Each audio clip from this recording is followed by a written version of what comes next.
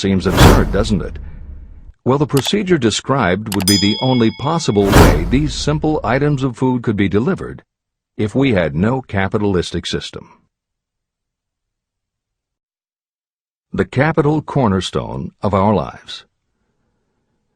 The sum of money required for the building and maintenance of the planes, trucks, trains, and cargo ships used in the delivery of that simple breakfast is so huge that it staggers imagination. It runs into billions of dollars. Not to mention the armies of trained employees required to run all those planes, trucks, ships, and trains. But transportation is only a part of the requirements of modern civilization in capitalistic America. Before there can be anything to haul, something must be grown from the ground, or manufactured and prepared for market. This calls for more billions of dollars for equipment, machinery, packaging, marketing, and to pay the wages of millions of men and women. Transportation systems do not spring up from the earth and function automatically. They come in response to the call of civilization. They come through the labor and ingenuity and organizing ability of people who have imagination, faith, enthusiasm, decision, and persistence. These men and women are known as capitalists. They are motivated by the desire to build, construct, achieve, render useful service, earn profits, and accumulate riches. And because they render service without which there would be no civilization, they earn for themselves great riches. Just to keep the record simple and understandable, I will add that these capitalists are the same men and women who are often denounced as the greedy establishment or Wall Street. I'm not attempting to present a case for or against any group or any system of economics. The purpose of this book, a purpose to which I have faithfully devoted more than half a century, is to present to anyone who wants the knowledge the most dependable philosophy through which individuals may accumulate riches in whatever amounts they desire. The reasons I have analyzed the economic advantages of the capitalistic system are: 1. To point out that all who seek riches must recognize and adapt themselves to the system that controls all approaches to fortunes, large or small. 2. To present the side of the picture opposite to the one portrayed by politicians and demagogues, and the media, who often refer to organized capital as if it were something poisonous.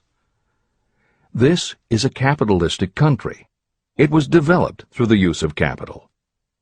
We who claim the right to partake of the blessings of freedom and opportunity, we who seek to accumulate riches here, should know that neither riches nor opportunity would be available to us if organized capital had not provided these benefits. There is only one dependable method of accumulating and legally holding riches, and that is by rendering useful service. No system has ever been created by which anyone can legally acquire riches through mere force of numbers, or without giving in return an equivalent value of one form or another. Your opportunities in the midst of riches. America provides all the freedom and all the opportunity to accumulate riches that any honest person may require. When you go hunting for game, you select hunting grounds where game is plentiful. When you are seeking riches, the same rule naturally applies. If it is riches you are seeking, do not overlook the possibilities of a country whose citizens are so rich that women alone spend billions of dollars each year for cosmetics and other beauty products. Do not be in too big a hurry to get away from a country whose men willingly, even eagerly, hand over more billions of dollars annually for football, basketball, baseball, and all the related products that go with these and other sporting events. Only a few of the luxuries and non-essentials have been mentioned, but remember that the business of producing and marketing these few products gives regular employment to many millions of men and women, who receive for their services many millions of dollars monthly, and spend it freely for both the luxuries and the necessities. Especially, remember that behind all this exchange of merchandise and personal services is an abundance of opportunity to accumulate riches. Here our American freedom comes to your aid. There is nothing to stop you or anyone from engaging in any portion of the effort necessary to carry on these businesses. If you have superior talent, training, experience, you may accumulate riches in large amounts. Those not so fortunate may accumulate smaller amounts. Anyone may earn a living in return for a very nominal amount of labor. So there you are. Opportunity has spread its wares before you. Step up to the front, select what you want, create your plan, put the plan into action, and follow through with persistence. Capitalistic America will do the rest. You can depend on this much. Capitalistic America ensures every person the opportunity to render useful service and to collect riches in proportion to the value of the service. The system denies no one this right, but it does not and cannot promise something for nothing. The system itself is irrevocably controlled by the law of economics, which neither recognizes nor tolerates for long getting without giving.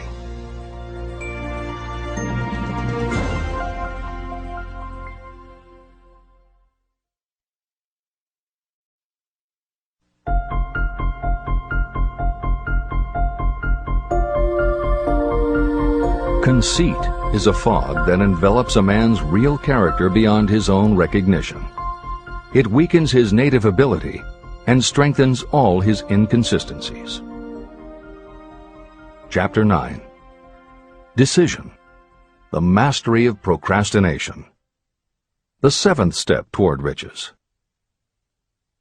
Analysis of over 25,000 men and women who had experienced failure reveals that lack of decision was near the head of the list of the 31 major causes of failure. Procrastination, the opposite of decision, is a common enemy which practically every person must conquer. You will have an opportunity to test your capacity to reach quick and definite decisions when you finish reading this book and begin to put the principles into action. My analysis of several hundred people who had accumulated fortunes well beyond the $1 million mark disclosed the fact that every one of them had the habit of reaching decisions promptly and of changing these decisions slowly. People who fail to accumulate money, without exception, have the habit of reaching decisions, if at all, very slowly, and of changing these decisions quickly and often. One of Henry Ford's most outstanding qualities was his habit of reaching decisions quickly and definitely and changing them slowly. This quality was so pronounced in Mr. Ford that it gave him the reputation of being obstinate. It was this quality that prompted Mr. Ford to continue to manufacture his famous Model T, the world's ugliest car, when all of his advisors and many of the purchasers of the car were urging him to change it. Perhaps Mr. Ford delayed too long in making the change, but the other side of the story is that Mr. Ford's firmness of decision yielded a huge fortune before the change in model became necessary.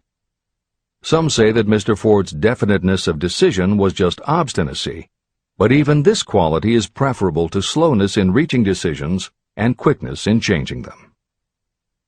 Editor's comments. Henry Ford's consistency extended also to the color of the Model T, 15 million of which in 19 years of production from 1908 to 1927 were made only in black and with little change in the design. Shortly after its introduction, Napoleon Hill met with Ford to talk about the principles of success. According to Hill, in Michael Ritt's biography of Napoleon Hill, A Lifetime of Riches, Henry Ford was cold, indifferent, unenthusiastic, and spoke only when forced to, unless he was talking about his car. Early on, few people other than Carnegie could foresee the success Ford would achieve, which Hill later attributed to Ford's self-control and concentrated effort. At Hill's first meeting with him in 1911, Ford was interested only in talking about the Model T. After Ford took him for a spin around the factory, Hill bought one for $680. This is the end of the editor's comments. Making your own decisions. The majority of people who fail to accumulate the money they need are generally easily influenced by the opinions of others. They permit gossip, rumors, other people's opinions, and the news reporters to do their thinking for them. Opinions are the cheapest commodities on earth. Everyone has a flock of opinions they are ready to tell anyone who will listen. If you are too influenced by other people's opinions when you reach decisions, you will not succeed in any undertaking, much less in that of transmuting your own desire into money. If you are influenced by the opinions of others, you will have no desire of your own. Keep your own counsel. Rely on yourself to reach your own decisions when you begin to put these principles into practice, and follow through on your decisions. Take no one into your confidence, except the members of your MasterMind group, and be very sure that you choose for your group only those who will be in complete sympathy and harmony with your purpose. Close friends and relatives, while not meaning to do so, often handicap one through opinions. And for some reason, even friends often seem to think that ridiculing you and your plans is funny. Thousands of men and women carry inferiority complexes with them all through life because some well-meaning but ignorant person destroyed their confidence through opinions or ridicule. You have a brain and mind of your own. Use it, and reach your own decisions. If you need facts or information from others to help you reach decisions, acquire the facts or information you need quietly, without disclosing your purpose. It is characteristic of people who have a smattering of knowledge to try to give the impression that they know more than they do. Such people generally do too much talking and too little listening. Keep your eyes and ears open and your mouth closed if you wish to acquire the habit of prompt decision. Those who talk too much do little else. If you talk more than you listen, you may miss some important piece of knowledge that might have been very useful to you. By talking too much, you may also disclose your plans and purposes to people who will take great delight in defeating you because they envy you. Remember, every time you open your mouth in the presence of a person who really has knowledge, you tip your hand and show that person your exact stock of knowledge, or you tip your hand to your lack of it. The mark of genuine wisdom is modesty and silence. Keep in mind that every person is, like you, seeking the opportunity to accumulate money. If you talk about your plans too freely, you may be surprised when you learn that some other person has beat you to it by using the plans you bragged about. Let one of your first decisions be to keep a closed mouth and open ears and eyes. As a reminder to yourself, copy the following epigram in large letters and place it where you will see it daily. Tell the world what you intend to do, but first, show it. This is the equivalent of saying that deeds and not words are what count most. The value of decisions depends upon the courage required to render them. The great decisions that served as the foundation of civilization were reached by assuming great risks, which often meant the chance of death. Lincoln's decision to issue his famous Proclamation of Emancipation, which gave freedom to African Americans, was rendered with full understanding that his act would turn thousands of friends and political supporters against him. When the rulers of Athens gave Socrates the choice of disclaiming his teachings or being sentenced to death, Socrates' decision to drink the cup of poison, rather than compromise in his personal belief, was a decision of courage. It turned time ahead 1,000 years and gave to people then unborn the right to freedom of thought and of speech. 56. Who Risked the Gallows. The greatest decision of all time, as far as any American citizen is concerned, was reached in Philadelphia on July 4, 1776, when 56 men signed their names to a document that they well knew would bring freedom to all Americans, or leave every one of the 56 hanging from a gallows. You have heard of this famous document, the Declaration of Independence. But have you taken from it the great lesson in personal achievement it so plainly taught? We all remember the date of this momentous decision, but few of us realize what courage that decision required. We remember our history as it was taught. We remember dates and the names of the men who fought. We remember Valley Forge and Yorktown. We remember George Washington and Lord Cornwallis. But we know little of the real forces behind these names, dates, and places. We know even less of that intangible power that ensured freedom long before Washington's armies reached Yorktown. It is nothing short of tragedy that the writers of history have missed entirely even the slightest reference to the irresistible power that gave birth and freedom to the nation destined to set up new standards of independence for all the peoples of the earth. I say it is a tragedy because it is the same power that must be used by every individual who overcomes the difficulties of life and forces life to pay the price asked. Let us briefly review the events that gave birth to this power.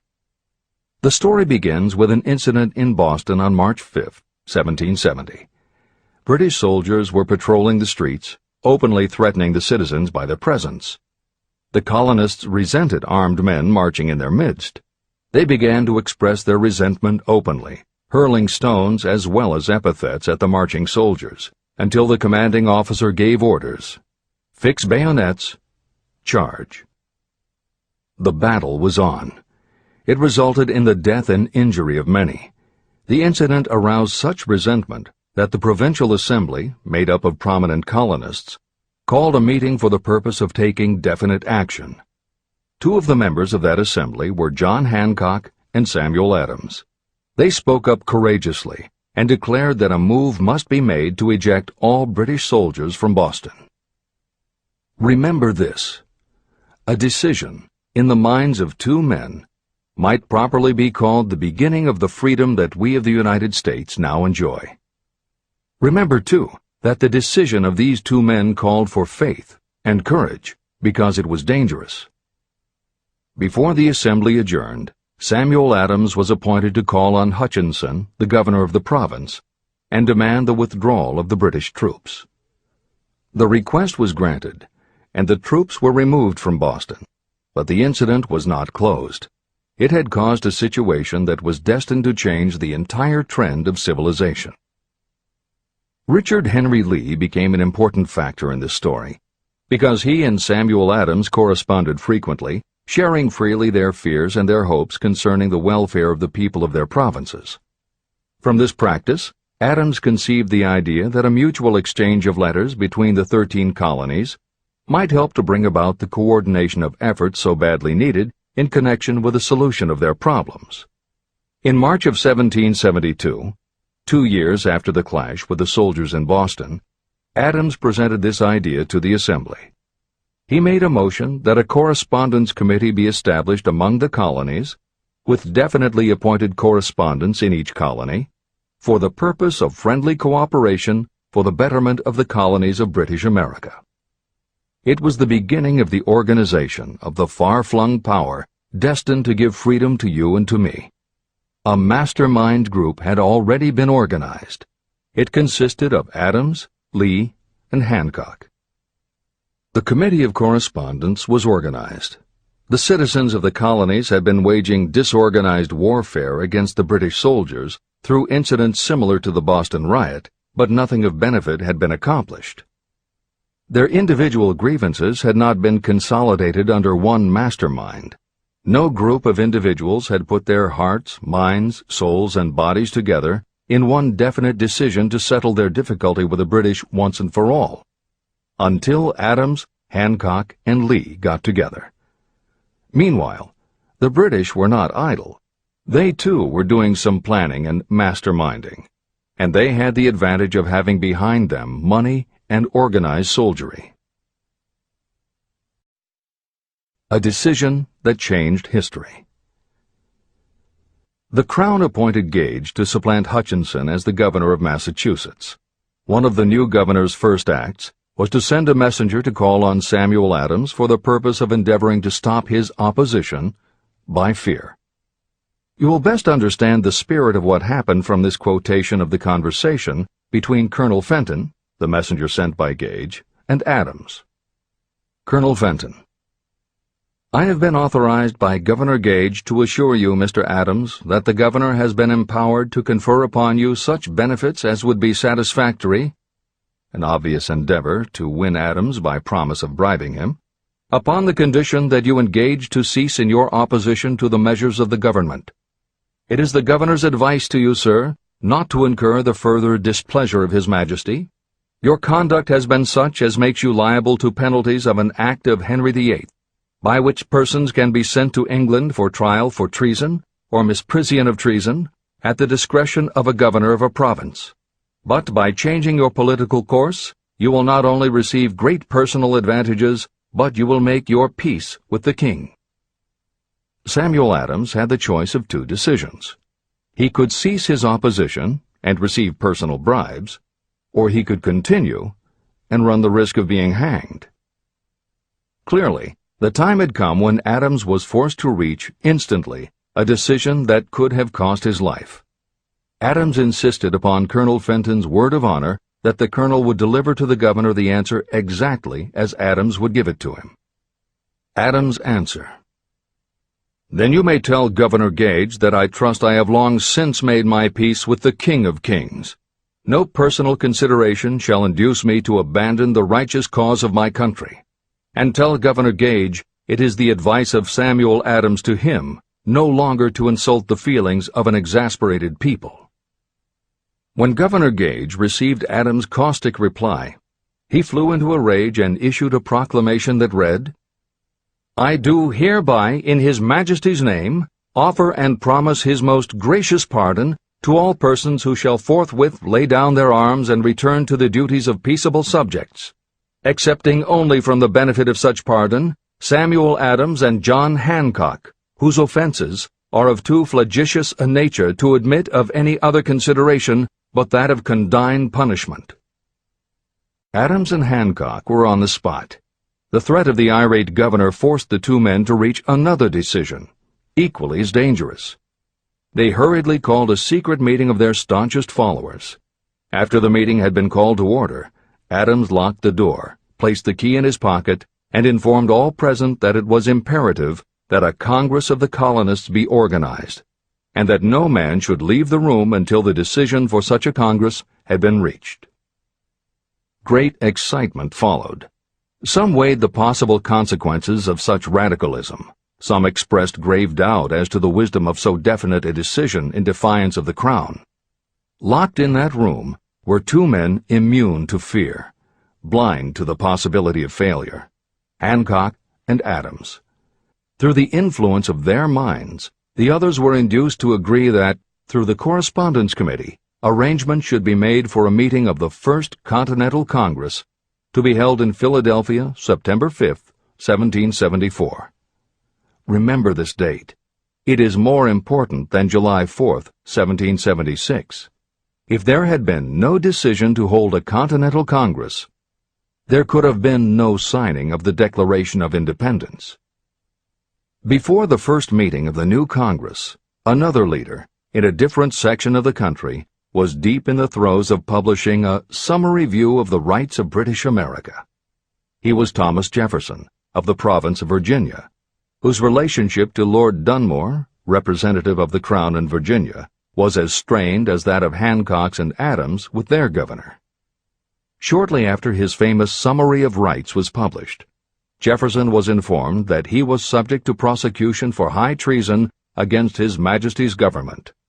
Inspired by the threat, one of Jefferson's colleagues, Patrick Henry, boldly spoke his mind, concluding his remarks with a sentence that shall remain forever a classic: "If this be treason, then make the most of it." It was such men as these who, without power, without authority, without military strength, without money, sat in solemn consideration of the destiny of the colonies, beginning at the opening of the First Continental Congress and continuing at intervals for 2 years, until on June 7, 1776, Richard Henry Lee arose, addressed the chair, and to the startled assembly made this motion: "Gentlemen, I make the motion that these united colonies are, and of right ought to be, free and independent states, that they be absolved from all allegiance to the British Crown, and that all political connection between them and the state of Great Britain is, and ought to be, totally dissolved." The most momentous decision ever placed on paper. Lee's astounding motion was discussed fervently and at such length that he began to lose patience. Finally, after days of argument, he again took the floor and declared in a clear, firm voice, "Mr. President, we have discussed this issue for days. It is the only course for us to follow. Why then, sir, do we longer delay? Why still deliberate? Let this happy day give birth to an American republic. Let her arise, not to devastate and to conquer, but to re-establish the reign of peace and of law." Before his motion was finally voted upon, Lee was called back to Virginia because of serious family illness. But before leaving, he placed his cause in the hands of his friend, Thomas Jefferson, who promised to fight until favorable action was taken.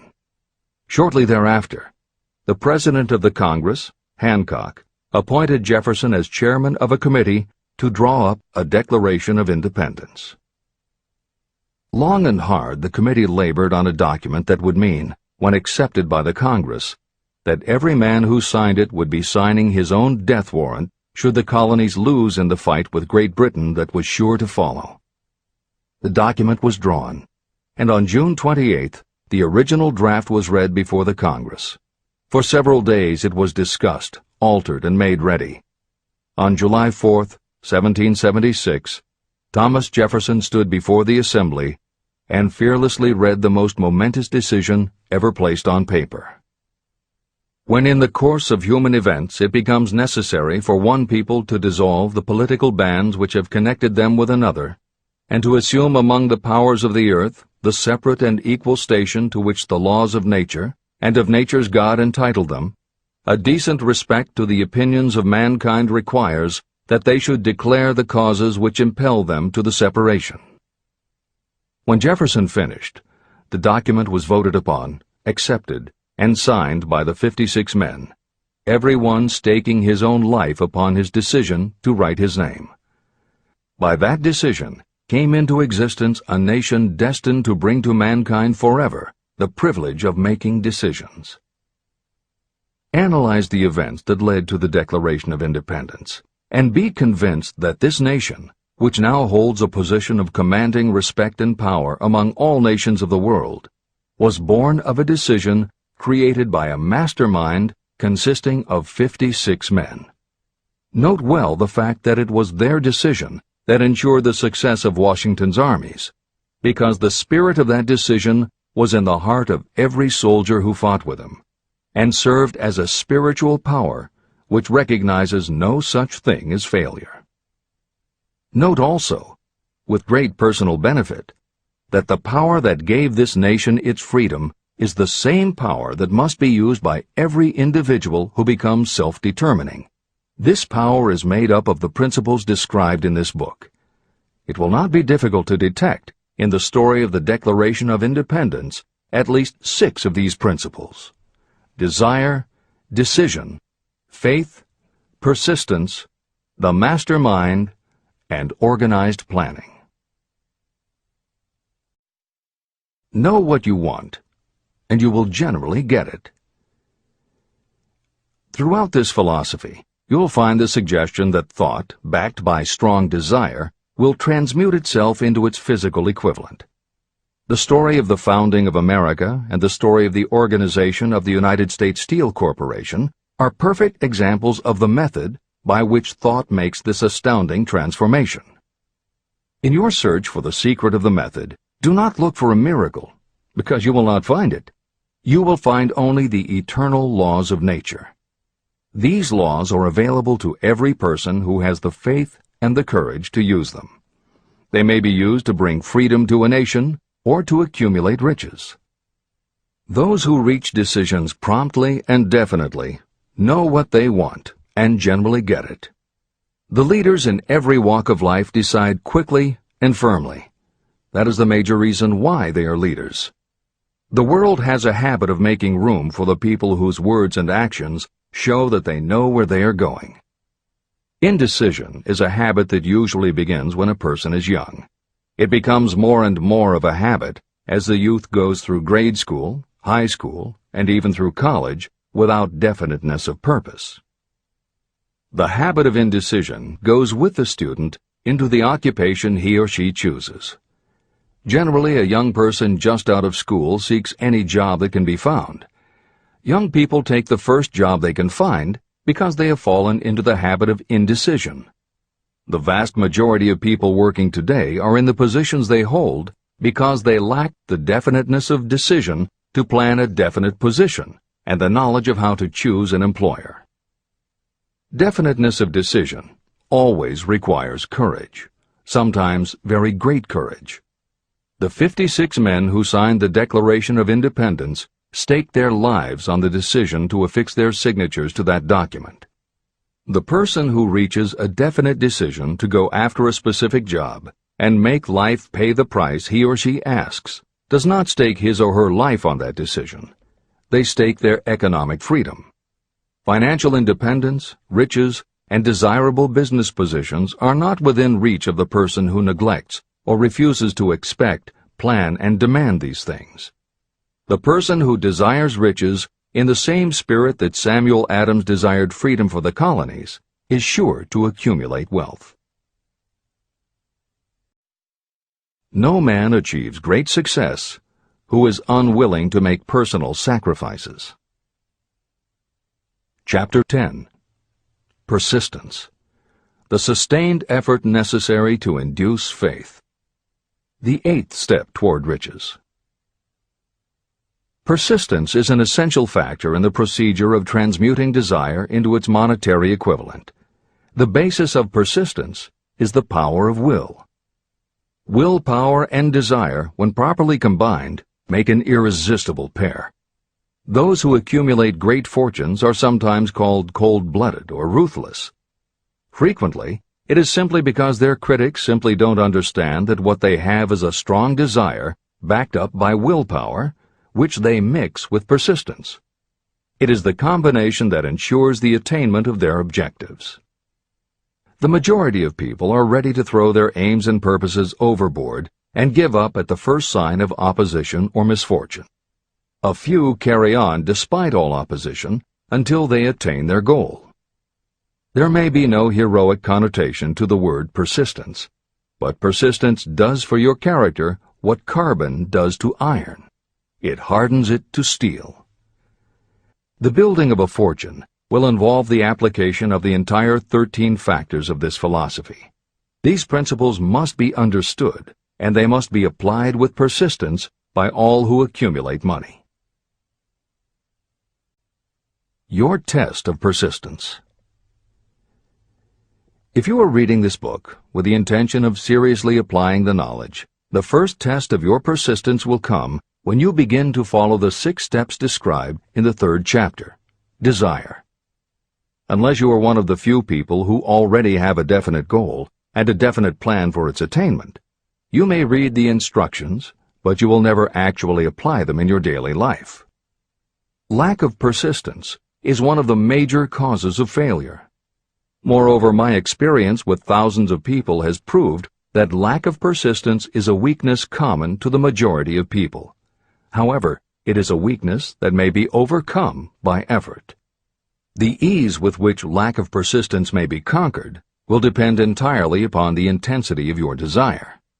The starting point of all achievement is desire. Keep this constantly in mind.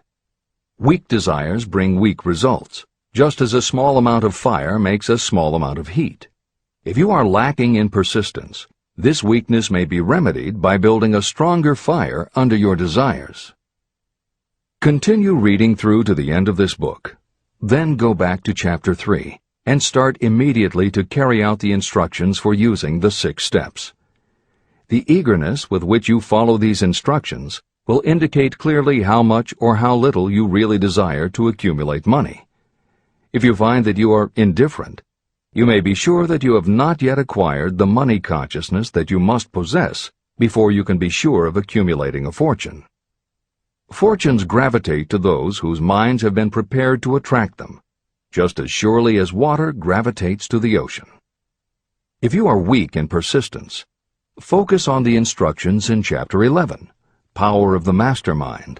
Surround yourself with a MasterMind group, and through the cooperation of the members of this group, you can develop persistence. You will find additional instructions for the development of persistence in Chapter 5, Autosuggestion, and in Chapter 13, the subconscious mind. Follow the instructions in these chapters until you build up habits that convey to your subconscious mind a clear picture of the object of your desire. From that point on, you will not be handicapped by lack of persistence. Your subconscious mind works continuously while you are awake and while you are asleep. Are you money conscious or poverty conscious? Occasional effort to apply the rules will be of no value to you. To get results, you must apply all of the rules until they become a fixed habit with you. In no other way can you develop the necessary money consciousness. Just as money is attracted to those who have deliberately set their mind on it, poverty is attracted to those whose mind is open to it. And although money consciousness must be developed intentionally, poverty consciousness develops without conscious application of habits favorable to it. Poverty consciousness will seize the mind that is not occupied with money consciousness. If you understand the point of the preceding paragraph, you will understand the importance of persistence in the accumulation of a fortune. Without persistence, you will be defeated even before you start. With persistence, you will win. If you have ever had a nightmare, you will realize the value of persistence. You are lying in bed, half awake, with a feeling that you are about to smother. You are unable to turn over or to move a muscle. You realize that you must begin to regain control over your muscles. Through persistent effort of willpower, you finally manage to move the fingers of one hand. By continuing to move your fingers, you extend your control to the muscles of one arm until you can lift it. Then you gain control of the other arm. You finally gain control over the muscles of one leg, and then extend it to the other leg. Then, with one supreme effort of will, you regain complete control over your muscular system and snap out of your nightmare. You did it step by step. You may find it necessary to snap yourself out of your mental inertia in a similar way.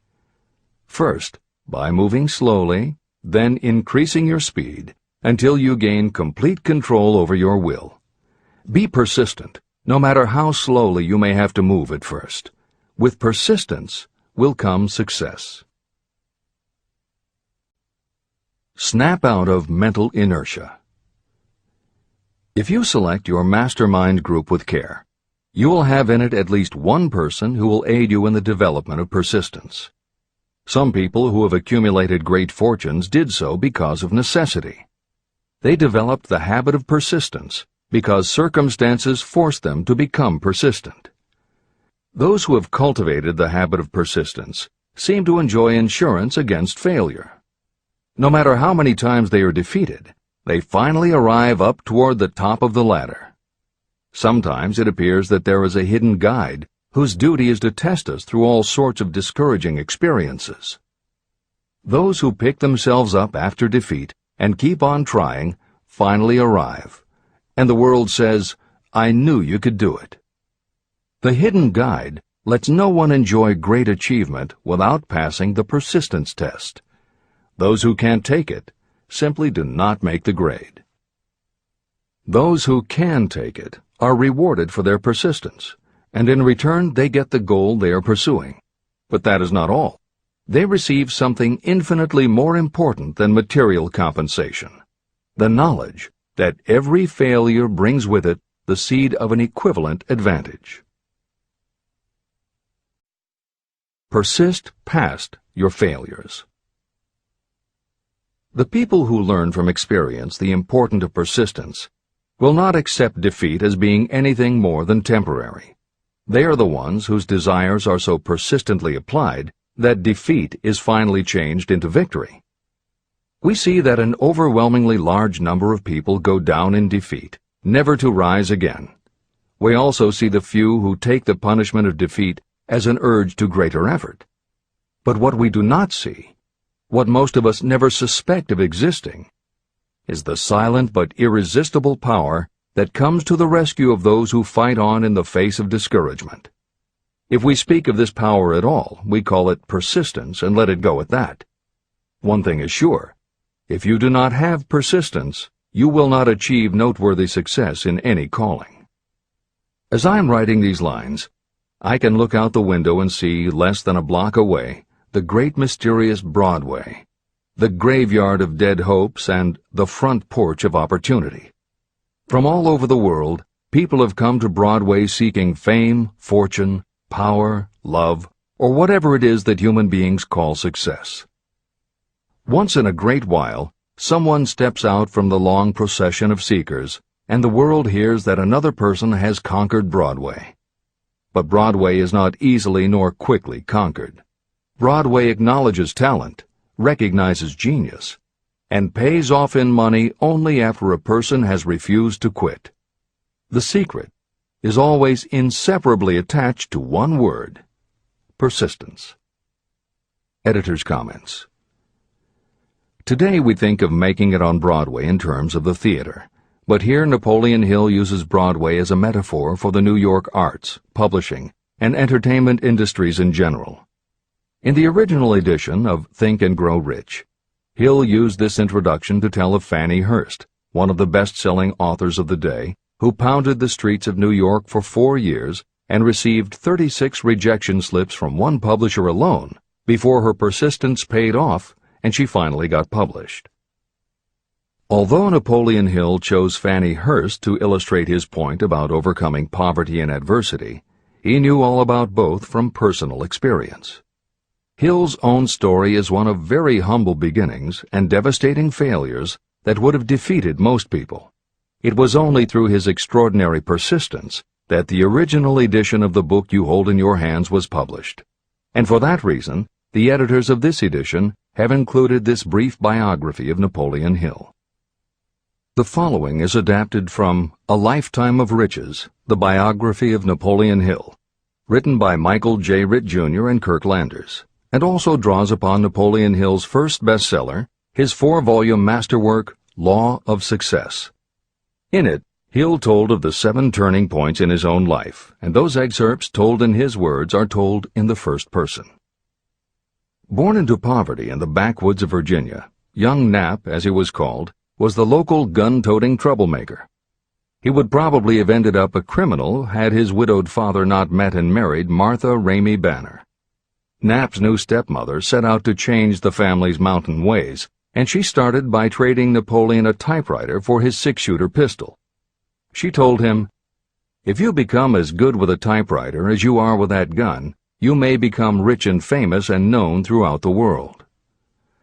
Her faith and encouragement turned young Nap around, and by the age of 15, he was submitting stories to the local newspapers and doing everything he could to get himself out of his meager circumstance.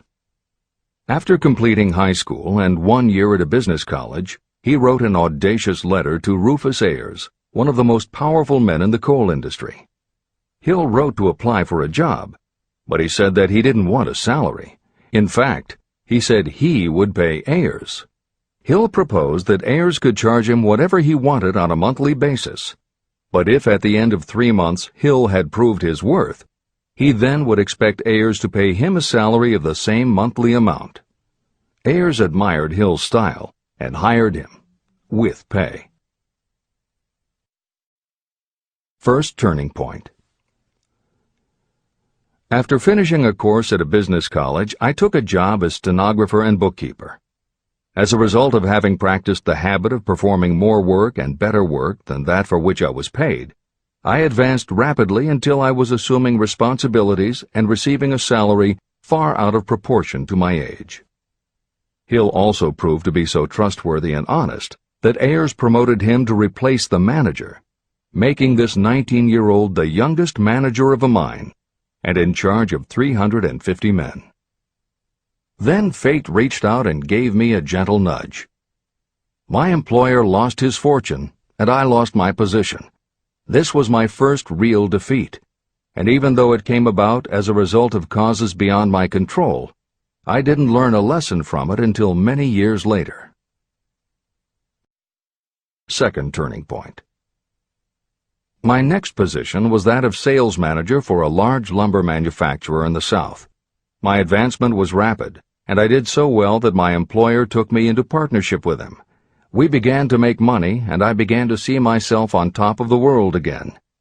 Like a stroke of lightning out of a clear sky, the 1907 panic swept down, and overnight it rendered me an enduring service by destroying our business and relieving me of every dollar that I had.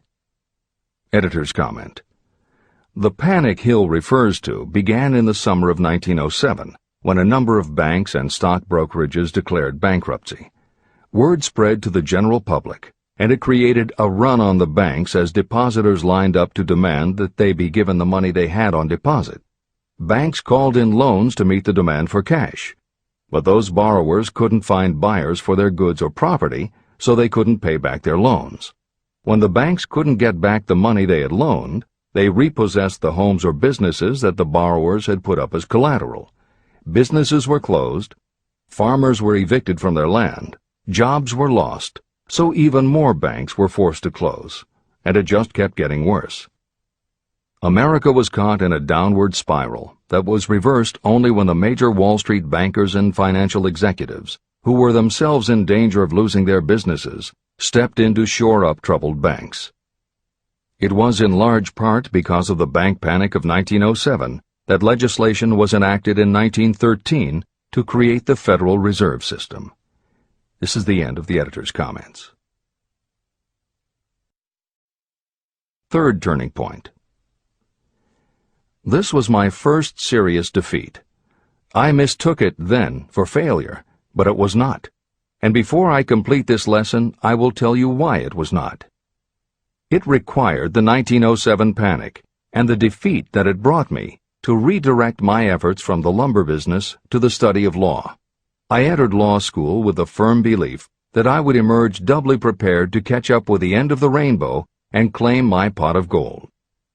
Napoleon Hill planned to put himself and his brother through law school by writing articles for Bob Taylor's magazine. It was through the magazine that he arranged the fateful meeting with Andrew Carnegie, described at the beginning of this book. As was noted there, when Carnegie proposed the idea of writing The Philosophy of Success, he told Hill that he would have to earn his own way. I attended law school at night and worked as an automobile salesman during the day. Because of the job, I saw the need for trained automobile mechanics. I opened an educational department in the manufacturing plant and began to train ordinary machinists in automobile assembly and repair work. The school prospered, paying me over $1,000 a month in net profits. My banker knew that I was prospering, therefore he loaned me money with which to expand. A peculiar trait of bankers is that they will loan us money without any hesitation when we are prosperous. My banker loaned me money until I was hopelessly in his debt. Then he took over my business as calmly as if it had belonged to him, which it did. From an income of more than $1,000 a month, I was suddenly reduced to poverty. For the third time, Hill had experienced defeat, but he was not beaten. He got another job, and all the while continued to work on the Carnegie Project. Fourth turning point, 1912. Because my wife's family had influence, I secured the appointment as assistant to the chief counsel for one of the largest coal companies in the world. I was among friends and relatives, and I had a position that I could keep for as long as I wished without exerting myself. What more did I need? Nothing, I was beginning to say to myself. Then, without consultation with my friends and without warning, I resigned. This was the first turning point that was of my own selection. It was not forced upon me. I quit that position because the work was too easy and I was performing it with too little effort. This move proved to be the next most important turning point of my life, although it was followed by 10 years of effort that brought almost every conceivable grief the human heart can experience. I selected Chicago as my new field of endeavor. I made up my mind that if I could gain recognition in Chicago, in any honorable sort of work, it would prove that I had something that might be developed into real ability. Fifth turning point. My first position in Chicago was that of advertising manager for a large correspondence school. I did so well that the president of the school induced me to resign my position and go into the candy manufacturing business with him. We organized the Betsy Ross Candy Company, and I became its first president. The business grew rapidly, and soon we had a chain of stores in 18 different cities. They did so well, in fact, Hill's partners decided they wanted to take over the business. They had Hill arrested on a false charge and then offered to withdraw the charge if he would turn over to them his interest in the business. Outraged at the suggestion, Hill refused. When the case went to court, his partners failed to appear for the hearing. Hill sued them for malicious damage to his character. The judge's ruling completely vindicated Hill and allowed him the option to have his partners thrown in jail. Being arrested seemed at the time a terrible disgrace, even though the charge was false. It was not a pleasant experience, and I would not wish to go through a similar experience again, but I must admit that it was worth all the grief it cost me, because it gave me the opportunity to find out that revenge was not a part of my makeup. Sixth turning point. This turning point came shortly after my dreams of success in the candy business had been shattered, when I turned my efforts to teaching advertising and salesmanship as a department of one of the colleges in the Midwest. My school prospered from the very beginning. I had a resident class and also a correspondence school through which I was teaching students in nearly every English-speaking country. It was 1917, and in April of that year, President Woodrow Wilson declared the United States would enter the war against Germany. Hill contacted the president, who he had previously met through Andrew Carnegie, and offered his services to help the war effort. Hill was given the position of creating public relations materials and helping to sell war bonds. When not operating his school, he threw himself into his war work, for which he insisted that he be paid only $1 a year. Then came the second military draft, and it practically destroyed my school, as it caught most of those who were enrolled as students. At one stroke, I charged off more than $75,000 in tuition fees. Once more, I was penniless. Despite the fact that Hill had to scrape just to get by, he continued to work for President Wilson and continued to refuse to take any compensation.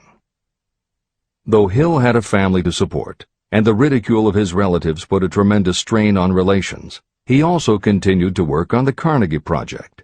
Hill later said, "Believe me, there were times when between the needling of my relatives and the hardships I endured, it was not easy to maintain a positive mental attitude and persevere.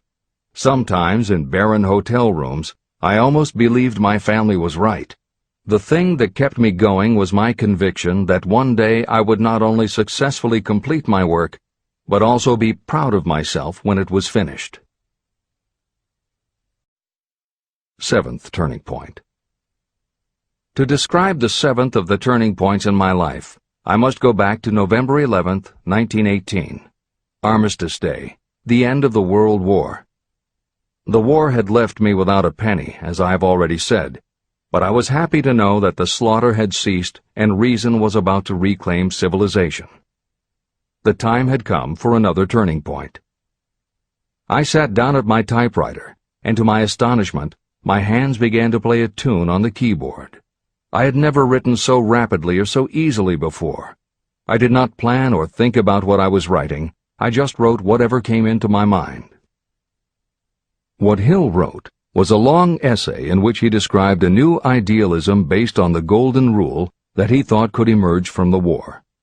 He declared that he would help spread the word, and promised that somehow he was going to find the money to launch a new magazine to be called Hill's Golden Rule. He took his essay to George Williams, a Chicago printer he had met while working at the White House, and by early January of 1919, Hill's Golden Rule magazine was on the newsstands. The first issue was 48 pages.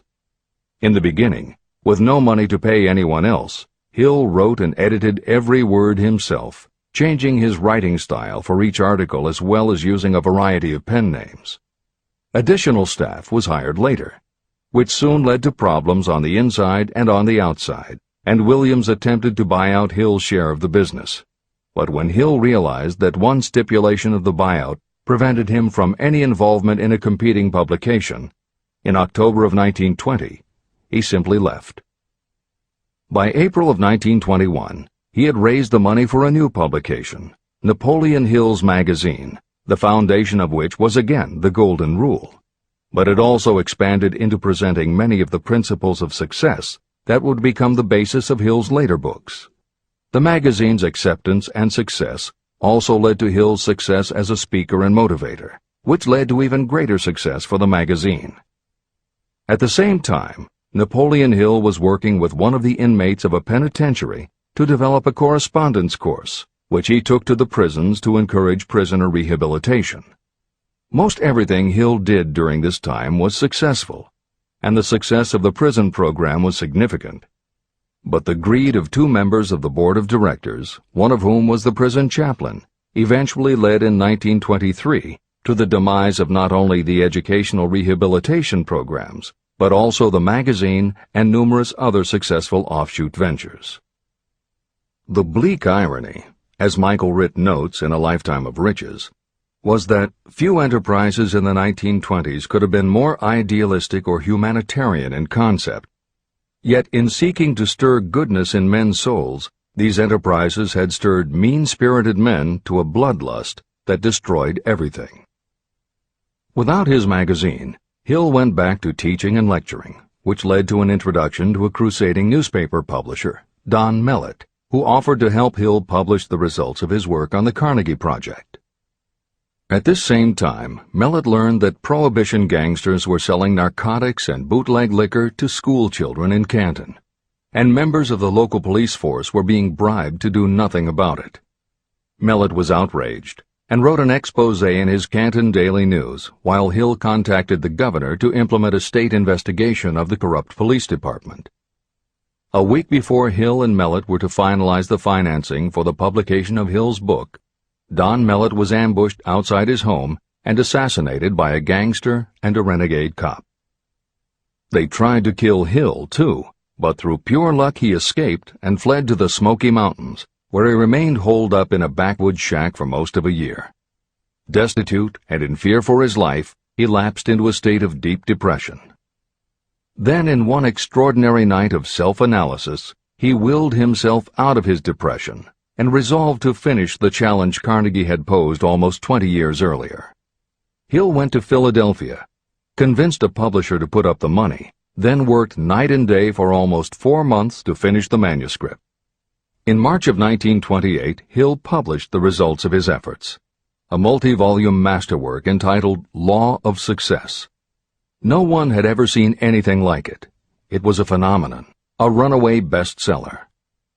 A little over a year later, while Hill was finally enjoying the fruits of his long labors, the stock market crash of '29 hit.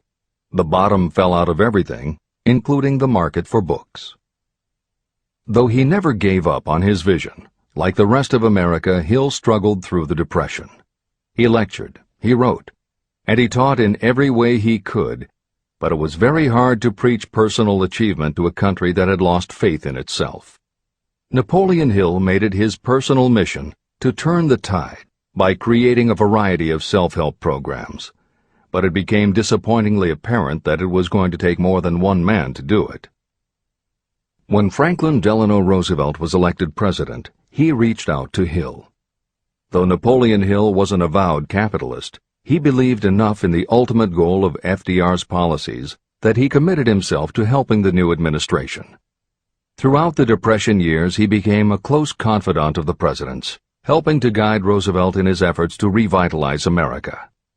It is said that it was Hill who gave FDR the famous line, "We have nothing to fear but fear itself."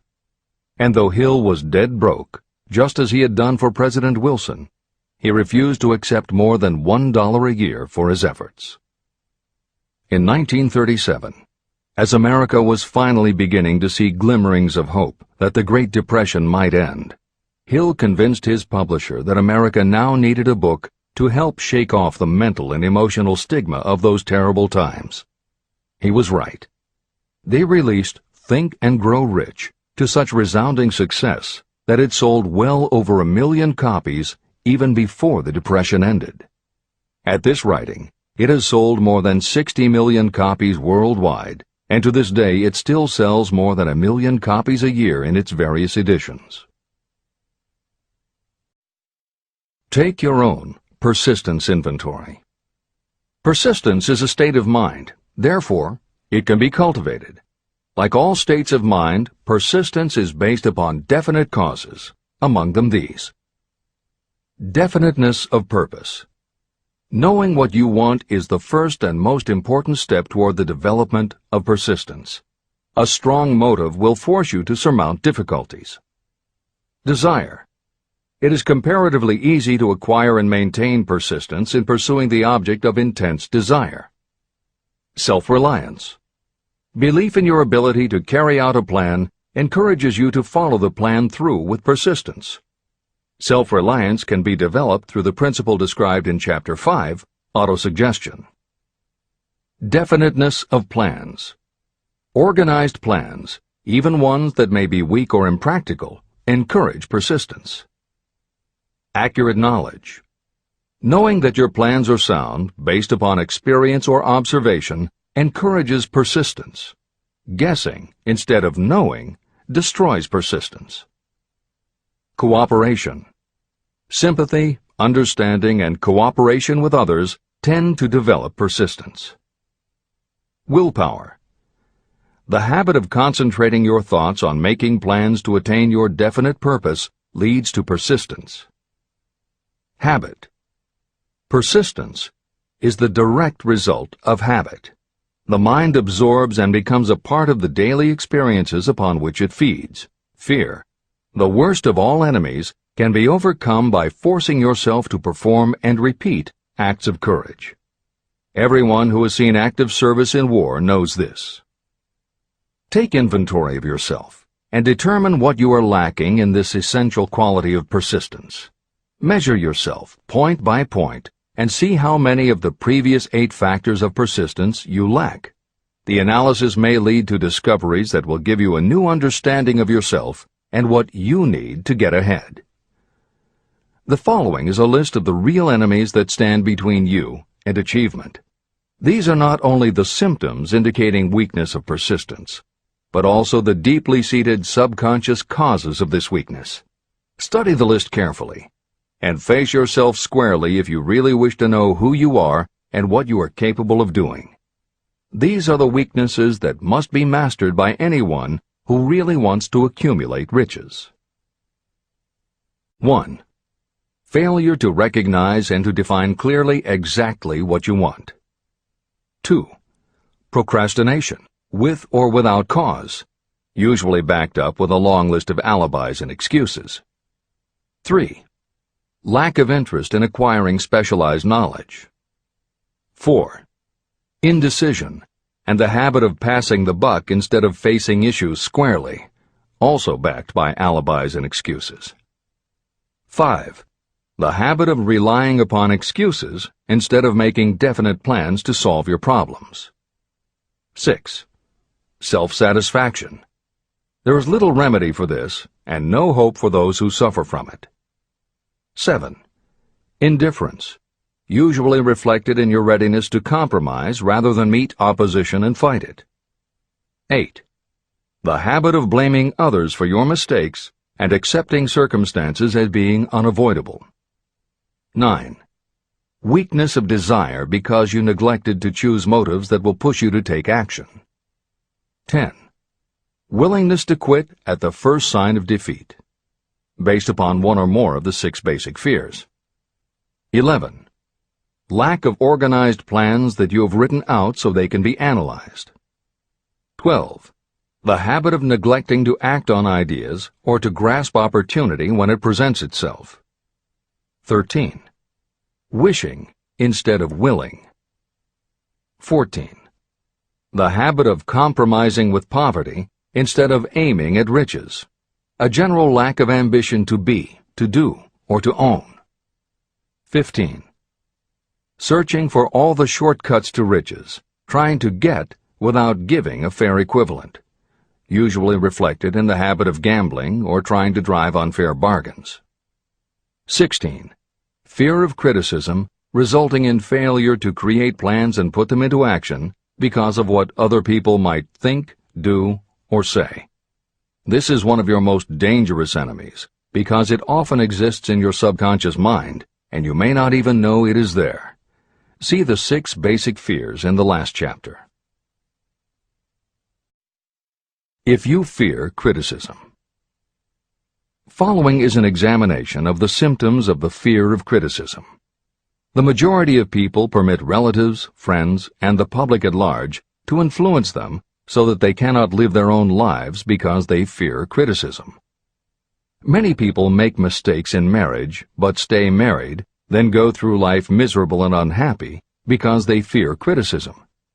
Anyone who has submitted to this form of fear knows the irreparable damage it does by destroying one's ambition and the desire to achieve. Millions of people neglect to go back and get an education after having left school because they fear criticism. Countless numbers of men and women permit relatives to wreck their lives in the name of family duty because they fear criticism. Duty does not require you to submit to the destruction of your personal ambitions and the right to live your own life in your own way.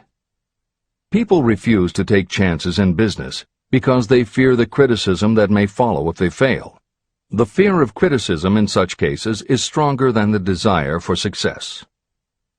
Too many people refuse to set high goals for themselves because they fear the criticism of relatives and friends who may say, "Don't aim so high, people will think you're crazy." When Andrew Carnegie suggested that I devote 20 years to the organization of a philosophy of individual achievement, my first impulse was fear of what people might say. His suggestion was far greater than anything I had ever conceived for myself. My first instinct was to create excuses, all of them traceable to the fear of criticism. Something inside of me said, "You can't do it. The job is too big and requires too much time. What will your relatives think of you? How will you earn a living? No one has ever organized a philosophy of success. What right have you to believe you can do it? Who are you anyway to aim so high? Remember your humble birth. What do you know about philosophy? People will think you are crazy," and they did. "Why hasn't some other person done this before now?" These and many other questions flashed into my mind. It seemed as if the whole world had suddenly turned its attention to me with the purpose of ridiculing me into giving up all desire to carry out Mr. Carnegie's suggestion. Later in life, after having analyzed thousands of people, I discovered that most ideas are stillborn. To grow, ideas need the breath of life injected into them through definite plans of immediate action. The time to nurse an idea is at the time of its birth. Every minute it lives gives it a better chance of surviving. The fear of criticism is what kills most ideas that never reach the planning and action stage. Breaks can be made to order. Many people believe that success is the result of lucky breaks. There may be something to that, but if you depend upon luck, you will almost surely be disappointed. The only break anyone can afford to rely on is a self-made break. These come through the application of persistence. The starting point is definiteness of purpose. Editor's comments. In 1999, Mark Myers, editor of one of the country's most influential self-help newsletters, Bottom Line Personal, wrote a book entitled How to Make Luck: 7 Secrets Lucky People Use to Succeed. In it, he tells of a study that was done by the psychology department at the University of Hertfordshire near London. They assembled a group of people, half of whom either thought themselves lucky or were considered to be lucky by others. The other half of the group believed they were unlucky. They were all brought to campus to watch a computerized random coin toss. Each person watched as a cartoon elf came on screen and flipped a coin. Each was asked to call heads or tails. The results of the experiment proved that the unlucky group guessed right approximately the same number of times as the lucky group. In follow-up interviews, The researchers concluded that the only difference between so-called lucky and unlucky people was that the lucky people tended to remember the good things that had happened in their lives, and those that thought they were unlucky tended to dwell on the bad things. The scientific fact is that luck, in terms of calling a coin toss, spinning a wheel, or turning a card, is completely random, and there's nothing we can do about it. All we can control is what we say and do. Everything else that happens to us depends upon the actions of others and the random world in which we live. Then why do some people seem to be so lucky and get all the lucky breaks? Myers says it is because, unlike luck, lucky breaks are something you can control, and lucky people, whether they know it or not, have taken specific steps to make their good luck. You can influence lucky breaks in two ways. You have to intentionally put yourself in luck's way, and you must make people want to help you because they believe that you deserve their help. Once you have let the world know you are ready for a break, luck is largely a matter of being introduced to opportunities by people who open doors for us. Myers calls these people gatekeepers. Gatekeepers offer help not only out of goodwill, but also because they hope you will help them in return when you are in a position to do so. People who are lucky make it a point to impress their gatekeepers so that they will be the first to come to mind when opportunities arise.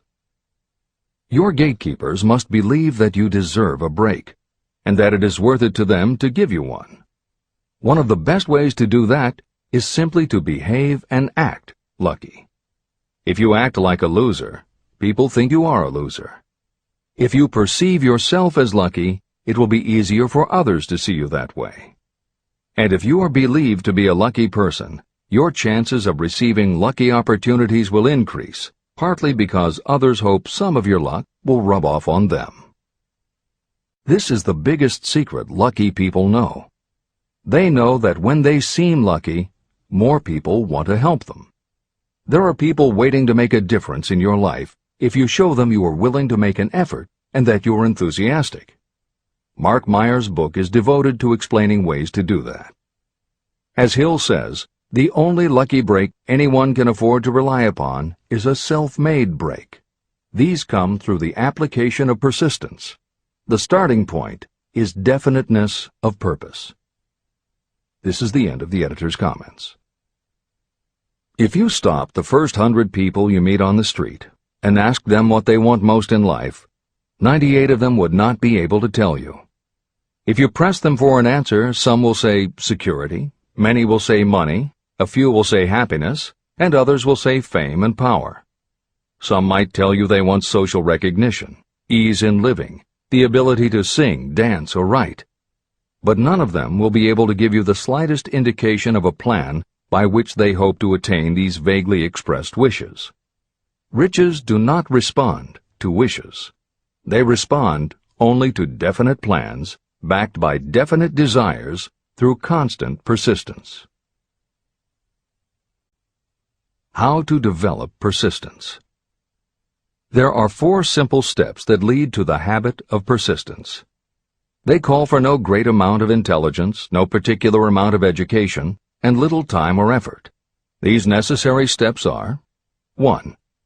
A definite purpose, backed by a burning desire for its fulfillment. 2. A definite plan, expressed in continuous action. 3. A mind closed tightly against all negative and discouraging influences, including negative suggestions of relatives, friends, and acquaintances. 4. A friendly alliance with one or more persons who will encourage you to follow through with both plan and purpose. These 4 steps are essential for success in all walks of life. An important purpose of the 13 principles of this philosophy is to enable you to take those 4 steps as a matter of habit. They are steps by which you may control your economic destiny. They are steps that lead to freedom and independence of thought. They are steps that lead to riches, in small or great quantities. They are steps that lead the way to power, fame, and worldly recognition. They are 4 steps that guarantee favorable breaks. They are steps that convert dreams into physical realities. They are steps that lead also to the mastery of fear, discouragement, indifference. There is a magnificent reward for anyone who learns to take these 4 steps. It is the privilege of writing your own ticket and of making life yield whatever price is asked. How to master difficulties.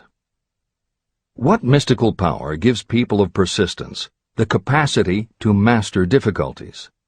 Does the quality of persistence set up in your mind some form of spiritual, mental, or chemical activity that gives you access to supernatural forces? Does infinite intelligence throw itself on the side of the person who still fights on when the whole world seems to be against them? These and many other similar questions were in my mind as I watched Henry Ford start from scratch and build an industrial empire with little more than persistence. Or Thomas A. Edison, who, with less than 3 months of schooling, became the world's leading inventor. He turned his persistence into sound recording and playback machines, motion picture cameras and projectors, and the incandescent light, to say nothing of 100 other useful inventions. I had the opportunity to analyze both Mr. Edison and Mr. Ford up close and personal, year by year, over a long period of time. So I speak from actual knowledge when I say that I found no quality except persistence in either of them that even remotely suggested the major source of their stupendous achievements. If you make an impartial study of the prophets, philosophers, and religious leaders of the past, you will come to the inevitable conclusion that persistence, concentration of effort, and definiteness of purpose were the major sources of their achievements. Consider, for example, the fascinating story of Muhammad. Analyze his life. Compare him with men of achievement in this modern age of industry and finance, and observe how they all have one outstanding trait in common: persistence. If you want to understand more about the power of persistence and how it works, I strongly suggest that you read a biography of Muhammad. Editor's comments. At the beginning of the 21st century, there was an increased interest in Islam due to the attacks on the World Trade Center and the subsequent war on terror. Consequently, the modern reader will have no difficulty finding a number of very good books about Muhammad. At the time that Hill was writing the first edition of Think and Grow Rich, one of the best biographies of Muhammad was written by Esad Bey, who was born in Baku, Azerbaijan, the son of a Jewish businessman named Nussenbaum. Later, he changed his name when he converted to Islam. During the Russian Revolution, he fled his home for Berlin, where he lived until the rise of Hitler again forced him to move, first to Austria and then finally to Italy. It is believed by some that this man, known as Esad Bey, also wrote under another pen name, Kurban Said, and was in fact the author of the acclaimed Azerbaijani novel, Ali and Nino. That Napoleon Hill was very impressed with this particular biography of Muhammad is clear from his recommendation, which follows. I strongly suggest that you read a biography of Muhammad, especially the one by Esad Bey. This brief review of that book, which appeared in the Herald Tribune, will provide a preview of the rare treat in store for those who take the time to read the entire story of one of the most astounding examples of the power of persistence known to civilization. The Last Great Prophet. Reviewed by Thomas Sugru. Muhammad was a prophet, but he never performed a miracle. He was not a mystic. He had no formal schooling. He did not begin his mission until he was 40. When he announced that he was the messenger of God, bringing word of the true religion, he was ridiculed and labeled a lunatic. Children tripped him, and women threw filth upon him. He was banished from his native city, Mecca, and his followers were stripped of their worldly goods and sent into the desert after him. When he had been preaching 10 years, he had nothing to show for it but banishment, poverty, and ridicule. Yet before another 10 years had passed, he was dictator of all Arabia, ruler of Mecca, and the head of a new world religion which was to sweep to the Danube and the Pyrenees before exhausting the impetus he gave it. That impetus was threefold: the power of words, the efficacy of prayer, and man's kinship with God. His career never made sense. Muhammad was born to impoverished members of a leading family of Mecca. Because Mecca, the crossroads of the world, home of the magic stone called the Kaaba, great city of trade and the center of trade routes, was unsanitary, its children were sent to be raised in the desert by Bedouins. Muhammad was thus nurtured, drawing strength and health from the milk of nomad, vicarious mothers. He tended sheep and soon hired out to a rich widow as leader of her caravans. He traveled to all parts of the Eastern world, talked with many men of diverse beliefs, and observed the decline of Christianity into warring sects. When he was 28, Khadijah, the widow, looked upon him with favor and married him. Her father would have objected to such a marriage, so she got him drunk and held him up while he gave the paternal blessing. For the next 12 years, Muhammad lived as a rich and respected and very shrewd trader. Then he took to wandering in the desert, and one day he returned with the first verse of the Koran and told Khadijah that the archangel Gabriel had appeared to him and said that he was to be the messenger of God. The Koran, the revealed word of God, was the closest thing to a miracle in Muhammad's life. He had not been a poet. He had no gift of words. Yet the verses of the Koran, as he received them and recited them to the faithful, were better than any verses which the professional poets of the tribes could produce. This, to the Arabs, was a miracle. To them, the gift of words was the greatest gift. The poet was all-powerful. In addition, the Koran said that all men were equal before God, that the world should be a democratic state, Islam. It was this political heresy, plus Muhammad's desire to destroy all the 360 idols in the courtyard of the Kaaba, which brought about his banishment. The idols brought the desert tribes to Mecca, and that meant trade. So the businessmen of Mecca, the capitalists, of which he had been one, set upon Muhammad. Then he retreated to the desert and demanded sovereignty over the world. The rise of Islam began. Out of the desert came a flame which would not be extinguished. A democratic army, fighting as a unit and prepared to die without wincing. Muhammad had invited the Jews and Christians to join him, for he was not building a new religion. He was calling all who believed in one God to join in a single faith. If the Jews and Christians had accepted his invitation, Islam would have conquered the world. They didn't. They would not even accept Muhammad's innovation of humane warfare. When the armies of the Prophet entered Jerusalem, not a single person was killed because of his faith. When the Crusaders entered the city, centuries later, not a Muslim man, woman, or child was spared. But the Christians did accept one Muslim idea, the place of learning, the university.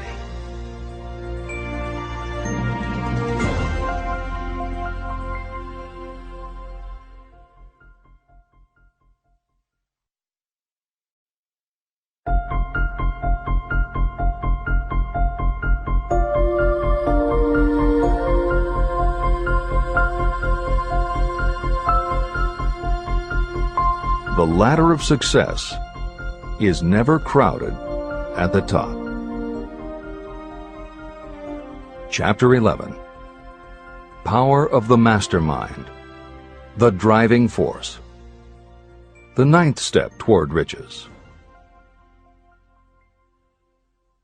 Power is essential for success in the accumulation of money. Plans are useless without sufficient power to turn them into action. This chapter will describe the method by which an individual may attain and apply power. Power may be defined as organized and intelligently directed knowledge. Power, as the term is used here, refers to organized effort, sufficient to enable an individual to transmute desire into its monetary equivalent. Organized effort is produced through the coordination of effort of 2 or more people who work toward a definite end in a spirit of harmony. Power is required to accumulate money. Power is necessary to keep the money after it has been accumulated. How can power be acquired? If power is organized knowledge, Let us examine the sources of knowledge. Infinite intelligence. This source of knowledge may be accessed with the aid of creative imagination through the subconscious mind, as described in the previous chapters on faith, autosuggestion, and imagination, and as will be elaborated on in Chapter 13, the subconscious mind, and Chapter 14, the brain. Accumulated experience.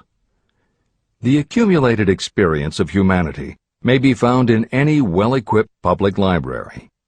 An important part of this accumulated experience is taught in public schools and colleges, where it has been classified and organized. Editor's comment. The computer revolution and the Internet have had a profound effect upon the quantity of information available and on the ease of access and ability to organize that information. This is the end of the editor's comment. Experiment and research. In the field of science, and in practically every other walk of life, people are gathering, classifying, and organizing new facts daily. This is the source to which you must turn when knowledge is not available through accumulated experience. Here, too, the creative imagination must often be used. Editor's comment. Today, because of the computer revolution and the Internet, publishing and dissemination of information happens so quickly that there is almost no lag time between experiment or research and the integration of those results into available knowledge. This is the end of the editor's comment. Knowledge may be acquired from any of the foregoing sources. It may be converted into power by organizing it into definite plans and by putting those plans into action.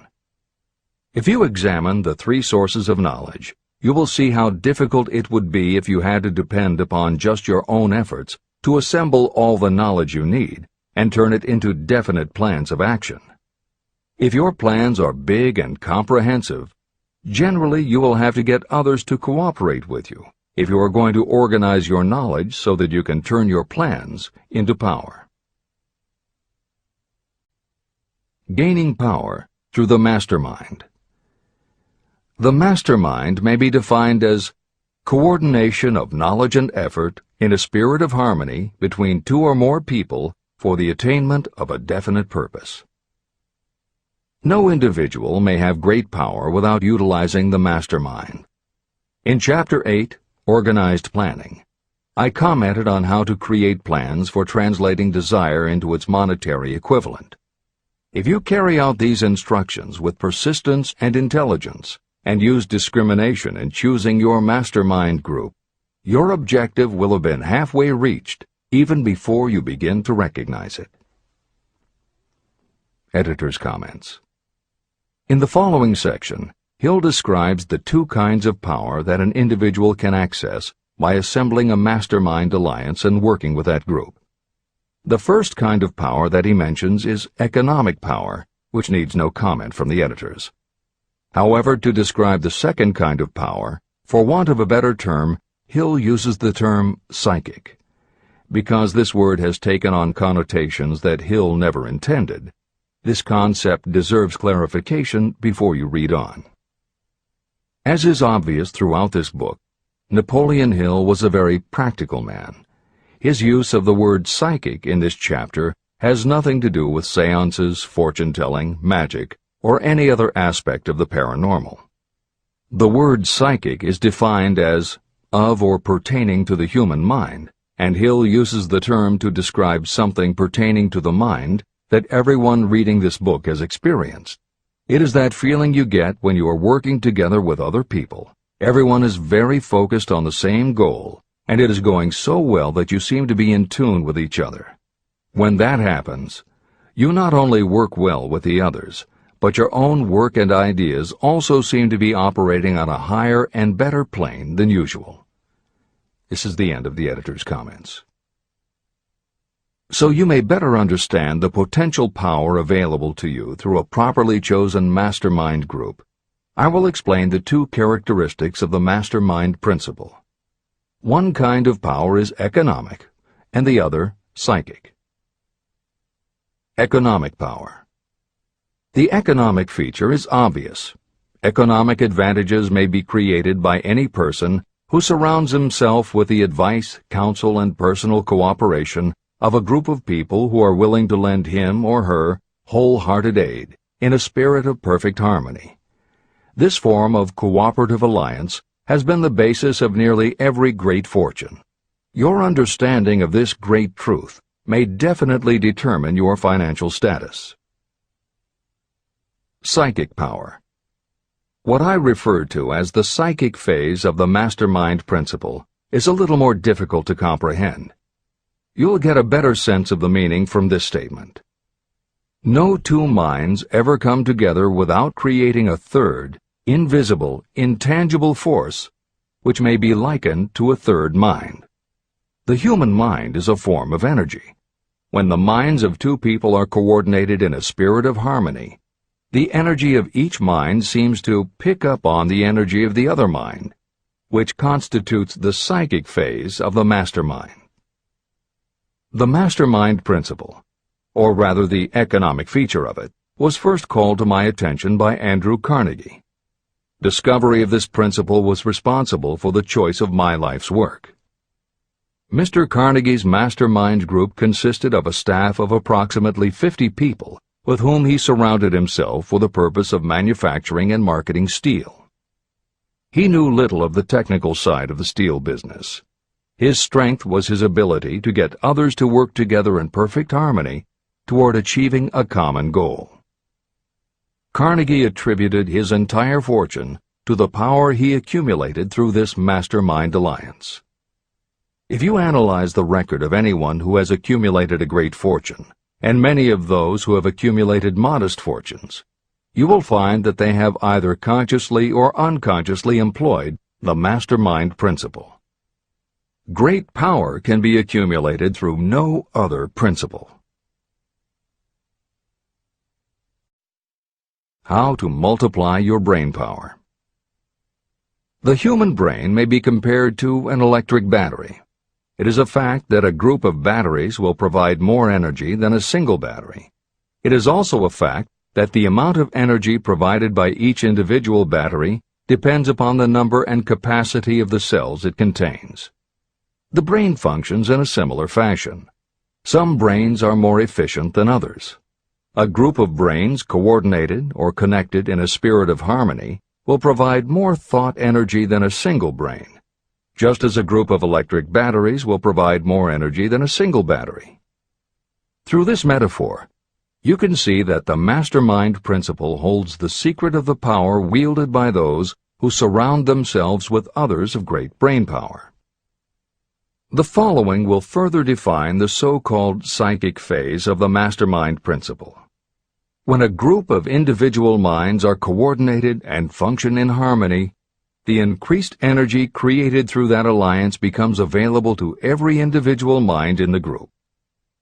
Henry Ford began his business career under the handicap of poverty, illiteracy, and ignorance.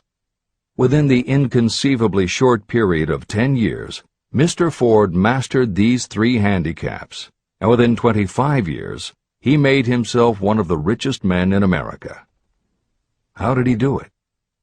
Here is an important clue.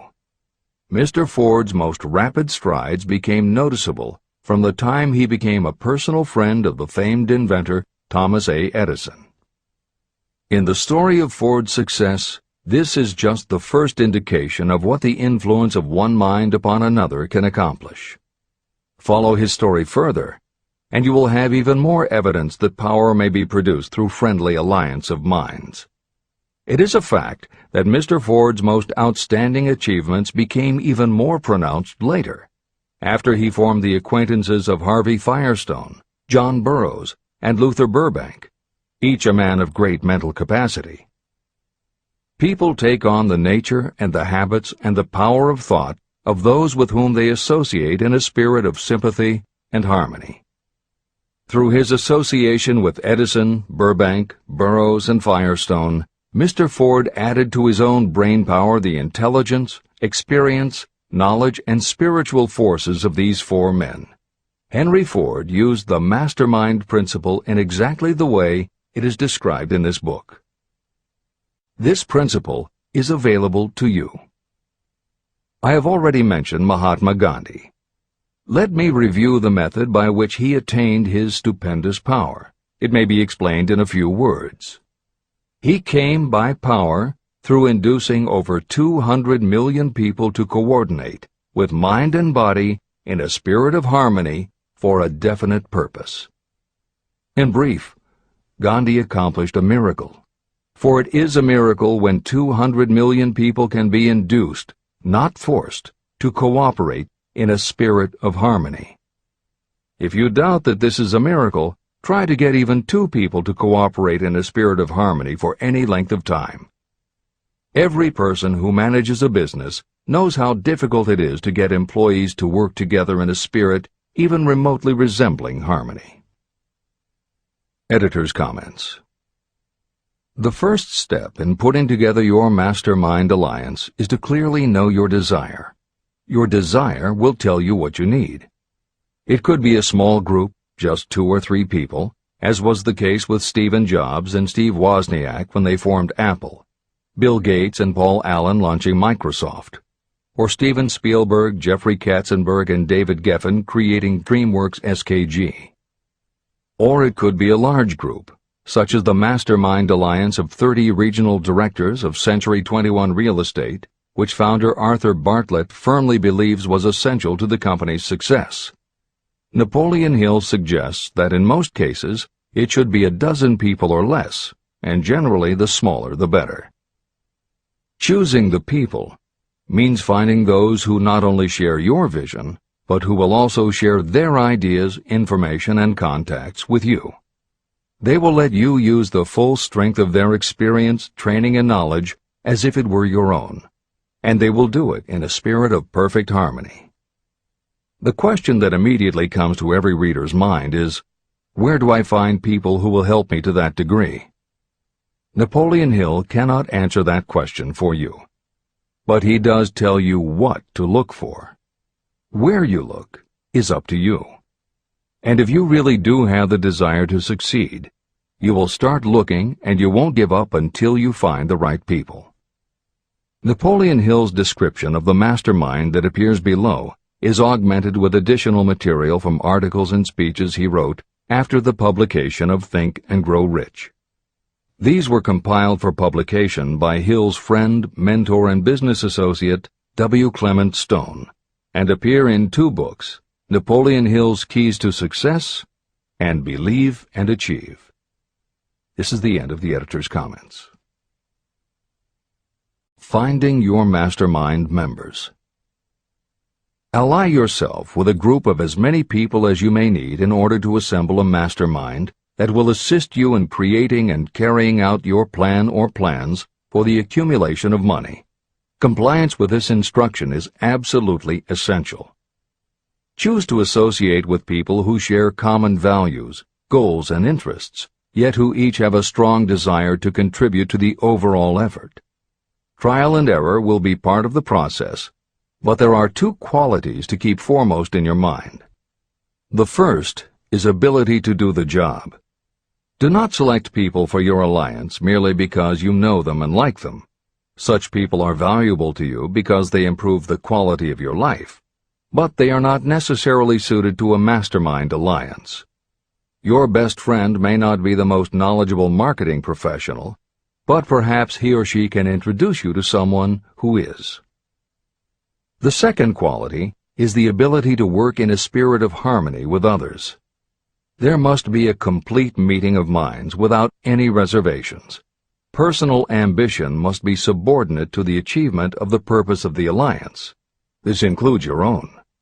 You must also insist upon confidentiality. Some people can give away an idea simply because they love to talk. You don't need them in your group. Attune yourself to every member of the group. Try to imagine how you would react in a given situation if you were in his or her shoes. Pay attention to body language. Sometimes facial expressions and movements say far more about what a person feels than the words that come out of his or her mouth. Be sensitive to what is not being said. Sometimes what is left out is far more important than what is included. Don't try to force the group along too quickly.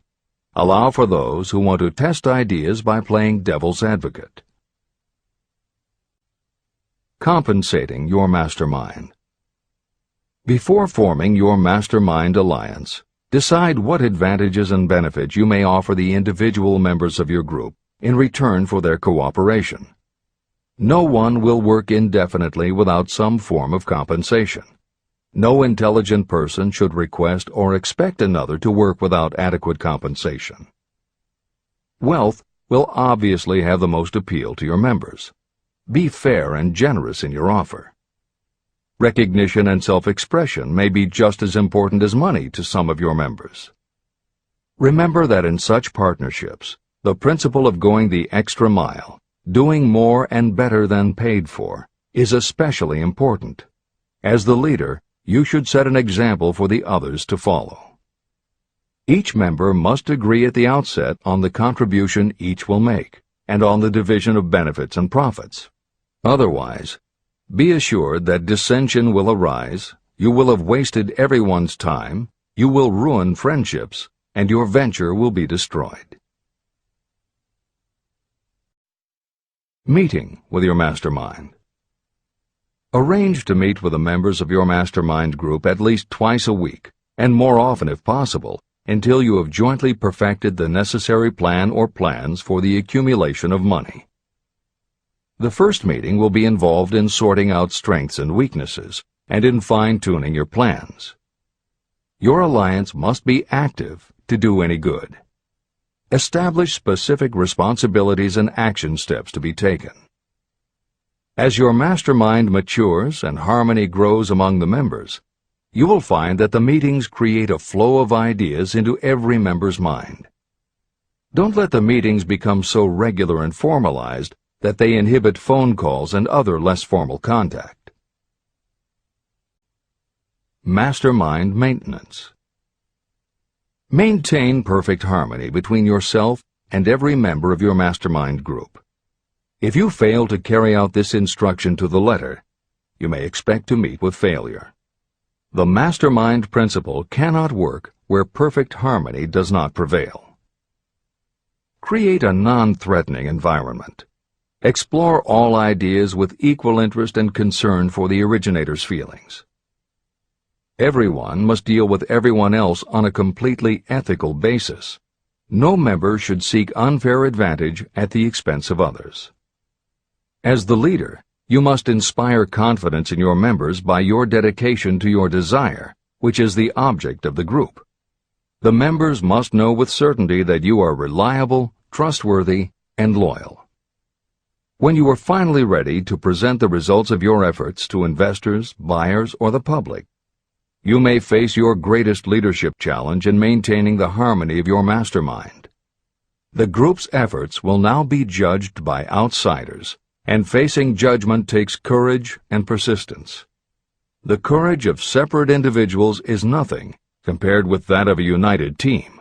The more you are able to maintain harmony, the greater the power, and the greater the power, the more resistance you can overcome. Marriage and the mastermind. A mastermind alliance with the person you love most deeply is of untold importance. If you are married and have not built your relationship on the same principles of harmony that are crucial to any alliance, you may have some reselling to do with your spouse. Set aside time each day to talk about what you want to achieve and how you are going about it. Rely on your definiteness of purpose to build your persuasive abilities, to convince your partner of the benefits of the work you are doing. It is very unlikely that your work will not affect your husband or wife in some significant way, and you absolutely must not drag your partner unwillingly into any adventure. Build your mastermind alliance into your marriage from the start, and it will steady and support you through the darkest moments. In fact, your whole family should be incorporated into your alliance. Lack of harmony at home can easily spill over elsewhere. A united family is a great team. The mastermind and infinite intelligence. The list of sources from which you can get power is headed by infinite intelligence. When two or more people coordinate in a spirit of harmony and work toward a definite objective, they place themselves in position to absorb power directly from that great universal storehouse that I refer to as infinite intelligence. This is the greatest of all sources of power. It is the source to which geniuses and great leaders turn, whether they may be conscious of the fact or not. In Chapter 13, The Subconscious Mind, and Chapter 14, The Brain, the methods for accessing infinite intelligence will be described in greater detail. This is not a course on religion. Neither the principle of infinite intelligence nor any other principle in this book should be interpreted as interfering with, endorsing, or rejecting any person's religious beliefs. This book is confined exclusively to instructing the reader how to transmute the definite purpose of desire for money into its monetary equivalent. Read, and really think about what you are reading. Soon the entire subject will unfold, and you will see it in perspective. At this point, you are only seeing the detail of the individual chapters. Editor's comments. This chapter would not be complete without commenting on a mastermind that came into being almost 15 years after the first publication of Think and Grow Rich. Napoleon Hill's own mastermind alliance with multimillionaire businessman and philanthropist W. Clement Stone. On May 2, 1951, at the age of 67, Napoleon Hill and his wife Annie Lou agreed it was time for Napoleon to think about retiring. They decided to begin by cutting back on his speaking engagements after he completed the lectures that were already on his calendar, including one he was scheduled to give a few weeks later in Chicago. Unbeknownst to them, at that event W. Clement Stone had prearranged to sit at the head table next to Napoleon Hill. Like Hill, Stone had been born into poverty. At the age of 6, he started selling newspapers to help pay the rent, and by 13 he owned his own stand. By 16 he was selling insurance, and by 20 he'd managed to scrape together $100, which he used to start his own insurance agency. Stone was a consummate salesman and motivator, and his company was growing very nicely. Then in 1938 he read Think and Grow Rich, and was so inspired by it that he bought a copy for every one of his employees, and continued to do so for each new person who joined his company. Over the years, this amounted to thousands of copies. When Stone was introduced to Hill, he told him about all the copies he had purchased of Think and Grow Rich, and said that he firmly believed it was Hill's book that had transformed his sales force and turned his company from modest to extraordinary success. Napoleon Hill and W. Clement Stone found that they were in such complete accord that by the end of their first meeting, Hill had decided to postpone his retirement and join with Stone in a venture dedicated to creating a better world for this and future generations. Within a year, they launched Napoleon Hill Associates. They published new books by Hill, including How to Raise Your Own Salary and The Master Key to Riches. They reissued Hill's earlier bestsellers, and they co-authored a new bestseller, Success Through a Positive Mental Attitude. They also launched Success Unlimited magazine, created PMA Science of Success home study courses, made television programs, radio shows, a documentary film entitled A New Sound in Paris, which showed the amazing changes that happened when the entire town of Paris, Missouri, adopted the Napoleon Hill philosophy, and they both crisscrossed America speaking, teaching, giving interviews, and spreading the philosophy to as many people as possible. In addition to his work with Napoleon Hill Associates, Hill also consulted to W. Clement Stone's company, Combined Insurance Company of America. Hill designed and implemented a new training program for the sales force, which was so successful he astounded the business world by helping Stone grow his company from $30 million in assets to $100 million in less than 10 years. When W. Clement Stone passed away in 2002, his company, now known as Aon Corporation, had revenues of $2 billion a year. W. Clement Stone had personally given more than $275 million to various charitable and philanthropic organizations.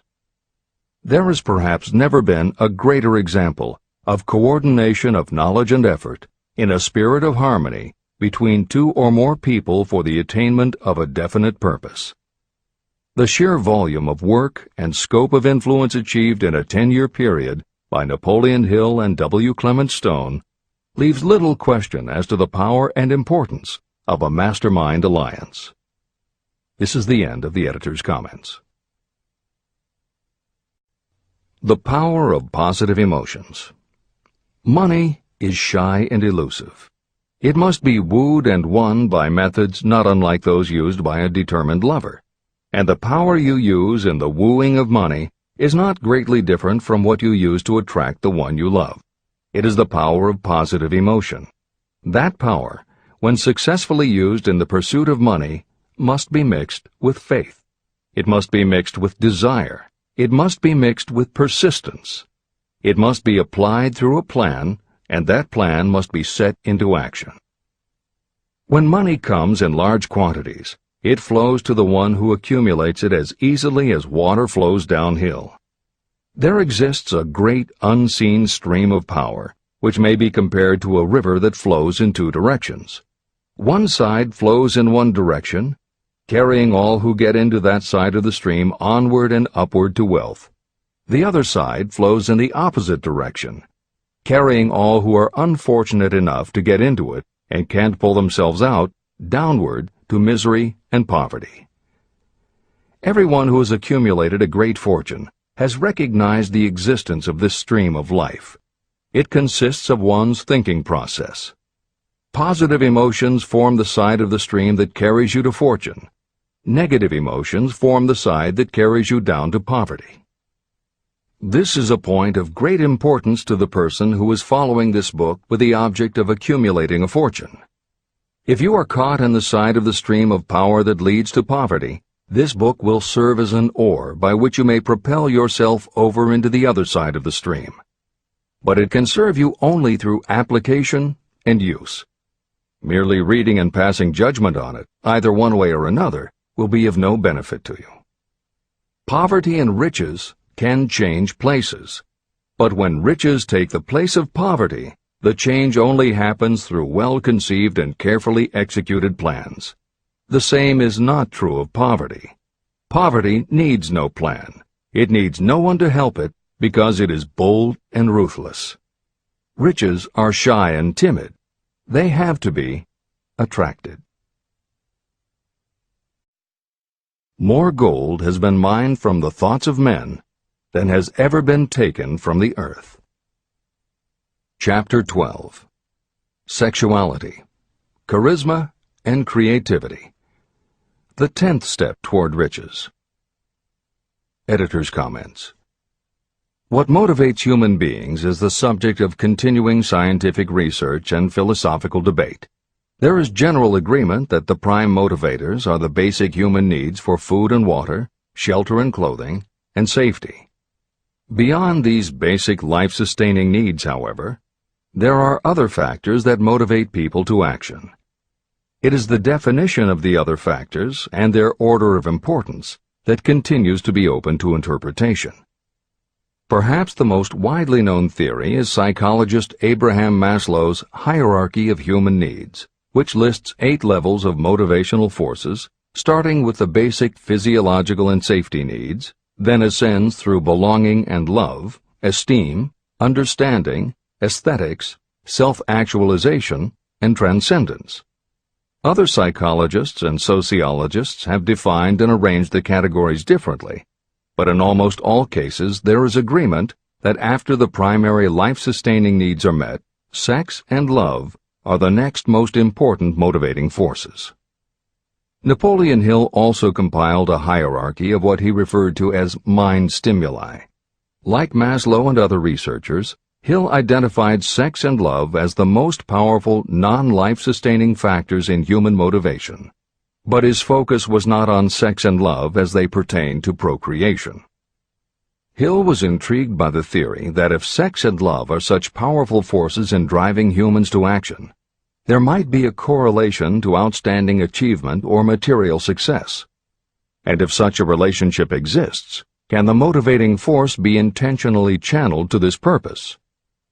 In the original edition of the following chapter, Hill used terms such as sex emotion and sex energy in his analysis of these motivating forces as they relate to attitude and personality.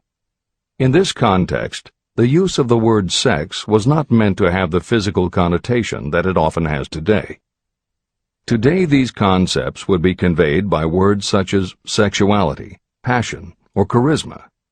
In this edition, where appropriate, the editors have opted for the modern usage of these and similar terms. This is the end of the editor's comments. Charisma. The world is ruled, and the destiny of civilization is established by the human emotions. People are influenced more by feelings than by reason. Your creativity is set into action entirely by emotions, and not by cold reason. The human mind responds to stimuli, through which it may be keyed up in such a way that it takes on characteristics such as enthusiasm, creative imagination, and intense desire. The stimuli to which the mind responds most freely are 1. The desire for sexual expression, 2. Love, 3. A burning desire for fame, power, or financial gain, money, 4. Music, 5. Close friendship and/or admiration, 6. A mastermind alliance based upon the harmony of two or more people who ally themselves for advancement, 7. Mutual suffering, such as that experienced by people who are persecuted, 8. Autosuggestion, 9. Fear, 10. Alcohol and drugs. The desire for sexual expression comes at the head of the list of stimuli that step up the mind and start the wheels of physical action. The emotions associated with a human sexual drive bring into being a state of mind. When motivated by this desire, people often show courage, willpower, persistence, imagination, and creative ability that they don't normally have. So strong and impelling is the desire for sexual expression that people freely run the risk of life and reputation because of it. A river may be dammed and its water controlled for a time, but eventually it will force an outlet. The same is true of the emotions related to sexual expression. It may be submerged and controlled for a time, but its very nature causes it to be ever-seeking means of expression. The desire for sexual expression is inborn and natural. The desire cannot and should not be submerged or eliminated, but it can be given other outlets that enrich the body, mind, and spirit. When harnessed and redirected, this motivating force has been used as a powerful creative force in literature, art, and other pursuits, including the accumulation of riches. A teacher who has trained more than 30,000 salespeople came to the conclusion that individuals who are most confident sexually are the most efficient salespeople. The explanation is that the factor of personality known as personal magnetism is a manifestation of sexual energy. Editor's comments. There have been numerous psychological and sociological studies about the relationship between sexuality and success that tend to support Hill's observation. Because physical characteristics are the most quantifiable aspects of sexuality, most research studies focus on gender, attractiveness, body size, and age, and they measure indicators such as first impressions, expectation of performance, perception of performance, and social interaction. These studies generally conclude that when comparing individuals of equal competence, for men, the perception is that taller men will do better than short, a full head of hair will outperform balding, handsome or virile will beat out plain or older. For women, the results are comparable. The perception is that attractive performs better than plain, slim or shapely scores higher than overweight, younger is expected to be superior to older. These observations about physical sexuality may seem obvious, but they lead to a conclusion that is very significant. Obviously, not all people who succeed are tall and virile or attractive and shapely. It is also a fact that the success of those who are short, balding, plump, or plain isn't always due to superior skill or luck. Clearly, there is another kind of attractiveness that often supersedes physical appeal. This other kind of attractiveness is connected to human sexuality, but it is not what would usually be referred to as sexy. People who have this quality are often said to have chemistry, personality, charm, or appeal. Hill called this kind of attraction personal magnetism. Today, the more common term is charisma. This is the end of the editor's comments. When employing salespeople, a good sales manager looks for personal magnetism or charisma as the first requirement. People who lack this kind of sexual energy will never become enthusiastic, nor inspire others with enthusiasm. And enthusiasm is one of the most important requisites in salesmanship, no matter what you're selling. The public speaker, preacher, lawyer, or salesperson who is lacking in charisma is a flop as far as being able to influence others is concerned. That, plus the fact that most people are influenced through an appeal to their emotions, should easily convince you of the importance of charisma as a part of the salesperson's ability. Master salespeople attain mastery in selling because they either consciously or unconsciously transmute charisma, sexual energy, into sales enthusiasm. That statement explains the actual, practical meaning of sexual transmutation. The meaning of the word transmute is, in simple language, the changing or transferring of one element or form of energy into another. The transmutation of sexual energy means switching the mind from thoughts of physical expression to thoughts of some other nature. Salespeople who know how to turn on charisma have acquired the art of sexual transmutation, whether they know it or not. The majority of salespeople who transmute their sexual energy do so without being aware of what they are doing or how they are doing it. You can cultivate and develop this quality in your dealings with others. Through cultivation and understanding, this vital motivating force may be drawn upon and used to great advantage in relationships between people. This energy may be communicated to others in the following ways.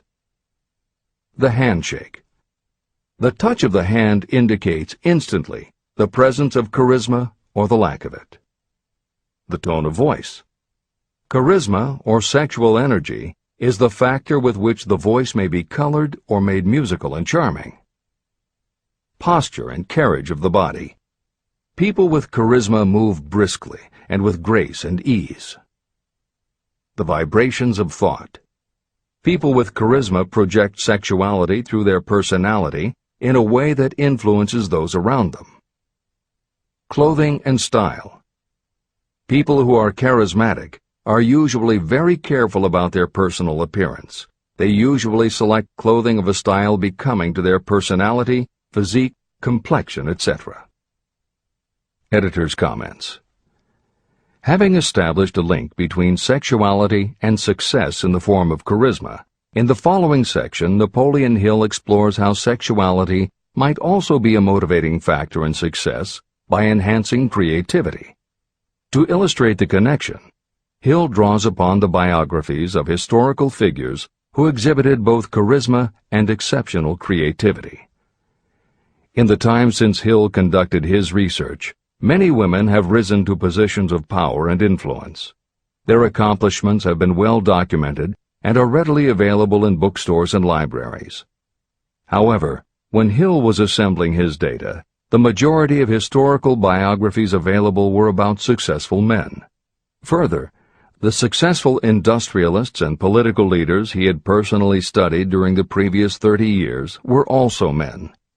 Because of this limitation, Hill does not theorize about the role men might play in motivating the success of women. This issue is addressed in a later editorial comment. This is the end of the editor's comments. Creativity. It seemed quite significant to me when I made the discovery that practically every great leader I had the privilege of analyzing was a man whose achievements were largely inspired by a woman. In most instances, the woman was a wife, of whom the public had heard little or nothing. In a few of the cases I studied, the source of inspiration was the other woman. The pages of history are filled with the records of great men whose achievements may be traced directly to the influence of women who aroused the creative faculties of their minds. Napoleon Bonaparte was one of these. When inspired by his first wife, Josephine, he was irresistible and invincible. When his better judgment or reasoning faculty prompted him to put Josephine aside, he began to decline. His defeat and exile to St. Helena were not far distant. Abraham Lincoln was a notable example of a great leader who achieved his greatness through the discovery and use of his faculty of creative imagination. It is noted in practically every book written about Lincoln that he discovered and began to use this faculty as the result of the love that he experienced when he met Anne Rutledge. This is more than an interesting historical fact. It is of significance in connection with the role sexuality plays in the study of the source of genius. Following is a list of famous men of outstanding achievement: George Washington, Napoleon Bonaparte, William Shakespeare, Abraham Lincoln, Ralph Waldo Emerson, Robert Burns, Thomas Jefferson, Elbert Hubbard, Elbert H. Gary, Woodrow Wilson, John H. Patterson, Andrew Jackson, Enrico Caruso. Wherever there was evidence available in connection with the lives of these men of achievement, it indicated most convincingly that each possessed a highly developed sexual nature. An analysis of the information taken from biographies and historical writings leads to the following conclusions. 1. Those of greatest achievement have a highly developed sexual nature, but have learned the art of transmutation of sexual energy. 2. Those who have accumulated great fortunes and achieved outstanding recognition in literature, art, industry, architecture, and the professions were motivated by the influence of a mate or lover. When driven by these emotions, people become gifted with a superpower for action. If you understand this, you will also understand that sexual transmutation contains the secret of creative ability. Editor's comments. As noted previously, although Hill's analysis focused on men, today there is a wide range of biographies about women who have succeeded in every aspect of life, including business, politics, religion, sports, entertainment, and the arts. Bearing in mind that biographical information is always subjective, the reader can now find ample material from which to draw a conclusion as to whether Hill's theory about sexuality as a motivating force is equally evident in women. Napoleon Hill had to do an in-depth analysis of biographies in searching for indications that the subject sexuality had a correlation to their success. Today, we just turn on the television, and we're inundated with intimate details about both men and women suggesting that the best and the brightest are apparently also the sexiest. Although scandals aren't usually cited as scientific proof, the exposés of some of the biggest entertainment and sports stars, high-profile CEOs of major companies, numerous politicians, and even a few presidents, all make at least a common-sense case for Hill's theory about the correlation between sexuality and success. This is the end of the editor's comments. Obviously, this does not mean that everyone who is highly sexed is a genius. People attain the status of a genius only when and if they stimulate their minds so that they can draw upon the forces available through the creative faculty of the imagination. Although it is the most important of the stimuli or motivators, the mere possession of sexual energy is not sufficient to produce a genius. The energy must be transmuted from desire for physical contact into some other form of desire and action before it will lift one to the status of a genius. Genius and creative imagination. A definition of genius might be someone who has discovered how to increase the intensity of thought to the point where that person can freely communicate with sources of knowledge not available through the ordinary rate of thought. This definition should prompt some questions in the mind of anyone reading this book. The first question should be, how may one communicate with sources of knowledge that are not available through ordinary thought? The next question should be, are there known sources of knowledge that are available only to geniuses, and if so, what are these sources and exactly how may they be reached? In the following, I will offer methods so that you can experiment and prove to yourself that this is true. By doing so, you will have the answer to both questions. Editor's comment. Humans perceive things through the 5 senses of sight, smell, taste, hearing, and touch. Another kind of perception, as when you have a feeling about something, was discussed in the chapters on desire, faith, and autosuggestion. This kind of perception is often referred to as the 6th sense, and in the following Hill explores the relationship between sexuality, motivation, creative imagination, and the 6th sense. This is the end of the editor's comment. The reality of a 6th sense has been fairly well established. This 6th sense is creative imagination. The faculty of creative imagination is something the majority of people never use during an entire lifetime, and if they do use it, it usually happens by mere accident. Only a small number of people deliberately use their creative imagination for a specific purpose. Those who do use this faculty voluntarily and with understanding of its functions are geniuses. Creative imagination is the direct link between your finite mind and what I have termed infinite intelligence. All revelations and all discoveries of basic or new principles in the field of invention take place through the faculty of creative imagination. When ideas, concepts, or hunches flash into your mind, they can only have come from one or more of the following sources. 1. From the mind of some other person who has just released the thought, idea, or concept through conscious thought. 2. Your subconscious mind, which stores every thought and impression that ever reached your brain through any of the 5 senses. 3. From another person's subconscious storehouse. 4. Infinite intelligence. There are no other possible sources from which inspired ideas or hunches may be received. When brain action has been stimulated through one or more of the 10 mind stimulants listed at the beginning of this chapter, it has the effect of lifting you far above the horizon of ordinary thought. It permits you to envision distance, scope, and quality of thoughts not available on the lower plane, such as when you are solving routine problems of business. When you are lifted to a higher level of thought through mind stimulation, it is as though you have taken off in an airplane. You can now see over and beyond the horizon that limits your vision when you are on the ground.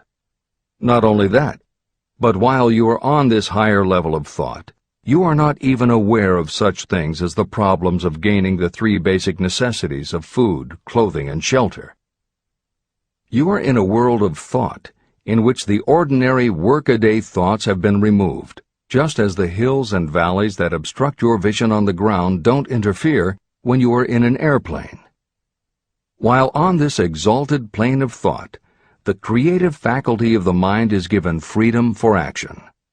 The way has been cleared for the 6th sense to function. It becomes receptive to ideas that could not reach the individual under any other circumstances. The 6th sense is the faculty that marks the difference between a genius and an ordinary individual. Developing your creative imagination. A mind stimulant is any influence that will either temporarily or permanently increase the intensity of thought. The previously mentioned 10 major stimulants are those most commonly resorted to. Through these sources you may commune with infinite intelligence, enter the storehouse of your subconscious mind, or perhaps even that of another person. That is all there is to genius. The more you use your creative faculty, the more alert and receptive it becomes to factors originating outside your conscious mind. And the more this creative faculty is used, the more you will rely upon it for your thoughts and ideas. This faculty can be cultivated and developed only through use. What we generally refer to as our conscience operates entirely through the faculty of the sixth sense. The great artists, writers, musicians, and poets become great because they acquire the habit of relying upon the still small voice that speaks from within, through their creative imagination. Anyone with a keen imagination knows that some of their best ideas come through so-called hunches. One of the best-known public speakers admits that his speeches are only really great when he closes his eyes and begins to rely entirely upon the faculty of creative imagination. When asked why he closed his eyes just before the climax of his speech, he replied, "I do it because then I speak through ideas that come to me from within." One of America's most successful and best-known financiers has the habit of closing his eyes for 2 or 3 minutes before making a decision. When asked why, he replied, "With my eyes closed, I am able to draw upon a source of superior intelligence." Dr. Elmer R. Gates created more than 200 useful patents through the process of cultivating and using his creative faculty. His method is significant to anyone interested in attaining to the status of genius. Dr. Gates was one of the really great, though less publicized, scientists of the world. In his laboratory, he had what he called his personal communication room. It was practically soundproof, and all light could be shut out. It had a small table on which he kept a pad of writing paper. In front of the table, on the wall, was a light switch. When Dr. Gates desired to draw upon the forces available to him through his creative imagination, he would go into this room, seat himself at the table, shut off the lights, and concentrate on the known factors of the invention he was working on. He would stay in that position until ideas began to flash into his mind in connection with the unknown factors of the invention. On one occasion, ideas came through so fast that he was forced to write for almost 3 hours. When the thoughts stopped flowing, he examined his notes and found they contained a minute description of principles that had no parallel in the known data of the scientific world. Moreover, the answer to his problem was right there in those notes.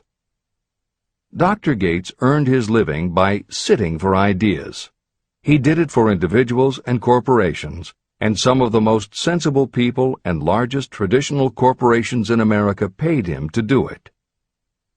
The part of your mind that you generally use for reasoning may be faulty, because it is largely guided by your accumulated experience.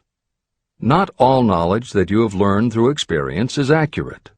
Many times your creative ideas are much more reliable because they come from sources that are more reliable than those available to the reasoning faculty of the mind. Methods used by geniuses are available to you. The major difference between the genius and the ordinary inventor is that the genius makes use of both the synthesized and the creative faculties of imagination. For example, the scientific inventor begins an invention by organizing and combining the known ideas or principles accumulated through experience through the synthesized faculty, the reasoning faculty. If the inventor finds this accumulated knowledge is insufficient, the scientist then draws upon the sources of knowledge available through the creative faculty. The method by which the inventor does this varies with the individual, but this is the essence of the procedure. 1. The inventor stimulates his or her mind so that it functions on a higher-than-average plane through one or more of the mind stimulants. 2. The inventor then concentrates on the known factors, the finished part of the invention, and creates in his or her mind a perfect picture of the unknown factors, the unfinished part of the invention. The inventor holds this picture in mind until it has been taken over by the subconscious, then relaxes by clearing his or her mind of all thought and waits for the answer to flash into mind. Sometimes the results are both definite and immediate. At other times the results are negative, depending on the state of development of the sixth sense or creative faculty.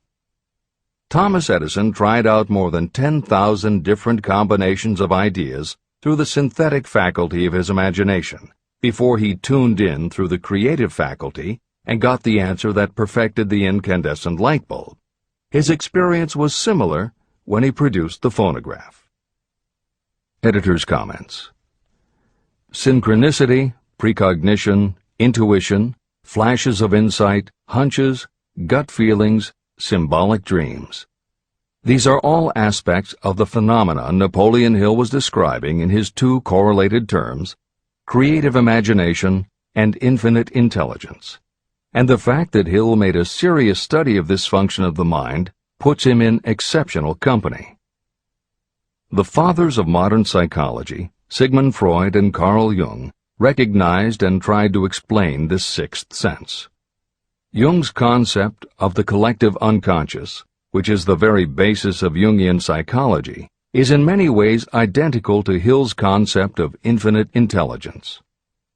Scientists from Archimedes to Newton to Einstein to the team of Watson and Crick, who determined the structure of DNA, all conceded that intuition was instrumental in their discoveries. Duke University created a department for the sole purpose of studying these phenomena under scientific conditions. Many scientists admit to using personalized techniques similar to Hill's method for accessing intuition and creativity. These include Friedrich Kekule, who discovered the molecular structure of benzene through a dream symbol; physiologist Otto Loewi, who had a hunch followed by a dream that won him the Nobel Prize in Medicine; and as mentioned above, James Watson's breakthrough in the structure of DNA. Mozart, Shelley, Coleridge, Huxley, Descartes, Robert Louis Stevenson all claimed intuition played a role in their creations. William Blake learned the secret to a copper engraving process from a dream. British Prime Minister Winston Churchill firmly believed a premonition saved him from being killed by a bomb during the Blitz of London. As was noted earlier, psychiatry, clinical hypnosis, and affirmations all had to overcome considerable skepticism before they were accepted. That is also true of those phenomena Hill terms infinite intelligence. However, in the 1970s and 80s, the public's interest was piqued by well-researched books such as The Intuitive Edge by Philip Goldberg, Creative Dreaming by Patricia Garfield, and The Right Brain Experience by Mary Lee Zdenek. Though these anomalies of the mind still defy laboratory proof, contemporary researchers continue to publish tantalizing results. This is the end of the editorial comments. Nature has equipped the human brain and mind with internal stimulants that safely trigger the mind to tune in to fine and rare thoughts. No satisfactory substitute for nature's stimulants has ever been found. However, history is not lacking in examples of people who rose to the status of genius as the result of using artificial mind stimulants. Edgar Allan Poe wrote The Raven while under the influence of alcohol, dreaming dreams no mortal ever dared to dream before. Samuel Taylor Coleridge wrote Kubla Khan during an opium-induced dream, and Robert Burns wrote best when intoxicated. For auld lang syne, my dear, we'll take a cup of kindness yet for auld lang syne. It is true that these and others who are known as geniuses relied upon artificial mind stimulation. But a more important lesson to remember is how many of these people destroyed themselves through the use of those stimulants. Editor's comments. In more contemporary terms, Hill's point about the dangers of artificial mind stimulants was never better made than it was in the television series Behind the Music, which began running on VH1 in the late 1990s. The series was meant to chronicle the lives of rock stars and celebrate their hits, but after viewing 2 or 3 of the shows, they all began to look the same. Young singer and band have a hit record, make millions of dollars, plunge into the sex, drugs, and rock and roll lifestyle, everyone gets addicted, and they blow all of the money. By the end of the show, at least one band member overdoses, the band breaks up, the singer hits the skids, meets someone who inspires him or her to go into rehab, the ex-star makes an anti-drug TV spot and professes newfound faith and family values while announcing a comeback tour. Although the shows played like a bad parody of themselves, the fact that the stories were so similar, that so many talented singers and songwriters who depended on drugs ended up burning out, should be telling you something, especially if you don't just want to succeed, but want to keep and enjoy your success. This is the end of the editor's comments. Every intelligent person knows that stimulation in excess through alcohol or drugs is a destructive form of intemperance. For some, overindulgence in sexual expression may become just as destructive. A sexually obsessed person is not essentially different from a person addicted to drugs or alcohol. Both have lost control over their faculties of reason and willpower. Human sexuality is a mighty urge to action, but its forces are like a cyclone, almost impossible to completely control.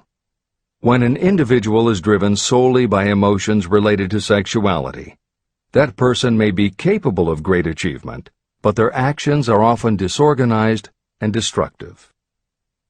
It is true that a person may pursue financial or business success by harnessing the driving force of sexual energy without self-control.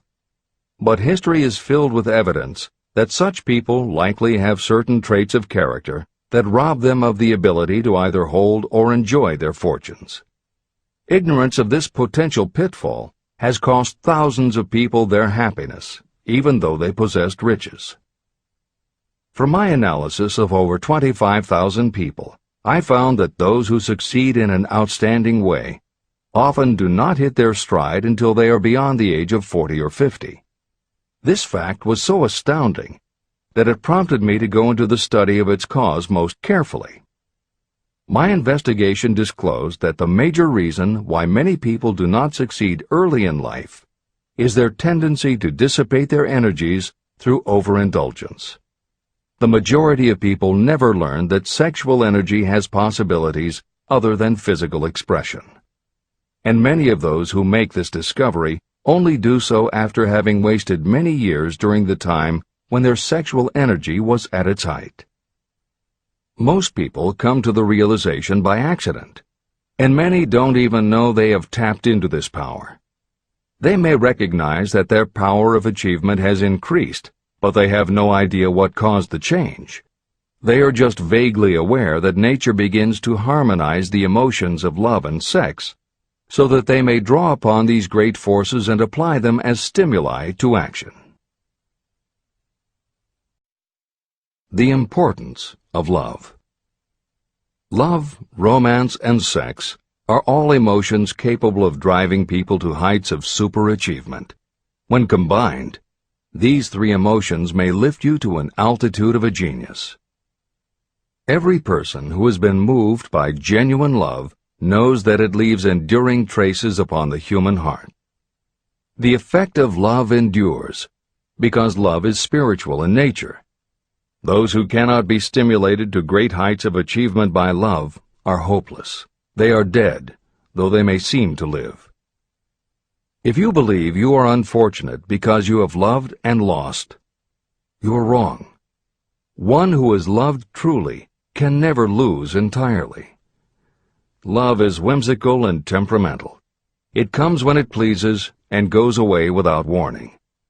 Accept and enjoy it while it remains, but spend no time worrying about its departure. Worry will never bring it back. Dismiss the thought that love only comes once. Love may come and go times without number, but there are no two love experiences that affect you in just the same way. There may be one love experience that leaves a deeper imprint on the heart than all the others. But all love experiences are beneficial, except to the person who becomes resentful and cynical when love makes its departure.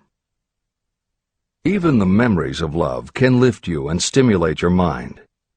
Go back into your yesterdays at times and bathe your mind in the beautiful memories of past love. It will soften your worries and give you a source of escape from the unpleasant realities of life. And maybe, during this temporary retreat into the world of fantasy, your subconscious mind will yield to you ideas or plans that may change the entire financial or spiritual status of your life. There should be no disappointment over love, and there would be none if people understood the difference between the emotions of love and sex. Love is an emotion of many shades and colors, but the most intense and burning of all is that experienced in the blending of the emotions of love and sex. Marriages or committed relationships that are not blessed with love properly balanced with sex cannot be happy ones, and seldom endure. Love alone will not bring happiness, nor will sex alone. Love is spiritual.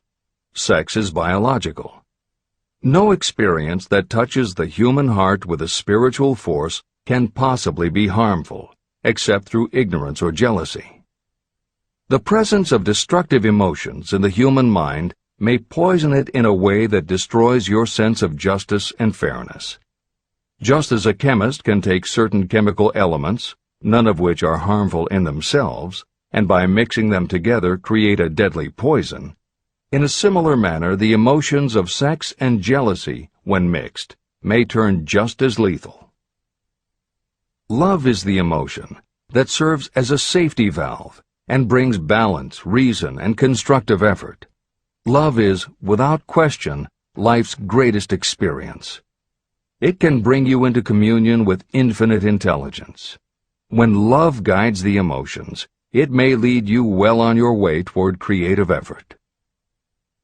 The road to genius consists of the development, control, and use of sex, love, and romance. Briefly, the process may be stated as follows. Encourage the presence of the positive emotions as the dominating thoughts in your mind, and discourage all the destructive emotions. The mind is a creature of habit. It thrives on the dominating thoughts fed to it. Through your willpower, you may discourage the presence of any emotion and encourage the presence of any other. Control of your mind, through the power of your will, is not difficult. Control comes from persistence and habit. The secret of control lies in understanding the process of transmutation. When any negative emotion presents itself in your mind, it can be transmuted into a positive or constructive emotion by the simple procedure of changing your thoughts. There is no other road to genius than through voluntary self-effort. When the emotion of romance is added to those of love and sex, the obstructions between the finite mind and infinite intelligence are removed. Then, a genius has been born.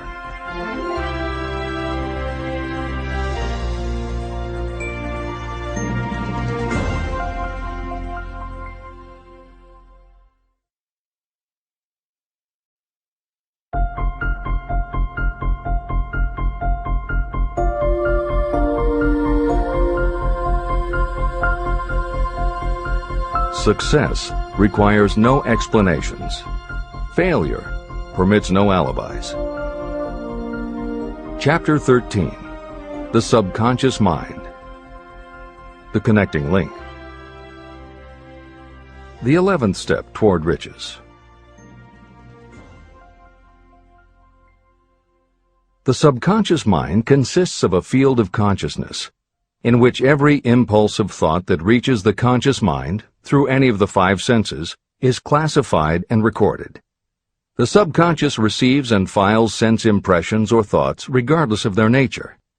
You can plant in your subconscious mind any plan, thought, or purpose that you desire to translate into its physical or monetary equivalent. Those desires that have been mixed with emotional feeling and faith in your ability are the ones that are strongest. Therefore, they are the first to which the subconscious responds. The subconscious mind works day and night, and in some way which is not fully understood, the subconscious seems able to draw upon the forces of infinite intelligence for the power to transmute your desires into their physical equivalent. and it does it in the most straightforward and practical way. You cannot entirely control your subconscious mind, but you can hand over to it any plan, desire, or purpose that you wish transformed into concrete form. Refer again to the instructions for using the subconscious mind in Chapter 5, Autosuggestion. Editor's comments. In the chapter on autosuggestion, the 4 primary methods for planting and reinforcing suggestions in your subconscious are: 1. The formulation and writing out of your desire. 2. The repetition of positive affirmations. 3. The creative visualization of your goal. And 4. By acting as though the goal is already yours. This is the end of the editor's comment.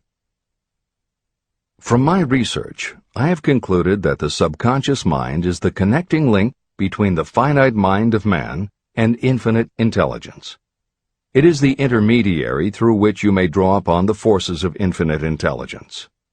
From my research, I have concluded that the subconscious mind is the connecting link between the finite mind of man and infinite intelligence.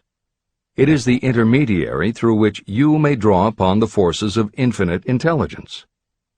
Only the subconscious mind contains the process by which mental impulses, thoughts, are modified and changed into their spiritual, energy, equivalent.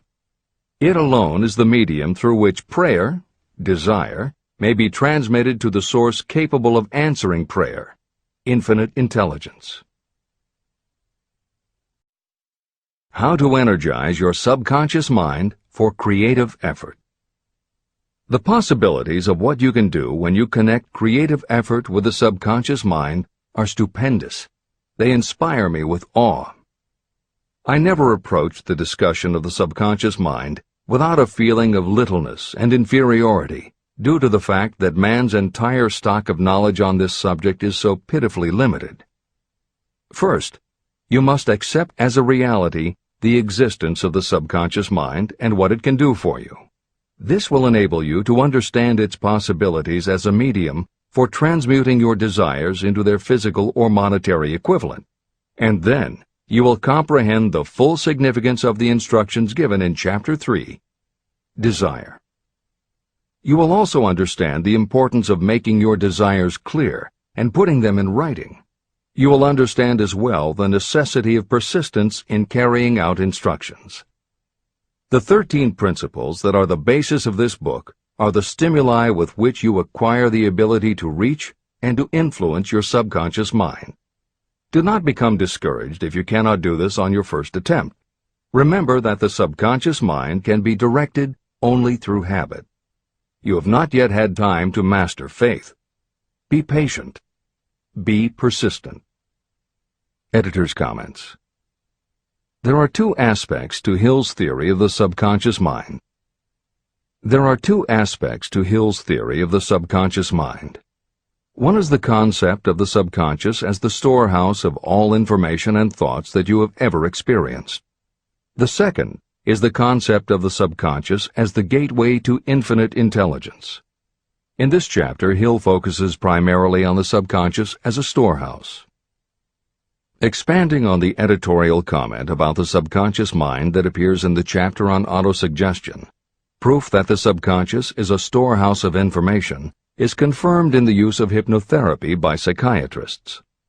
Through hypnosis, psychiatrists are able to help patients open the door to their subconscious so that they can retrieve information about traumatic situations that have been filtered out or repressed by the conscious mind. Further proof is in the use of hypnosis by law enforcement officials to recapture information such as license plate numbers and other details that the conscious mind of a witness has filtered out. Although results vary from person to person, there is no doubt that the subconscious has access to information that the conscious mind does not. This storehouse aspect of the subconscious is what accounts for some ideas that come to us through creative imagination. In some instances, bits of information and ideas that our conscious mind has forgotten will connect with each other on a subconscious level to create a new idea, and that idea will be received by our creative intelligence, which presents it to us as a flash of inspiration. You can't completely control this process, but you can condition yourself to come up with more and better ideas. It is a fact that a traumatic experience, the result of which creates a strongly planted idea, can influence the way a person thinks and acts. If that is true, then by intentionally using all of your efforts to powerfully plant an idea in your subconscious, you should be able to create what would amount to a good traumatic experience that will influence the way you think and act in a positive way. This is exactly how you develop what Hill calls a money consciousness. If you do everything within your power to strongly, firmly, and with complete faith and conviction plant the idea that you will be successful and achieve your desire, your subconscious will accept and store that idea. If you have planted the idea so strongly that it is the dominant idea in your subconscious, it will influence all of the other ideas and information stored there. When you have given your subconscious this specific direction that it did not have before, it will begin to put together pieces of information, and through your creative intelligence, you will find that you are coming up with more and better plans and ideas to accomplish your goal. But as Hill says, you can do this only through faith and habit. You must write out the affirmation of your goal, and you must repeat it aloud every day with absolute faith and conviction that you can achieve it. You must vividly and creatively visualize yourself achieving your goal, and you must do it every day. You must conduct yourself with the attitude that says you can accomplish your goal, and that you deserve the help of those who can help you to accomplish your goal. And you must conduct yourself in that way every day. If you seriously commit yourself to doing these things, it will change the way you think and act. Your subconscious will do everything it can to transmute your desire into reality, and other people will want to do what they can to help you succeed. This is the end of the editor's comments. Many statements in the chapters on faith and on autosuggestion are repeated here for the benefit of your subconscious mind. Remember, your subconscious mind functions whether you make any effort to influence it or not. This means that thoughts of fear, poverty, and all negative ideas will affect your subconscious mind unless you master these impulses and give it more desirable food on which it may feed. The subconscious mind will not remain idle. If you don't plant desires in your subconscious mind, it will feed on the thoughts that reach it as the result of your neglect. Both negative and positive thoughts are reaching your subconscious mind continuously. These thoughts come from the four sources. 1. Consciously from other people. 2. Your subconscious. 3. Subconsciously from other people. And 4. Infinite intelligence. Every day, all kinds of thought impulses are reaching your subconscious mind without your knowledge. Some of these impulses are negative. Some are positive. Right now, you should be specifically trying to shut off the flow of negative impulses and actively working to influence your subconscious mind through positive impulses of desire. When you achieve this, you will possess the key that unlocks the door to your subconscious mind. Moreover, you will control that door so completely that no undesirable thought may influence your subconscious mind. Everything that you create begins in the form of a thought impulse. You can create nothing that you do not first conceive as a thought. Through the aid of the imagination, thoughts may be assembled into plans. The imagination, when under your control, may be used to create plans or purposes that lead to success in your chosen occupation. All thoughts that you want to turn into success and have planted in the subconscious mind must pass through the imagination and be mixed with faith, your faith in your own abilities. The mixing of faith with a plan or purpose intended for submission to the subconscious mind can only be done through the imagination. From these statements, it should be clear that if you want to make use of your subconscious mind, it will call for the coordination and application of all 13 principles of success that are the basis of this book. Make your positive emotions work for you. The subconscious mind is more susceptible to influence by thought mixed with feeling or emotion than it is by thoughts originating solely in the reasoning portion of the mind. In fact, there is much evidence to support the theory that only emotionalized thoughts have any real influence on the subconscious mind. It is a fact that emotions or feelings rule the majority of people. If it is true that the subconscious mind responds better and faster to thoughts that are well mixed with emotion, it is essential to become familiar with the more important of the emotions. There are 7 major positive emotions and 7 major negative emotions. The negatives get into your thoughts naturally and go directly to your subconscious without any help from you. The positive emotions must be injected by you through the principle of autosuggestion into the thought impulse that you wish to pass on to your subconscious mind. These emotions or feeling impulses may be likened to yeast in a loaf of bread. They are the action element which transforms thought impulses from the passive to the active state. That is why thought impulses that have been well mixed with emotion are acted upon more readily than thought impulses originating in cold reason. Editor's comments. W. Clement Stone, Napoleon Hill's friend, mentor, and business partner, arranged for the publication of many of Napoleon Hill's later writings. The following is adapted from material that appears in 2 of these books: Napoleon Hill's Keys to Success and Believe and Achieve. Enthusiasm is a positive mental attitude, an internal impelling force of intense emotion, a power compelling creation or expression. Being enthusiastic is an impelling external expression of action. When you act enthusiastically, you accentuate the power of suggestion and autosuggestion. The sales manager, public speaker, minister, lawyer, teacher, or executive who acts enthusiastic by speaking in an enthusiastic, sincere manner develops genuine enthusiasm. If you act enthusiastic, your emotions will follow. By filling your conscious mind with enthusiasm, you also impress upon your subconscious mind that your burning obsession and your plan for obtaining it are certain things. Then, if your conscious enthusiasm dims, your subconscious will be there, full of images of your success, to help you stoke your conscious fires of enthusiasm once again. This is the end of the editor's comments. You are preparing yourself to influence and control the inner audience of your subconscious mind in order to hand over to it the desire for money, which you wish transmuted into its physical, monetary equivalent. It is essential, therefore, that you understand the method of approach to this inner audience. You must speak its language. It understands best the language of emotion or feeling. Following are the 7 major positive emotions and the 7 major negative emotions. I am listing them here so that you may draw upon the positives and avoid the negatives when giving instructions to your subconscious mind. The 7 major positive emotions.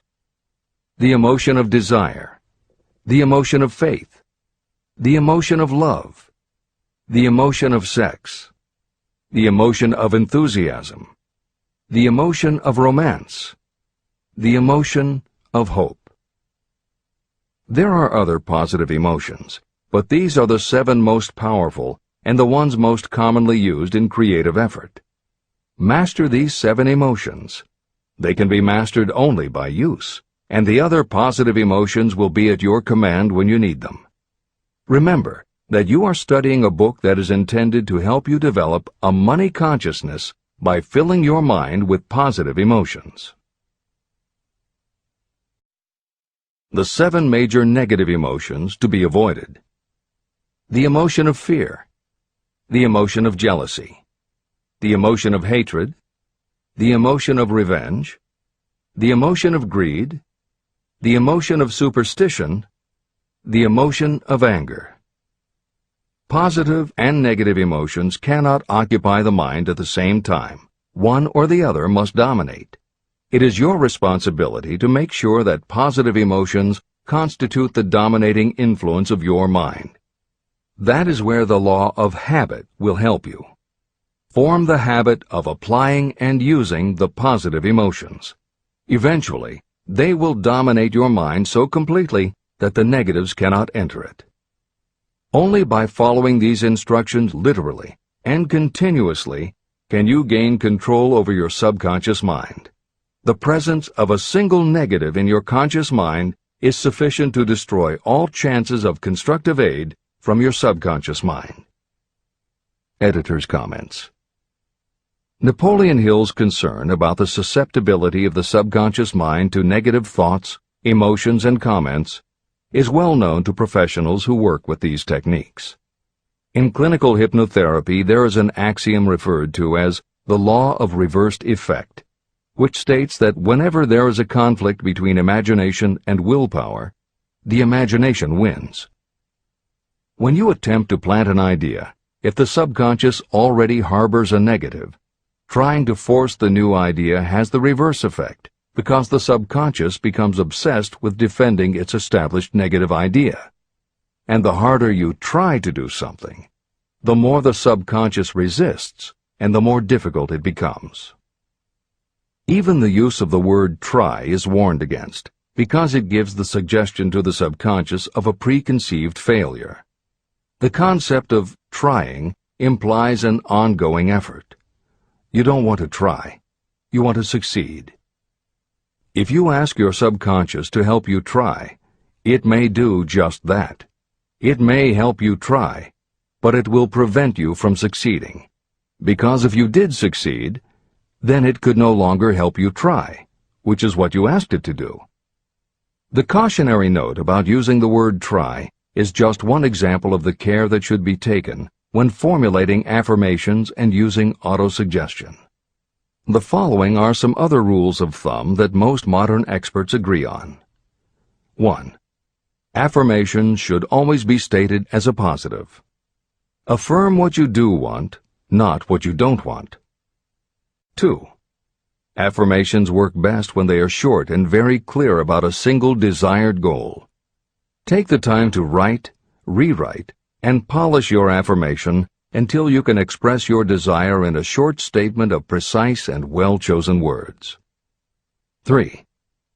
Affirmations should be specific about the desired goal, but not about how to accomplish it. Your subconscious knows better than you what it can do and how it can do it. 4.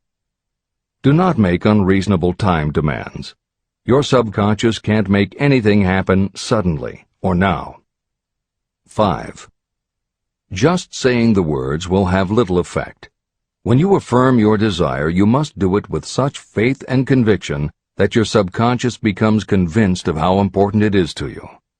As you affirm your desire to yourself, visualize it in your mind's eye as big as a billboard. Make it big, powerful, and memorable. 6.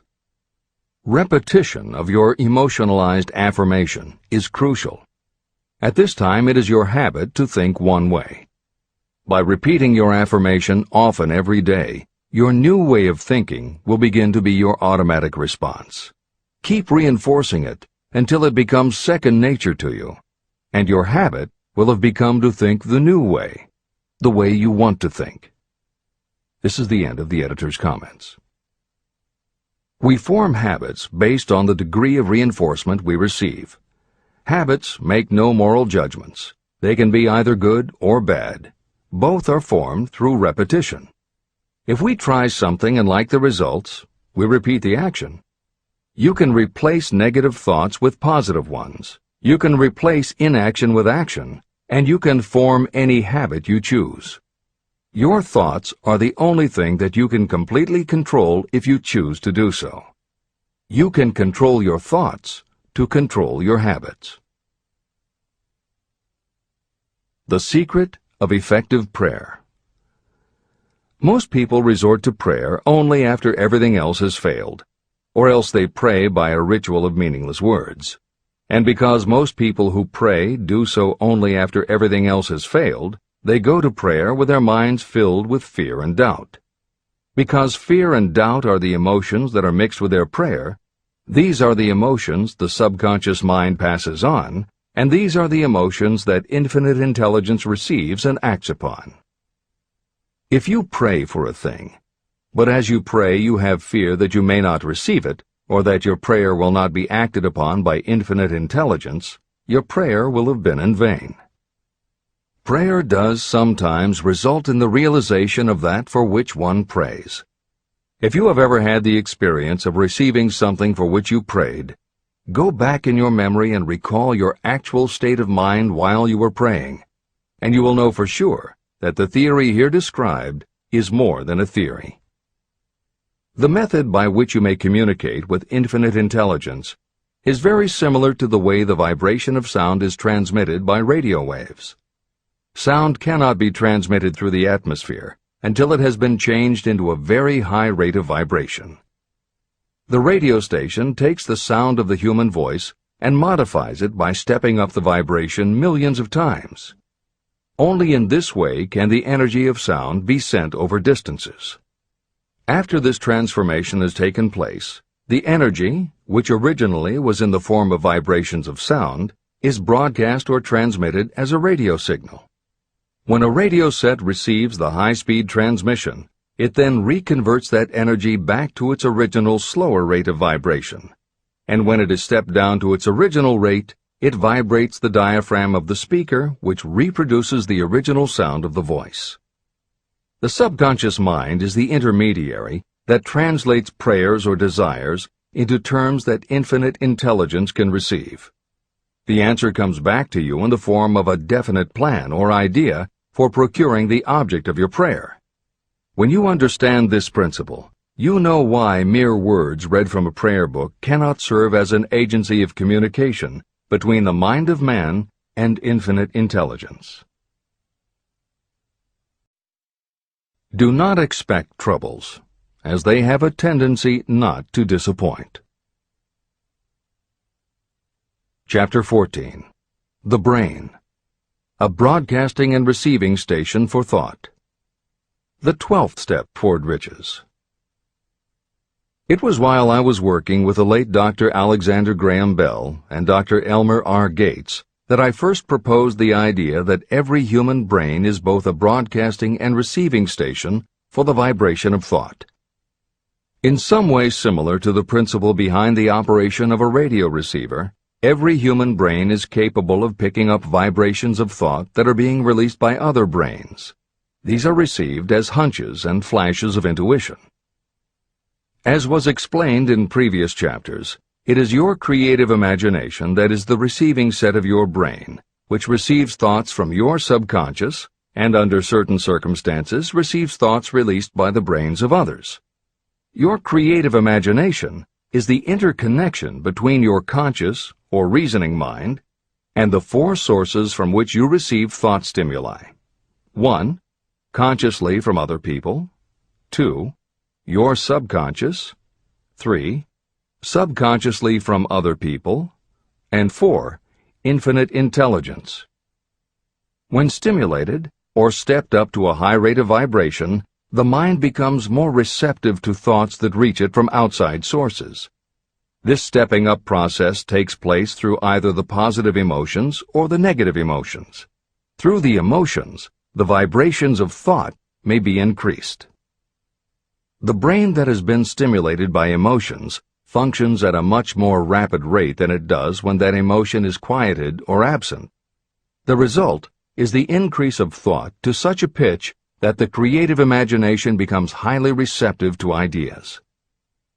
On the other hand, when the brain is functioning at a rapid rate, it also gives to your own thoughts the emotional feeling that is essential before those thoughts will be picked up and acted upon by your subconscious mind. The subconscious mind is the sending station of the brain, through which vibrations of thought are broadcast. Autosuggestion is the medium by which you may put into operation your sending station. The creative imagination is the receiving set through which the energies of thought are picked up. Editor's comments. The following combines the above concept with the related materials from previous chapters to provide a step-by-step recap of Napoleon Hill's view of the process. 1. The brain is simultaneously both a broadcaster and a receiver. 2. Emotion affects both your ability to send and your ability to receive. When under the effect of strong emotion, the more powerfully you can send thoughts. When under the effect of strong emotion, the more receptive you are to receiving thoughts. 3. When you send thoughts, to where do you send them? You send them to your subconscious by using autosuggestion. 4. When you receive thoughts, where do they come from? They come from your subconscious and you receive them through your creative imagination. 5. Your subconscious mind has two aspects. Your subconscious is a storehouse of information, as explained in the previous chapter. Your subconscious is your connection to infinite intelligence. 6. Infinite intelligence is the medium through which you receive thoughts from other brains. Infinite intelligence is Hill's term for describing the following basic law of physics. Because everything in the universe is made of time, space, energy, or matter, and because matter is just energy in a different form, then everything is actually different parts of the same thing. This means that your subconscious mind, energy, has a common base with every other subconscious mind, energy. 7. Thoughts from other brains come to you as follows. When you are under the effect of a strong emotion and your receiver is especially receptive, sometimes its pull is so strong that it attracts a thought from the subconscious mind of another brain. It is able to do this because infinite intelligence interconnects your subconscious with the subconscious of the other brain. 8. These thoughts from other brains are what we refer to as intuition, hunches, déjà vu, and foreknowledge. Although Hill's explanation depends on the action of an intangible force that cannot be isolated and dissected in a laboratory, neither medical science nor psychology can offer a better explanation for those thoughts that depend on knowledge or information that we do not have. This is the end of the editor's comments. The greatest forces are intangible. In the past, we've depended too much on our physical senses and have limited our knowledge to physical things that we could see, touch, weigh, and measure. I believe we have entered the most marvelous of all ages, an age that will teach us more about the intangible forces of the world about us. Perhaps we shall learn that there is an other self that is more powerful than the physical self we see when we look in a mirror. Many people do not take seriously such intangibles, the things that they cannot perceive through any of their five senses. However, to belittle the idea of forces that are intangible or cannot be explained is to ignore the fact that all of us, every day, are controlled by forces that are unseen and intangible. The whole of mankind has not the power to cope with nor to control the intangible force wrapped up in the rolling waves of the oceans. We still do not fully understand the intangible force of gravity, which keeps this little Earth suspended in space and keeps us from falling from it, much less have the power to control that force. We are entirely subservient to the intangible force that comes with a thunderstorm, and we are just as helpless in the presence of the intangible force of electricity. We do not understand the intangible force and intelligence wrapped up in the soil of the earth. The force that provides us with every morsel of food we eat, every article of clothing we wear, and every dollar we carry in our pockets. Last but not least, with all of our culture and education, we still understand little or nothing of the greatest of all the intangibles, thought. However, we have begun to learn a good deal about the intricate workings of the physical brain, and the results are stunning. We know that the central switchboard of the human brain, the number of lines that connect the brain cells to each other, is written as the figure 1, followed by 15 million zeros. Dr. C. Judson Herrick of the University of Chicago says, "The figure is so stupendous that astronomical figures, dealing with hundreds of millions of light years, become insignificant by comparison. It has been determined that there are from 10 billion to 14 billion nerve cells in the human cerebral cortex, and we know that these are arranged in definite patterns. These arrangements are not haphazard. They are orderly. It is inconceivable to me that such a network of intricate machinery should be in existence for the sole purpose of carrying on the physical functions connected with the growth and maintenance of the physical body. Is it not likely that the same system, which gives billions of brain cells the media for communication, one with another, also provides the means of communication with other intangible forces? Editor's comments. In the time since Hill wrote the above comments, we have learned a great deal more about the physical brain and how it operates. We understand much about the chemistry of the brain. We can measure the energies it releases. We know which areas control the various functions of the body and which areas affect memory, emotions, reasoning, and many other subtleties related to the thinking process. Through surgery, medication, and other techniques, we know how to prevent the brain from having certain kinds of thoughts. And we know how to encourage the brain to produce certain other kinds of thoughts when we want it to. For instance, a specific area can be stimulated, and you will have pleasurable thoughts. But we cannot yet control what those pleasurable thoughts will be, and we have no idea what the bits and pieces of information are that go into your pleasurable thoughts. With all of our advanced knowledge about the physical brain, we still don't know how to make it have a specific thought or idea, especially not an original thought or a creative idea. And medical science offers no better theory than Hill's as to how we could have an intuition or hunch made up from information that we don't have and were never exposed to. In short, the physical properties of the brain confirm that it is where the thinking process takes place. But it does not offer the answer to the question of how it happens, or how thoughts from one brain might travel to another. In previous commentaries, we pointed to the laws of physics as they relate to Hill's theory about the interconnectedness of all things. And although this is not meant to be a science lesson, it may reassure you to know that the work of renowned scientists lends support to the idea. Quantum theory deals with subatomic particles so minuscule that they are almost at the level of the basic stuff from which everything is made. Albert Einstein developed what is called the EPR effect. Einstein, Podolsky, and Rosen, and Irish physicist John Stuart Bell proposed Bell's theorem, both of which pertain to the concept that when two linked subatomic particles are separated from each other, when a change is made to particle A, the same change will instantly happen in particle B, even though the two are distant from each other. Another related concept is called the holographic brain or holographic universe, and is named after an unusual quality of holograms.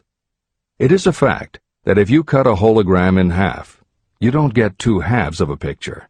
You get two separate but complete pictures. Cut either one of those in half, and you get another two complete pictures. Cut other pieces, and again you get whole images. Every part of a hologram has the whole of the information in the original. In the 1970s, Carl Pribram, a neurophysiologist at Stanford University, announced the results of his studies which suggest that memory is not in a specific part of the brain, but is spread throughout the brain like the image on a holographic plate. At almost the same time, renowned physicist David Bohm proposed that the workings of the universe were like a holographic image, that among all things there is total interconnectivity, and that all things influence all other things. In effect, every part of the universe contains the whole of the universe. That is probably more than enough science for most readers. The point is, Hill was not alone in his conclusion that through some intangible force, your subconscious shares interconnectivity with everything else in the universe. Previously, the example was given of the folds and bumps in a tablecloth, all being different, but all still tablecloth. Here is another way to envision the intangible interconnection of all things. Suppose you were to drill 5 holes in a wall and have someone outside the room put their fingers and thumb through the holes and wiggle them. If you then bring into your room someone who only believes in tangible things that he or she can see, that person will see 5 separate objects that can move independently of each other. You may tell the person that behind the wall the objects are connected and all part of the same hand, but because they cannot see the connection and disbelieve anything they don't understand, the person will not be convinced. Neither modern medicine, nor psychiatry, nor technology can yet conclusively show us behind the wall. But the fact remains, we have all had a hunch about somebody, and it turns out to be right. A premonition that something will happen, and it does. Or a feeling that something isn't right with someone who is not there with you, and it turns out to be true. How does this information come to us? As mentioned previously, psychologist Carl Jung called the intangible connection the collective unconscious, also called universal subconscious. Others call it the totally unified theory, the great first cause, the universal mind, or spirit, and some see it as another way of describing God. Napoleon Hill calls it infinite intelligence and offers a common-sense explanation that allows you to work with a phenomenon, even if it is not completely understood. And that, after all, is what Hill was aiming for, to give you a way to access intangible forces that will help you turn your desire into reality. This is the end of the editor's comments. After this book had been written, just before the manuscript went to the publisher, the New York Times published an editorial showing that at least one great university and one intelligent investigator in the field of mental phenomena are carrying on an organized research through which conclusions have been reached that parallel many of those described in this and the following chapter. The editorial briefly analyzed the work carried on by Dr. J.B. Rhine and his associates at Duke University. From the New York Times. What is telepathy? A month ago, we cited on this page some of the remarkable results achieved by Professor Rhine and his associates in Duke University from more than 100,000 tests to determine the existence of telepathy and clairvoyance. These results were summarized in the first 2 articles in Harper's Magazine. In the second, which has now appeared, the author, E.H. Wright, attempts to summarize what has been learned, or what it seems reasonable to infer, regarding the exact nature of these extrasensory modes of perception. The actual existence of telepathy and clairvoyance now seems to some scientists enormously probable as the result of Rhine's experiments. Various percipients were asked to name as many cards in a special pack as they could without looking at them and without other sensory access to them. About a score of men and women were discovered who could regularly name so many of the cards correctly that there was not one chance in many a million of their having done their feats by luck or accident. But how did they do them? These powers, assuming that they exist, do not seem to be sensory. There is no known organ for them.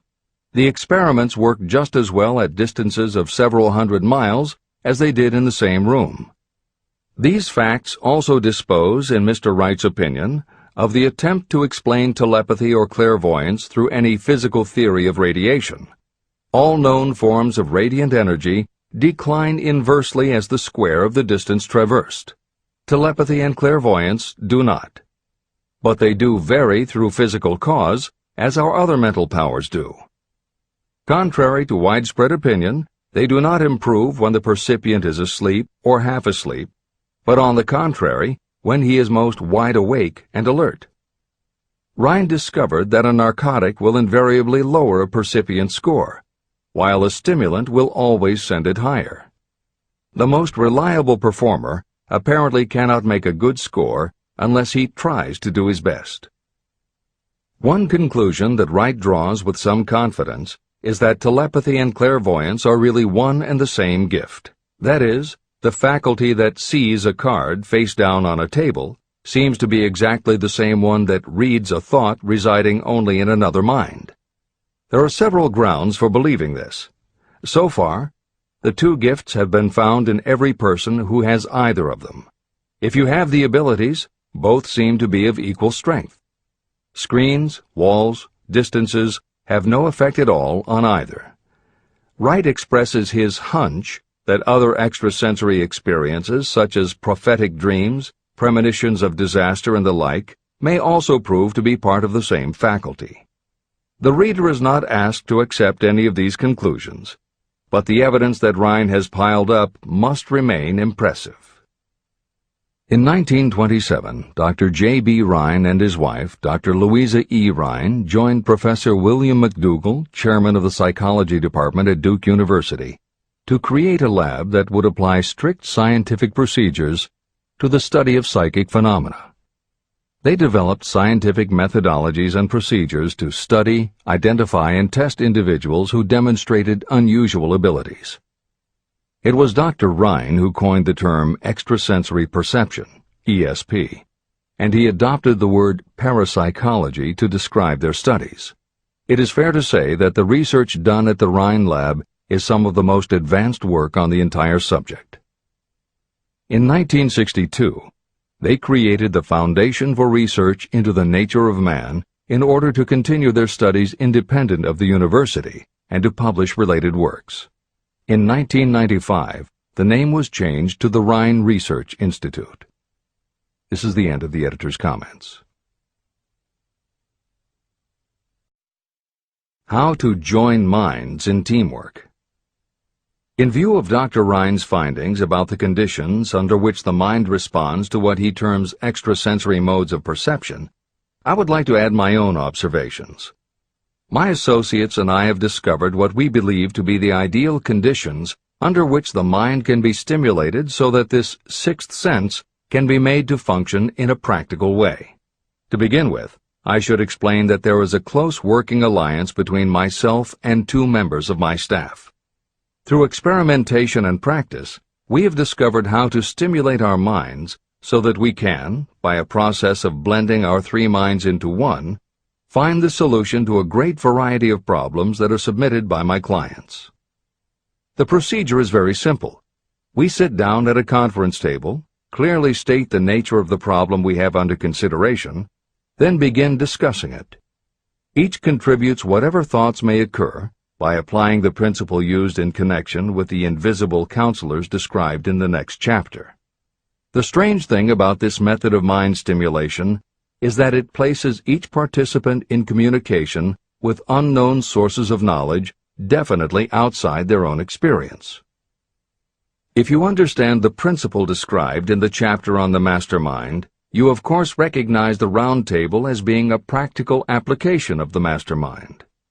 This method of mind stimulation, through the discussion of definite subjects between three people, illustrates the simplest and most practical use of the MasterMind.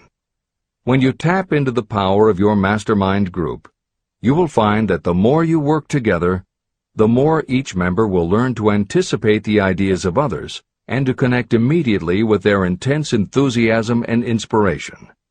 You cannot completely control this process, but the more you use it, the more it will come into play. By adopting and following a similar plan, you will be making use of the famous Carnegie formula described in Chapter 1. If it means nothing to you at this time, mark this page and read it again after you have finished the last chapter. Great achievement is usually born of great sacrifice and is never the result of selfishness. Chapter 15. The Sixth Sense. The Door to the Temple of Wisdom. The 13th Step Toward Riches. The 13th principle is known as the Sixth Sense, through which infinite intelligence may and will communicate voluntarily without any effort from or demands by the individual. This principle is the apex of the philosophy of success.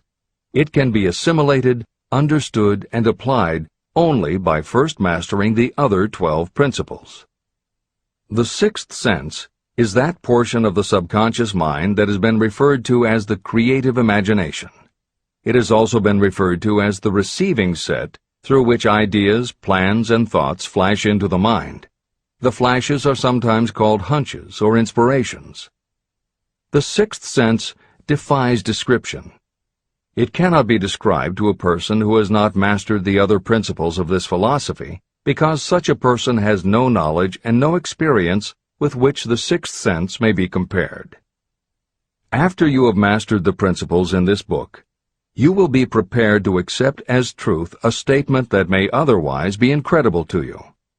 Through the sixth sense, you will be warned of impending dangers in time to avoid them and notified of opportunities in time to embrace them.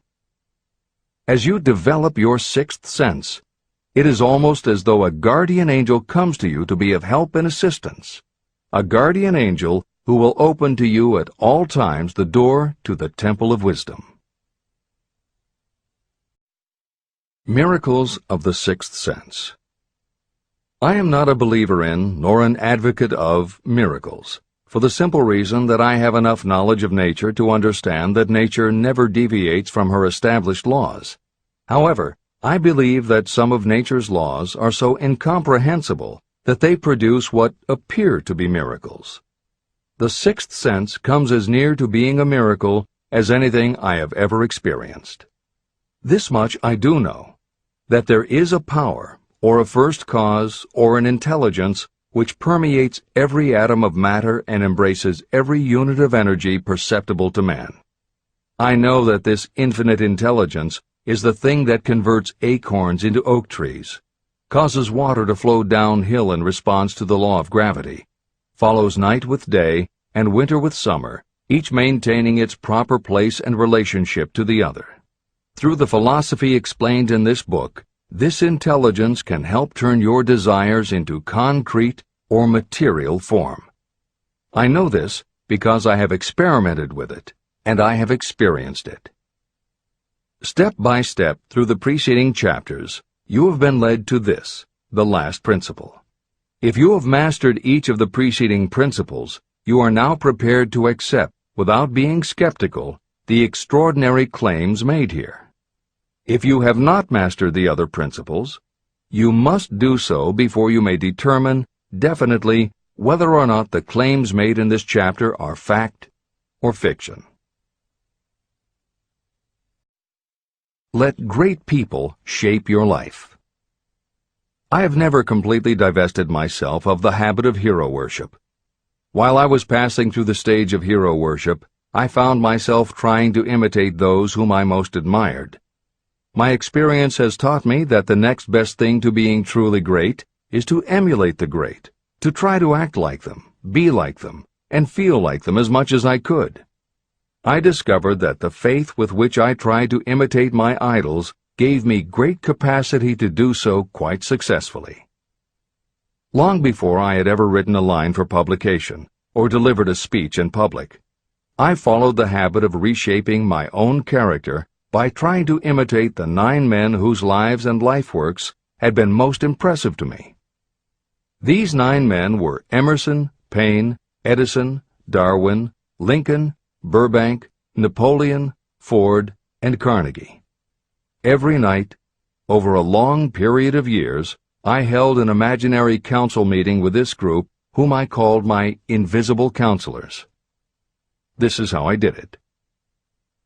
Just before going to sleep at night, I would shut my eyes and see, in my imagination, this group of men seated with me around my council table. Here I had not only an opportunity to sit among those whom I considered to be great, but I actually dominated the group by serving as the chairman. I had a very definite purpose in using my imagination in this way. My purpose was to rebuild my own character, so it would become a composite of the characters of my imaginary counselors. Realizing that I had to overcome the handicap of being born and raised in an environment of ignorance and superstition, I deliberately assigned myself the task of voluntary rebirth through the method I have described above. Building character through autosuggestion. I knew, of course, that we all become what we are because of our dominating thoughts and desires. I knew that every deeply seated desire causes a person to find a way to turn that desire into reality. I knew that self-suggestion is a powerful factor in building character. In fact, it is the sole principle through which character is built. With this knowledge of how the mind works, I was fairly well armed with the equipment needed to rebuild my character.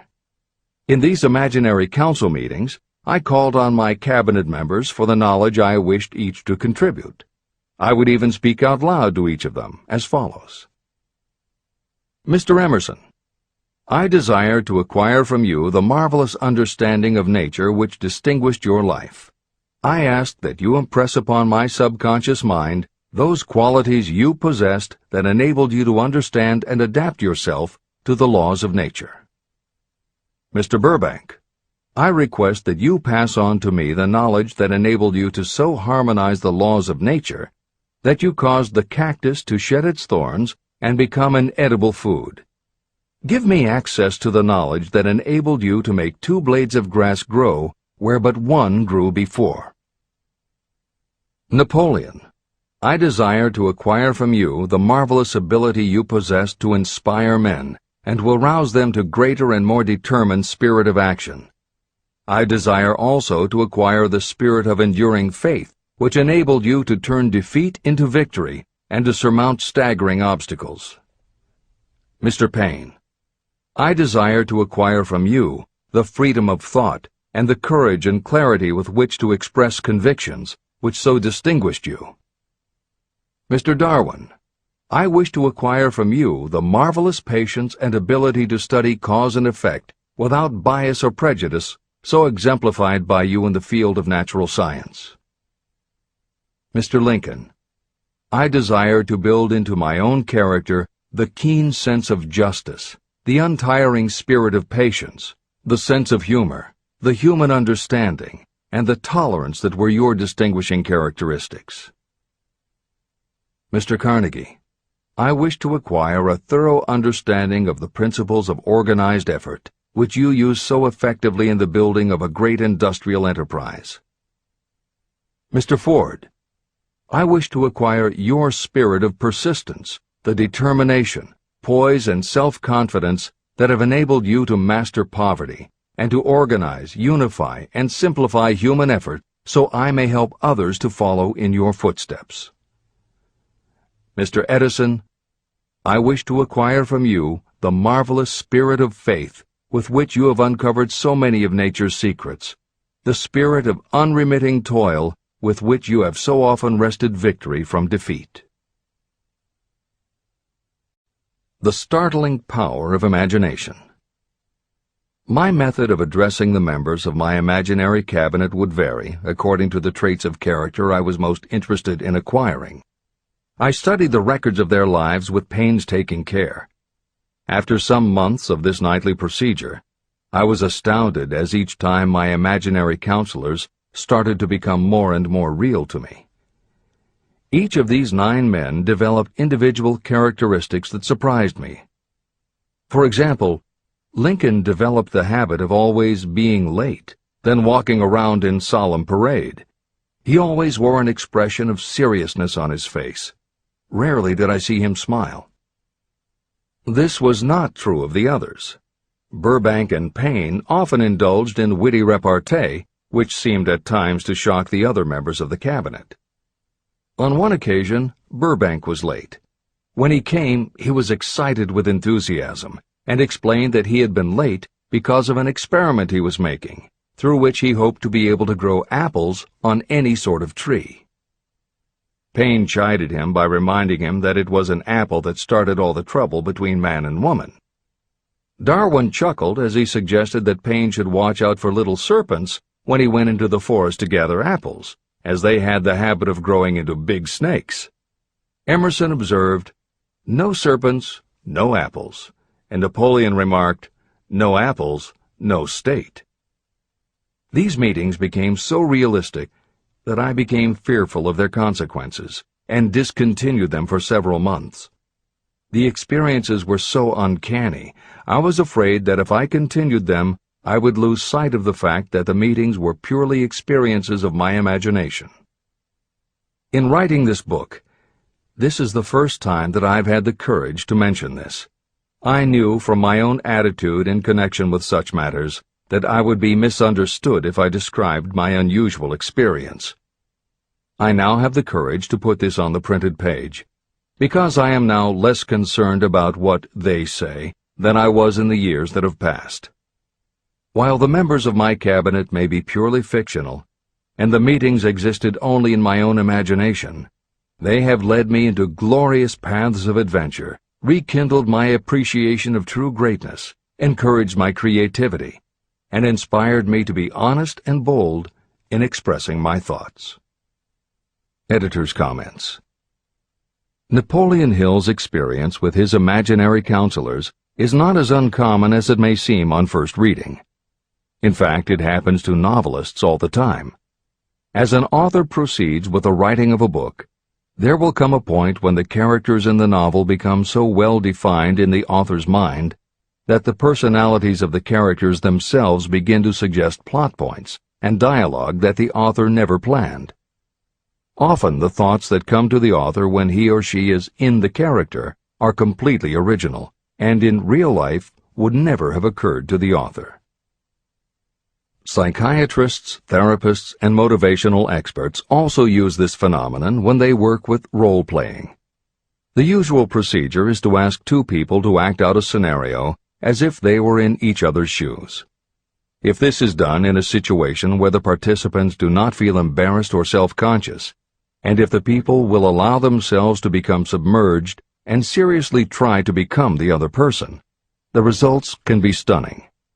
Depending on the faith with which you approach it, you can get not just a general sense of what the other person is going through, but also have flashes of insight, actually feel what the other person feels, and gain a real understanding about the reactions or motivations of others.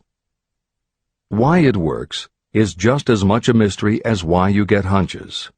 It may be simply that when your imagination creates a character, it doesn't give the character inhibitions, so when you think through the character, your mind is less restricted.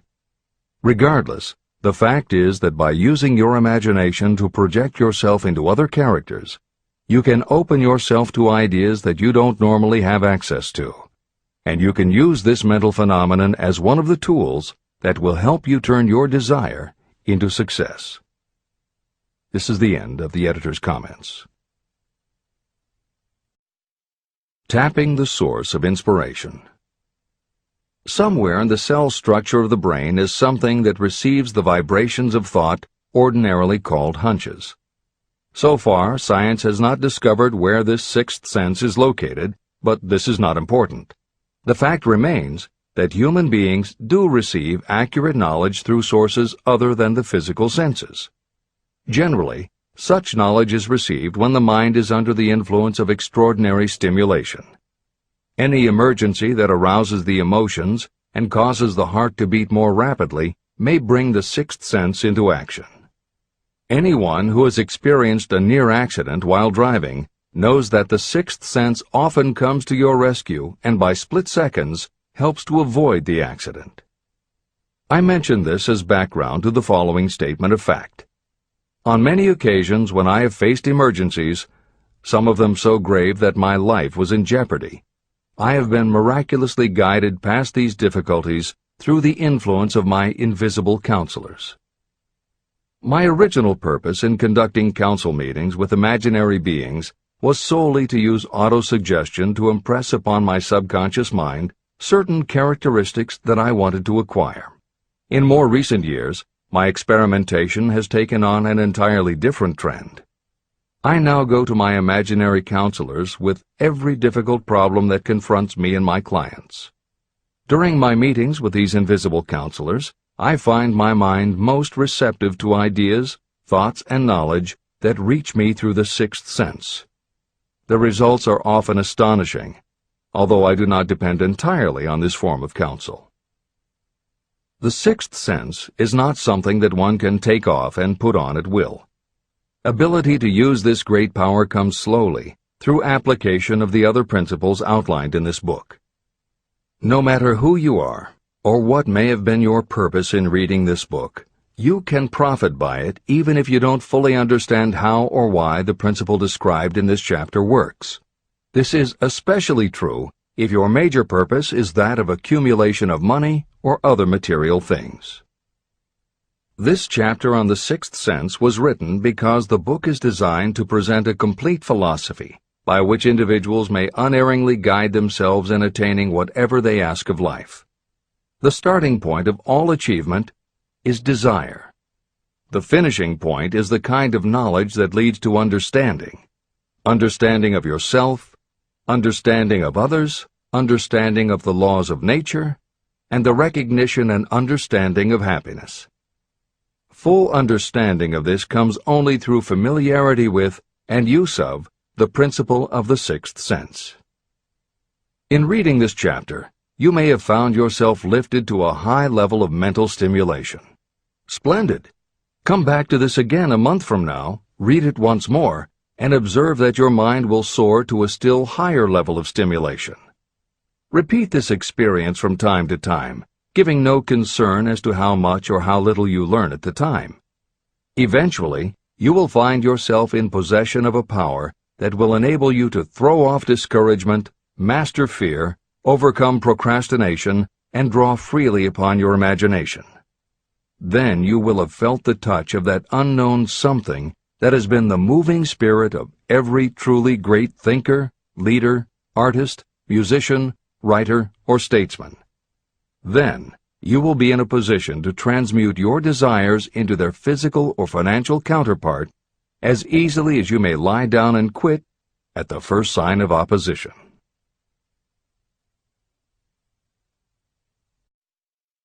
The man who actually knows just what he wants in life has already gone a long way toward attaining it. Chapter 16. The Six Ghosts of Fear. How many are standing in your way? Take inventory of yourself as you read this closing chapter, and find out how many of the ghosts are standing in your way. Before you can put any portion of this philosophy into successful use, your mind must be prepared to receive it. The preparation is not difficult. It begins with study, analysis, and understanding of three enemies that you will have to clear out: indecision, doubt, and fear. The sixth sense will never function while these three negatives, or any one of them, remain in your mind. The members of this unholy trio are closely related. Where one is found, the other two are close at hand. Indecision is the seedling of fear. Remember this as you read. Indecision crystallizes into doubt. The two blend and become fear. The blending process often is slow. This is one reason why these three enemies are so dangerous. They germinate and grow without their presence being observed. The remainder of this chapter describes a state of mind that you must attain before the philosophy can be put into practical use. This chapter also analyzes a condition that has reduced huge numbers of people to poverty, and it states a truth that must be understood by all who accumulate riches, whether measured in terms of money or in terms of a state of mind that may be of far greater value than money. The purpose of this chapter is to turn the spotlight of attention on the cause and the cure of the six basic fears. Before you can master an enemy, you must know its name, its habits, and where to attack it. As you read, analyze yourself carefully and determine which, if any, of the six common fears have attached themselves to you. And keep in mind that sometimes they are hidden in the subconscious mind, where they are difficult to locate and still more difficult to eliminate. The six basic fears. There are six basic fears. At one time or another, every person suffers from some combination of these fears. Most people are fortunate if they do not suffer from the entire six. Named in the order of their most common appearance, they are the fear of poverty, the fear of criticism, the fear of ill health, the fear of loss of love of someone, the fear of old age, and the fear of death. All other fears are of minor importance, and are in fact just variations on these 6. Fears are nothing more than states of mind. Your state of mind is subject to your control and direction. You can create nothing that you do not first conceive in the form of an impulse of thought. The following statement is of even greater importance. Thought impulses begin immediately to translate themselves into their physical equivalent, whether those thoughts are voluntary or involuntary. Even thought impulses that are picked up by mere chance, thoughts that have been released by other minds, may determine your financial, business, professional, or social destiny just as surely as the thoughts that you create by intent and design. This circumstance also explains why some people seem to be lucky, while others of equal or greater ability, training, experience, and brain capacity seem destined to have misfortune. The explanation is that you have the ability to completely control your own mind. With this control, you may open your mind to the thought impulses that are being released by other brains, or you can close the doors tightly and admit only thought impulses of your own choice. Nature has endowed human beings with absolute control over only one thing, and that one thing is thought. This fact, coupled with the additional fact that everything we create begins in the form of a thought, leads us very near to the principle by which fear may be mastered. If it is true that all thought has a tendency to clothe itself in its physical equivalent, and this is true beyond any reasonable room for doubt, it is equally true that thought impulses of fear and poverty cannot be translated into terms of courage and financial gain. The first basic fear: the fear of poverty. There can be no compromise between poverty and riches. The two roads that lead to poverty and riches travel in opposite directions. If you want riches, you must refuse to accept any circumstance that leads toward poverty. The word riches is used in its broadest sense, meaning financial, spiritual, mental, and material wealth. The starting point of the path that leads to riches is desire. In Chapter 3, you received full instructions for the proper use of desire. In this chapter on fear, you have complete instructions for preparing your mind to make practical use of desire. Here is the place to give yourself a challenge, which will definitely determine how much of this philosophy you have absorbed. Here is the point at which you can tell what the future holds in store for you. If, after reading this chapter, you are willing to accept poverty, you may as well make up your mind to receive poverty. This is one decision you cannot avoid. But if you demand riches, determine what form and how much will be required to satisfy you. You know the road that leads to riches. You have been given a road map. If you follow it, it will keep you on that road. If you neglect to make the start, or stop before you arrive, no one will be to blame but you. This responsibility is yours. No excuse will save you from accepting the responsibility if you now fail or refuse to demand riches of life. All you need is one thing. Incidentally, the only thing you can control, and that is a state of mind. A state of mind is something that is up to you. It cannot be purchased. It must be created.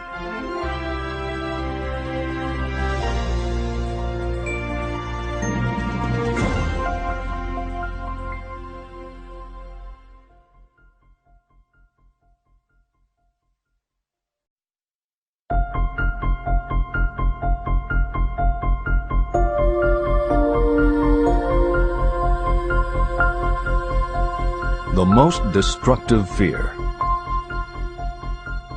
Fear of poverty is a state of mind, nothing else. But it is sufficient to destroy your chances of achievement in any undertaking.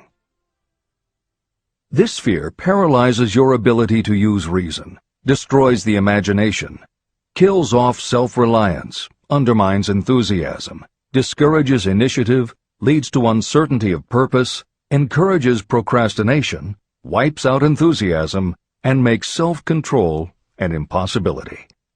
It takes the charm from your personality, destroys the possibility of accurate thinking, diverts concentration of effort.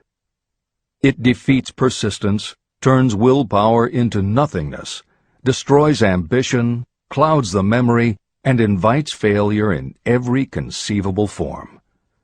It kills love and assassinates the finer emotions of the heart, discourages friendship and invites disaster in 100 forms, leads to sleeplessness, misery, and unhappiness. And all this despite the obvious truth that you live in a world of overabundance of everything your heart could desire, with nothing standing between you and your desires except lack of a definite purpose. The fear of poverty is, without doubt, the most destructive of the 6 basic fears. It has been placed at the head of the list because it is the most difficult to master. The fear of poverty grew out of our inherited tendency to prey upon our fellow human beings economically. Nearly all animals lower than us are motivated by instinct, but their capacity to think is limited, and therefore they prey upon one another physically. We, with our superior sense of intuition, with the capacity to think and to reason, do not eat others bodily. Human beings get more satisfaction out of eating others financially. Humans are so avaricious that every conceivable law has been passed to safeguard us from one another. Nothing brings so much suffering and humility as poverty. Only those who have experienced poverty understand the full meaning of this. It is no wonder that we fear poverty. Through a long line of inherited experiences, we have learned for sure that some people cannot be trusted where matters of money and earthly possessions are concerned. So eager are we to possess wealth that we will acquire it in whatever manner we can, through legal methods if possible, through other methods if necessary or expedient. Self-analysis may disclose weaknesses that you do not like to acknowledge, but this form of examination is essential if you are going to demand of life more than mediocrity and poverty. Remember, as you check yourself point by point, that you are both the court and the jury, the prosecuting attorney and the attorney for the defense, and that you are both the plaintiff and the defendant. You are on trial. Face the facts squarely. Ask yourself definite questions and demand direct replies. When the examination is over, you will know more about yourself. If you do not feel that you can be an impartial judge, call upon someone who knows you well to serve as judge while you cross-examine yourself. You are after the truth. Get it, no matter at what the cost, even though it may temporarily embarrass you. The majority of people, if asked what they fear most, would reply, "I fear nothing." The reply would be inaccurate, because few people realize that they are bound, handicapped, whipped spiritually and physically through some form of fear. So subtle and deeply seated is the emotion of fear that you may go through life and never recognize its presence. Only a courageous analysis will disclose the presence of this universal enemy. When you begin such an analysis, search deeply into your character. The following is a list of the symptoms to look for. Symptoms of the fear of poverty. 1. Indifference. Commonly expressed through lack of ambition, willingness to tolerate poverty, and the acceptance of whatever compensation life may offer without protest. Also mental and physical laziness, and lack of initiative, imagination, enthusiasm, and self-control. 2. Indecision. The habit of permitting others to do your thinking, sitting on the fence. 3. Doubt. Generally expressed through alibis and excuses designed to cover up explain away, or apologize for your failures, sometimes expressed in the form of envy of those who are successful, or by criticizing them. 4. Worry. Usually expressed by finding fault with others, a tendency to spend beyond your income, neglect of personal appearance, scowling and frowning, nervousness, lack of poise, self-consciousness, and often the use of alcohol or drugs. 5. Overcaution. The habit of looking for the negative side of every circumstance, thinking and talking about possible failure instead of concentrating on succeeding, knowing all the roads to disaster, but never searching for the plans to avoid failure, waiting for the right time to begin until the waiting becomes a permanent habit, remembering those who have failed and forgetting those who have succeeded, seeing the hole in the donut, but overlooking the donut around the hole. 6. Procrastination. The habit of putting off until tomorrow that which should have been done last year, spending more time in creating excuses than it would take to do the job. This symptom is closely related to overcaution, doubt, and worry. Refusal to accept responsibility. Willingness to compromise rather than put up a fight. Compromising with difficulties instead of harnessing and using them as stepping stones to advancement. Bargaining with life for a penny instead of demanding prosperity, opulence, riches, contentment, and happiness. Planning what to do if you fail instead of burning all bridges and making retreat impossible. Weakness of, and often total lack of, self-confidence, definiteness of purpose, self-control, initiative, enthusiasm, ambition, thrift, and sound reasoning ability. Expecting poverty instead of demanding riches. Associating with those who accept poverty instead of seeking the company of those who demand and receive riches. Money talks. Some will ask, why did you write a book about money? Why measure riches in dollars alone?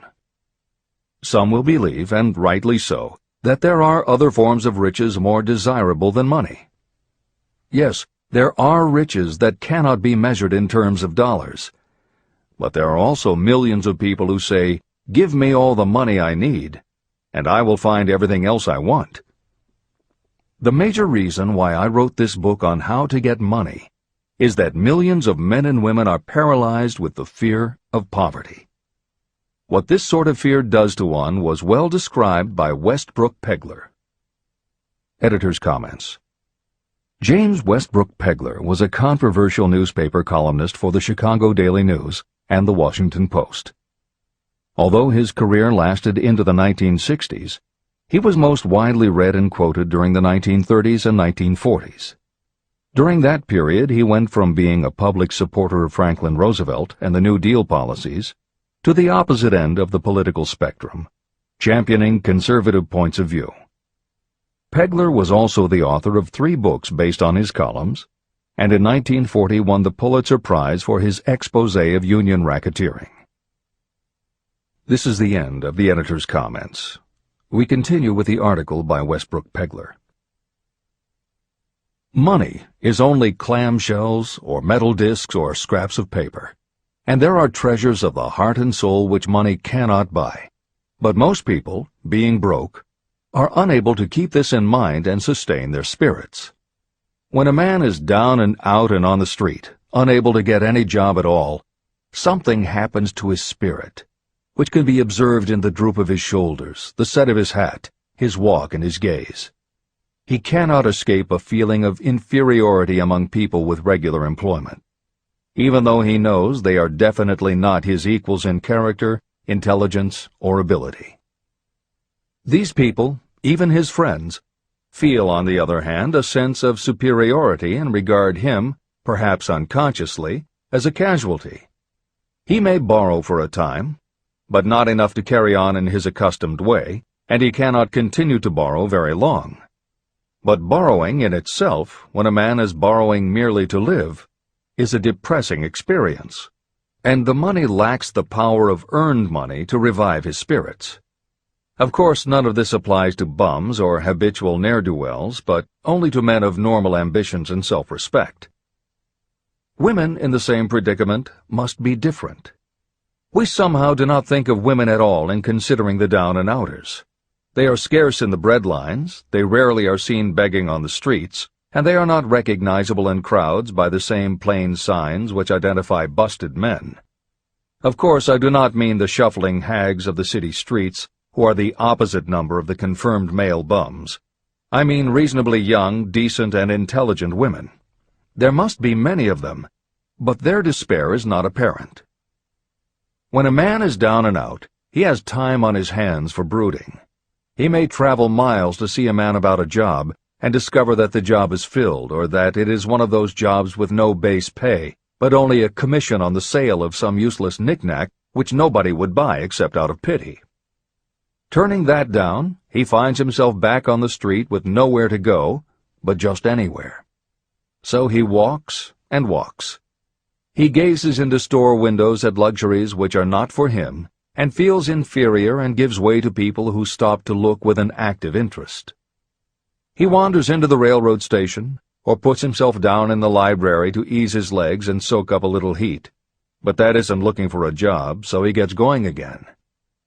He may not know it, but his aimlessness would give him away even if the very lines of his figure did not. He may be well dressed in the clothes left over from the days when he had a steady job, but the clothes cannot disguise the droop.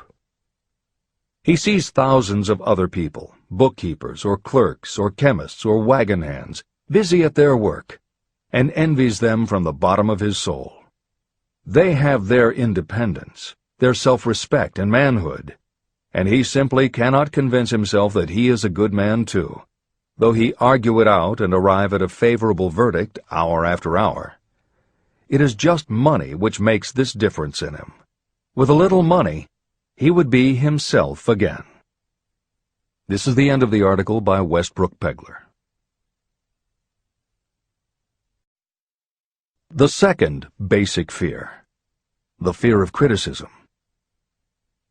Just how we originally came by this fear, no one can say definitely, but one thing is certain: we have it in a highly developed form. I am inclined to attribute the basic fear of criticism to that part of our inherited nature that prompts us not only to take away other people's goods and wares, but also to justify our actions by criticism of the character of others. It is well known that a thief will criticize the man from whom he steals, that politicians seek office not by displaying their own virtues and qualifications, but by running negative campaigns against their opponents. Designers and clothing manufacturers have not been slow to take advantage of this basic fear of criticism. Every season, styles change. Who establishes the styles? Certainly not the purchaser. It is the designers and manufacturers. Why do they change the styles so often? The answer is obvious. They change the styles so they can sell more clothes. The fear of criticism robs people of their initiative, destroys their power of imagination, limits their individuality, takes away their self-reliance, and does them damage in 100 other ways. Parents often do their children irreparable injury by criticizing them. The mother of one of my friends used to punish him with a switch almost daily, always completing the job with the statement, "You'll land in the penitentiary before you are 20. He was sent to a reformatory at the age of 17. Editor's comments. Modern psychotherapy is well aware of the circumstance that Hill describes in the preceding paragraph. In the chapters on autosuggestion and hypnosis, reference was made to childhood traumas that result in phobias, compulsive behaviors, fixations, or complexes. However, there are instances in which the implanting of a suggestion is much more subtle. Hypnotherapists have found that common phrases such as, "Don't you ever say no to me again," "I'm afraid she'll never get over it," or "You're just like your father," can hamper a person's abilities later in life if such phrases were said often enough, or at a time when a child was particularly vulnerable. This is the end of the editor's comments. Criticism is the one form of service of which everyone has too much. Everyone has a stock of it, which is handed out gratis whether called for or not. Your nearest relatives are often the worst offenders. It should be recognized as a crime. In reality, it is a crime of the worst nature for any parent to build inferiority complexes in the mind of a child through unnecessary criticism. Employers who understand human nature get the best there is in people not by criticism, but by constructive suggestion. Parents may accomplish the same results with their children. Criticism will plant fear in the human heart, or resentment, but it will not build love or affection. Symptoms of the fear of criticism. This fear is almost as universal as the fear of poverty, and its effects are just as fatal to personal achievement, mainly because this fear destroys initiative and discourages the use of imagination. The major symptoms of the fear are: 1. Self-consciousness, generally expressed through nervousness, timidity in conversation and in meeting strangers, awkward movements, and shifting of the eyes. 2. Lack of poise, expressed through lack of voice control, nervousness in the presence of others, poor posture, poor memory. 3. Personality weaknesses, lacking in firmness of decision, personal charm, and ability to express opinions definitely, the habit of sidestepping issues instead of meeting them squarely, agreeing with others without careful examination of their opinions. 4. Inferiority complex, the habit of expressing your own self-approval as a means of covering up your feeling of inferiority, using big words to impress others, often without knowing the real meaning of the words, imitating others in dress, speech, and manners, boasting of imaginary achievements, and acting superior to cover up the fact that you feel inferior. 5. Extravagance, the habit of trying to keep up with the Joneses and spending beyond your income. 6. Lack of initiative, failure to embrace opportunities for self-advancement, fear to express opinions, lack of confidence in your own ideas, giving evasive answers to questions asked by superiors, hesitancy of manner and speech, deceit in both words and deeds. 7. Lack of ambition, mental and physical laziness, lack of self-assertion, slowness in reaching decisions, being too easily influenced, the habit of accepting defeat without protest, or quitting an undertaking when opposed by others. Also the habit of criticizing others behind their backs and flattering them to their faces, suspicion of other people without cause, lack of tactfulness of manner and speech, and unwillingness to accept the blame for mistakes. The third basic fear, the fear of ill health. This fear may be traced to both physical and social heredity. It is closely associated with the causes of fear of old age and the fear of death. We fear ill health because of the terrible pictures that have been planted in our minds of what may happen if death should overtake us. We also fear it because of the economic toll that it may claim.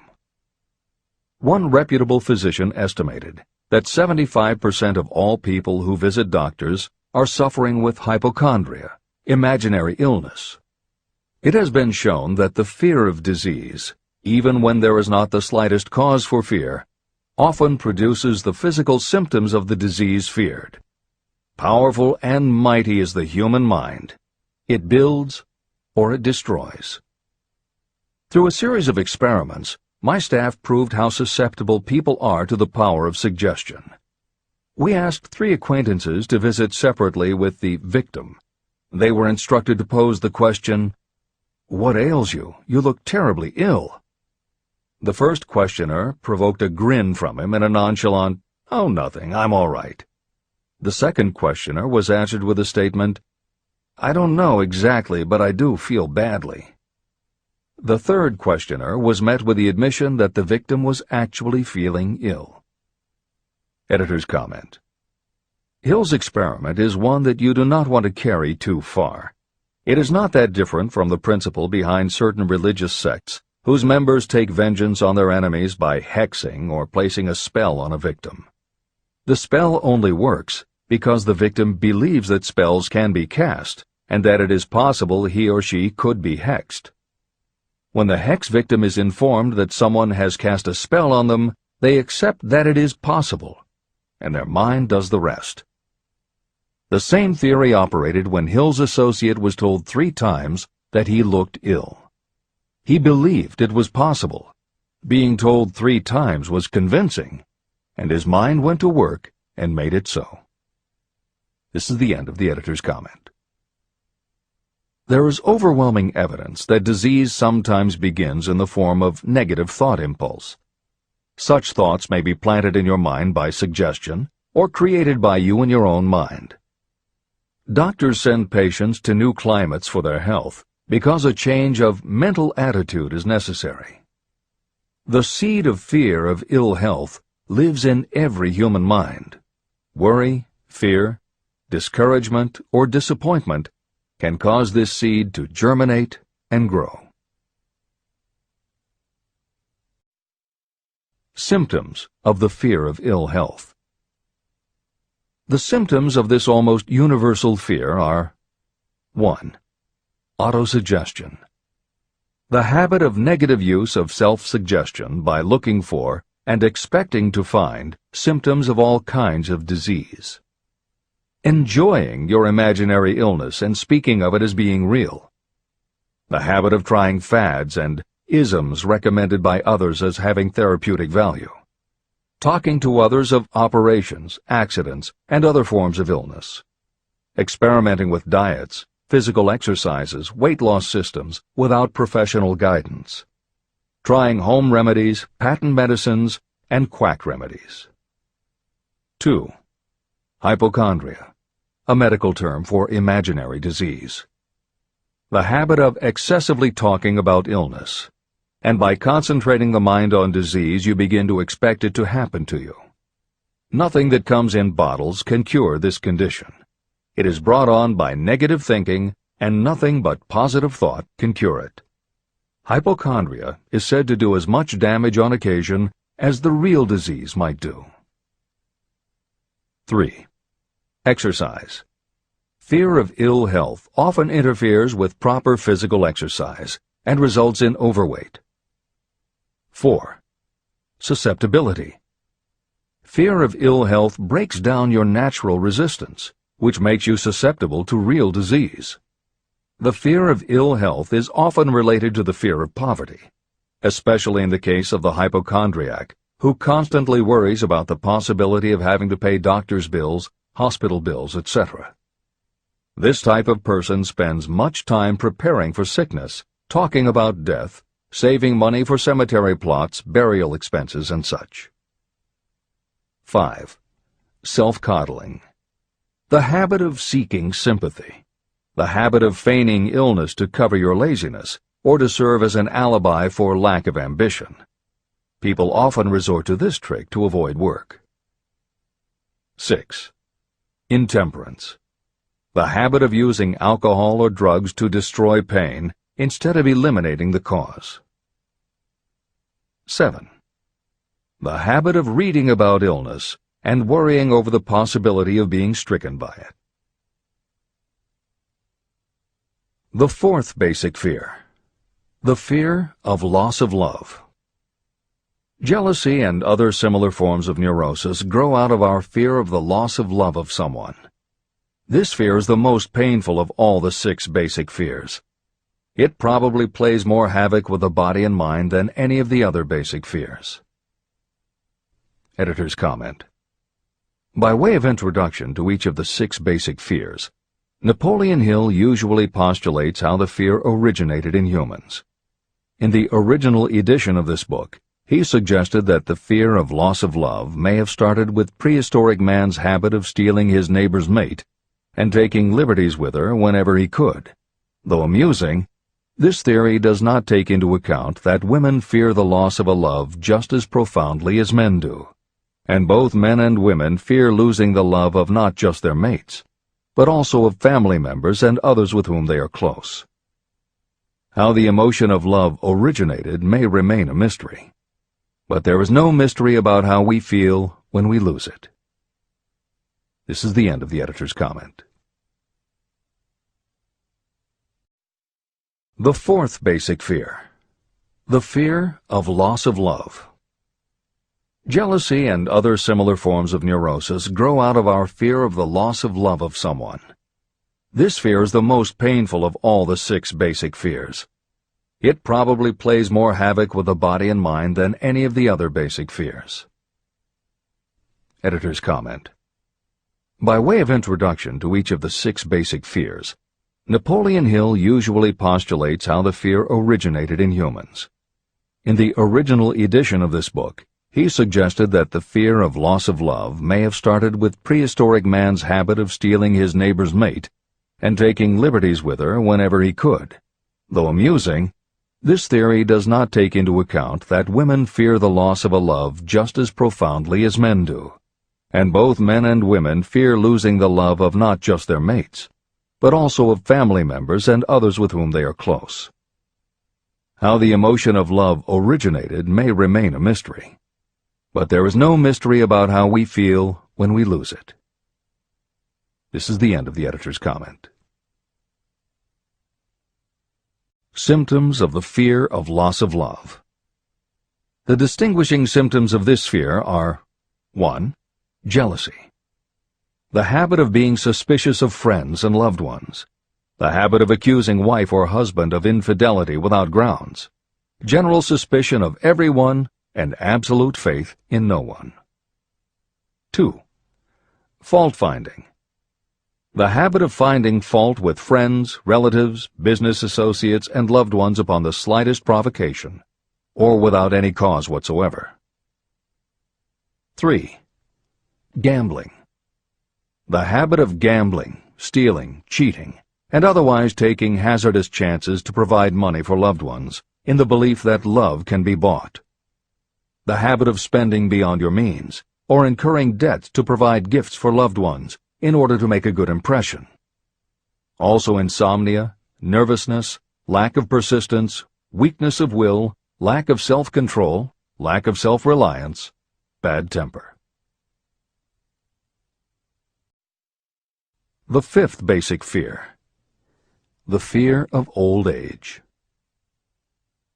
In the main, this fear grows out of 2 sources. First, the thought that old age may bring with it poverty. Second is the concern that many have for what may await them in the world beyond.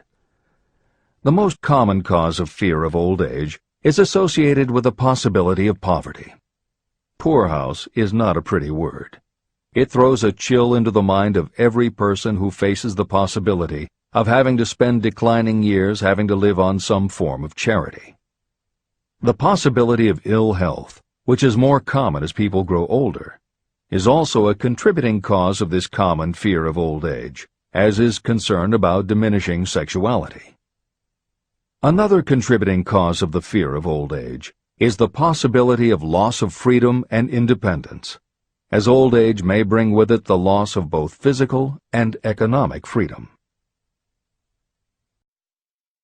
Symptoms of the fear of old age.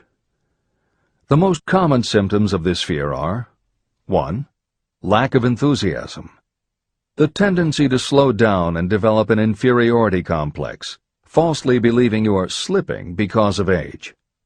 The habit of killing off initiative, imagination, and self-reliance by falsely believing you are too old to exercise these qualities. 2. Self-consciousness of speech. The habit of speaking apologetically of yourself as being old merely because you have reached the age of 40 or 50, instead of reversing the rule and expressing gratitude for having reached the age of wisdom and understanding. 3. Inappropriate dress and action. Trying to appear much younger than your age by going overboard in your attempt to keep up with the style and mannerisms of youth. The sixth basic fear: the fear of death. To some, this is the cruelest of all the basic fears. The reason is obvious. The terrible pangs of fear associated with the thought of death, in the majority of cases, may be charged to religious fanaticism. So-called heathens are less afraid of death than the more civilized. For hundreds of millions of years we have been asking the still unanswered questions, where did I come from, and where am I going? During the darker ages of the past, the more cunning and crafty were not slow to offer the answer to these questions for a price. Come into my tent, embrace my faith, accept my dogmas, and I will give you a ticket that will admit you straight into heaven when you die, says the religious leader.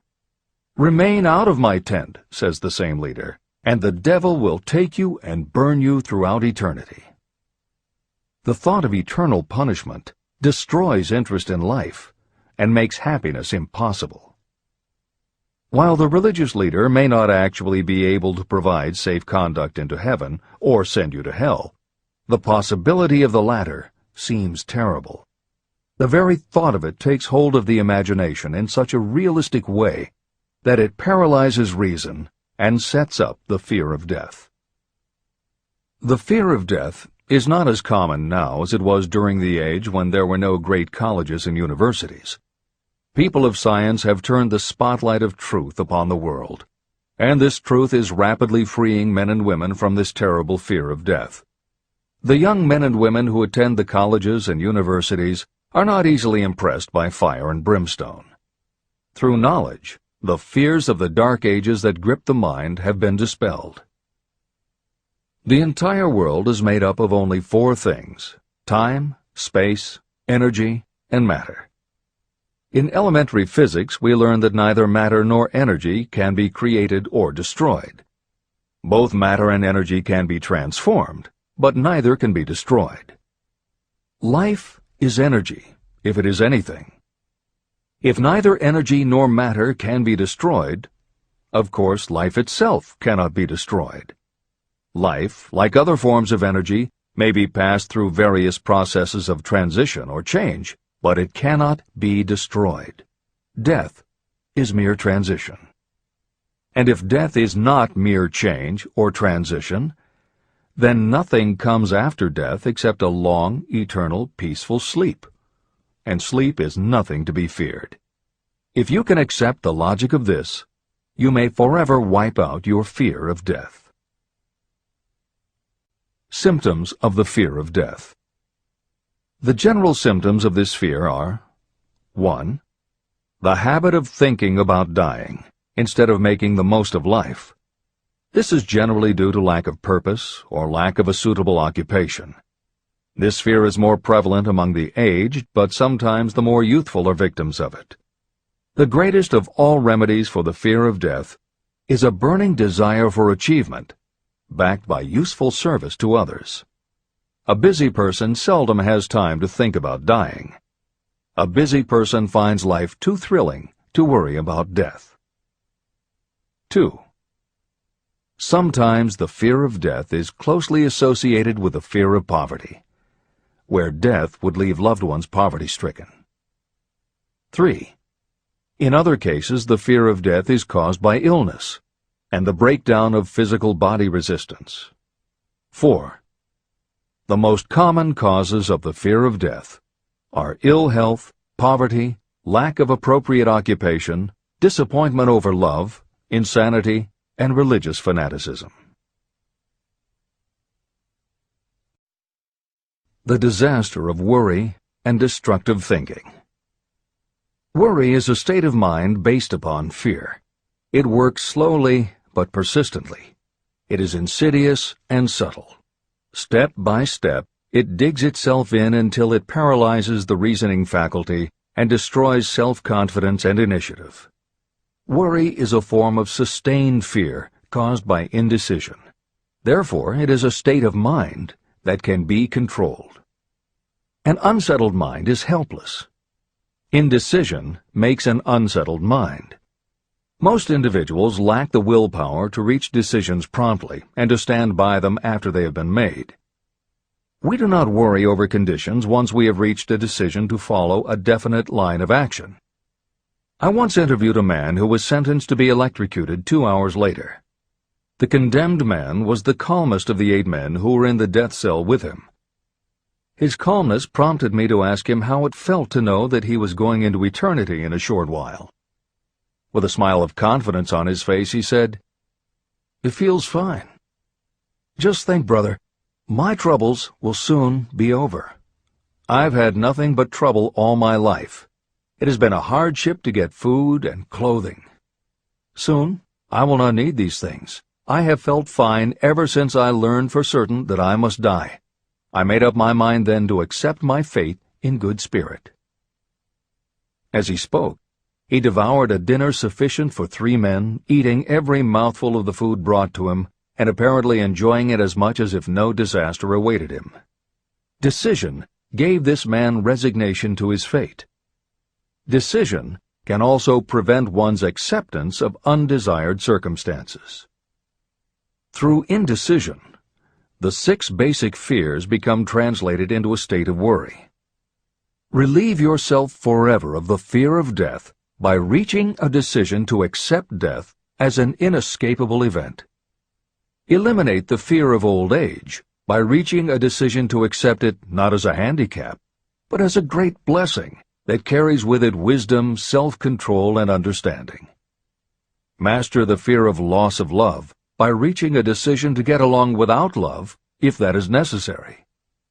Defeat the fear of criticism by reaching a decision not to worry about what other people think, do, or say. Overcome the fear of ill health by the decision to forget symptoms, and whip the fear of poverty by reaching a decision to get along with whatever wealth you can accumulate without worry.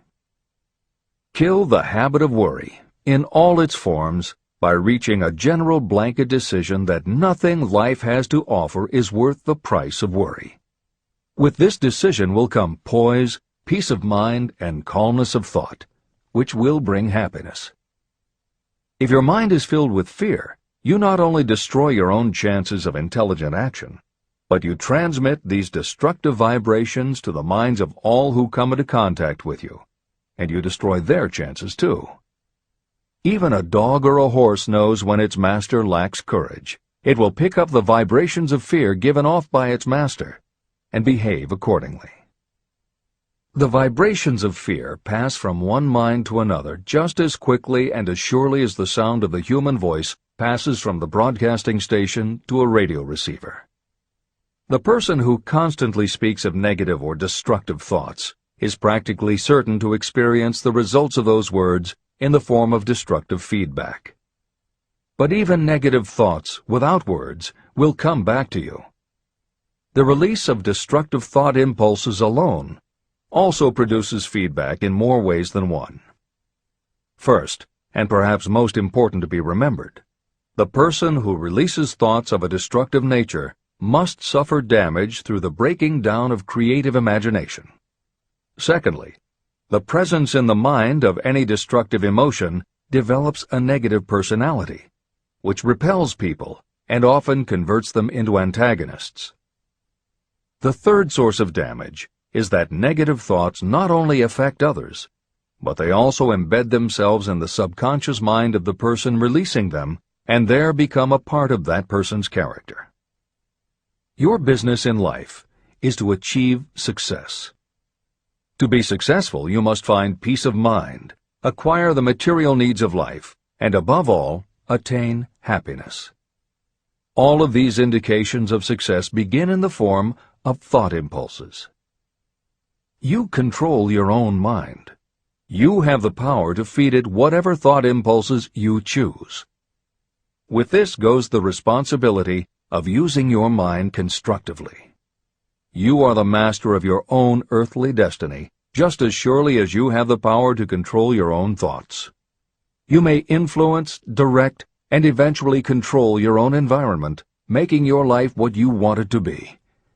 Or you may neglect to make your life what you want, and you will be adrift on the seas of circumstance, where you will be tossed like a wood chip on the waves of the ocean. The Devil's Workshop. In addition to the 6 basic fears, there is another evil by which people suffer. It constitutes a rich soil in which the seeds of failure grow abundantly. It is so subtle that its presence often is not detected. It is more deeply rooted and more often fatal than all of the 6 fears. For want of a better name, let us call this evil susceptibility to negative influences. Those who accumulate great riches always protect themselves against negative influences. The poverty-stricken never do. Those who succeed in any calling must prepare their minds to resist such influences. If you are reading this book to learn how to grow rich, you should examine yourself very carefully to determine whether you are susceptible to negative influences. If you neglect this self-analysis, you will give up your right to attain the object of your desires. Make your analysis searching. As you read the following questions, be tough on yourself. Go at the task as carefully as you would if you were searching for any other enemy you knew was waiting to ambush you. You must deal with your own faults as you would with a real and serious enemy. You can easily protect yourself against real enemies because there are laws, police, and courts to deal with them. But this 7th basic evil is more difficult to master because it strikes when you are not aware of its presence, when you are asleep and while you are awake. Moreover, its weapon is intangible because it consists of merely a state of mind. Negative influences are also dangerous because they come in so many different forms. Sometimes they enter the mind through the well-meant words of your friends and relatives. At other times they come from within, through your own mental attitude. Always it is as deadly as poison, even though it may not kill as quickly. How to protect yourself against negative influences. To protect yourself against negative influences, whether of your own making or the result of negative people around you, recognize that your willpower is your defense. You must put it into constant use until it builds a wall of immunity against negative influences in your own mind. Recognize that you and every other human being are, by nature, lazy, indifferent, and susceptible to all suggestions that reinforce your weaknesses. Recognize that you are, by nature, susceptible to all of the 6 basic fears, and you must set up habits to counteract all these fears. Recognize that negative influences often work on you through your subconscious mind, and are therefore difficult to detect. Keep your mind closed against all people who depress or discourage you in any way. Clean out your medicine chest, and stop pandering to colds, aches, pains, and imaginary illness. Deliberately seek the company of people who influence you to think and act for yourself. Do not expect troubles, as they have a tendency not to disappoint. Without doubt, the most common weakness of all human beings is the habit of leaving their minds open to the negative influences of other people. This weakness is all the more damaging because most people do not even know they do it. The following list of questions is designed to help you see yourself as you really are. You should read through the list now. Then set aside a day when you can give adequate time to go through the list again and thoroughly answer each question. When you do this, I advise that you read the questions and state your answers aloud so you can hear your own voice. This will make it easier for you to be truthful with yourself. Self-analysis questions. Do you complain often of feeling bad, and if so, what is the cause? Do you find fault with other people at the slightest provocation? Do you frequently make mistakes in your work, and if so, why? Are you sarcastic and offensive in your conversation? Do you deliberately avoid the association of anyone, and if so, why? Do you suffer frequently with indigestion? If so, what is the cause? Does life seem futile and the future hopeless to you? Do you like your occupation? If not, why? Do you often feel self-pity? And if so, why? Are you envious of those who excel you? To which do you devote most time, thinking of success or of failure? Are you gaining or losing self-confidence as you grow older? Do you learn something of value from all mistakes? Are you permitting some relative or acquaintance to worry you? If so, why? Are you sometimes excited about life, and at other times in the depths of despondency? Who has the most inspiring influence upon you, and for what reason? Do you tolerate negative or discouraging influences that you could avoid? Are you careless of your personal appearance? If so, when and why? Have you learned how to ignore your troubles by being too busy to be annoyed by them?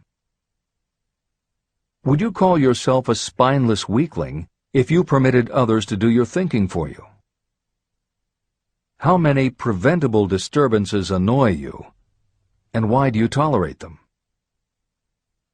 Do you resort to alcohol, drugs, cigarettes, or other compulsions to quiet your nerves? If so, why do you not try willpower instead? Does anyone nag you, and if so, for what reason? Do you have a definite major purpose?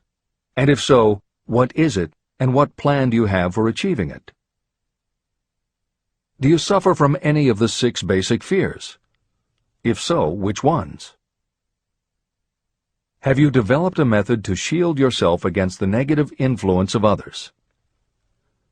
Do you use autosuggestion to make your mind positive?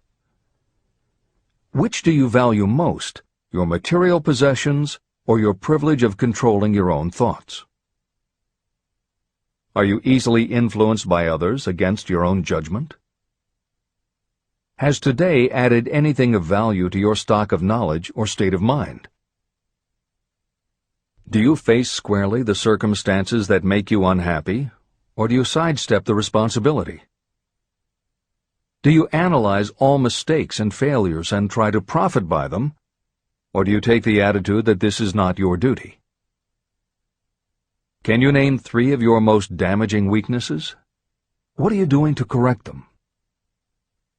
Do you encourage other people to bring their worries to you for sympathy? Do you choose from your daily experiences lessons or influences that aid in your personal advancement? Does your presence have a negative influence on other people as a rule? What habits of other people annoy you most? Do you form your own opinions, or do you permit yourself to be influenced by other people? Have you learned how to create a mental state of mind with which you can shield yourself against all discouraging influences? Does your occupation inspire you with faith and hope? Are you conscious of possessing spiritual forces of sufficient power to enable you to keep your mind free from all forms of fear? Does your religion help to keep your mind positive? Do you feel it your duty to share other people's worries? If so, why? If you believe that birds of a feather flock together, what have you learned about yourself by studying the friends whom you attract? What connection, if any, do you see between the people with whom you associate most closely and any unhappiness you may experience? Could it be possible that some person whom you consider to be a friend is, in reality, your worst enemy because of his or her negative influence on your mind? By what rules do you judge who is helpful and who is damaging to you? Are your intimate associates mentally superior or inferior to you? How much time out of every 24 hours do you devote to your occupation, sleep, play and relaxation, acquiring useful knowledge, plain wasted time? Who among your acquaintances encourages you most, cautions you most, discourages you most? What is your greatest worry? Why do you tolerate it? When others offer you free, unsolicited advice, do you accept it without question, or do you analyze their motive? What, above all else, do you most desire? Do you intend to acquire it? Are you willing to subordinate all other desires for this one? How much time daily do you devote to acquiring it? Do you change your mind often? If so, why? Do you usually finish everything you begin? Are you easily impressed by other people's business or professional titles, college degrees, or wealth? Are you easily influenced by what other people think or say about you? Do you cater to people because of their social or financial status?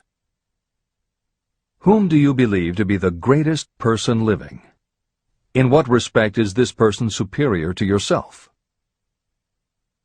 How much time have you devoted to studying and answering these questions? At least one day is necessary for the analysis and the answering of the entire list. If you have answered all these questions truthfully, you know more about yourself than the majority of people. Study the questions carefully. Come back to them once each week for several months, and be astounded at the amount of additional knowledge of great value to yourself you will have gained by the simple method of answering the questions truthfully.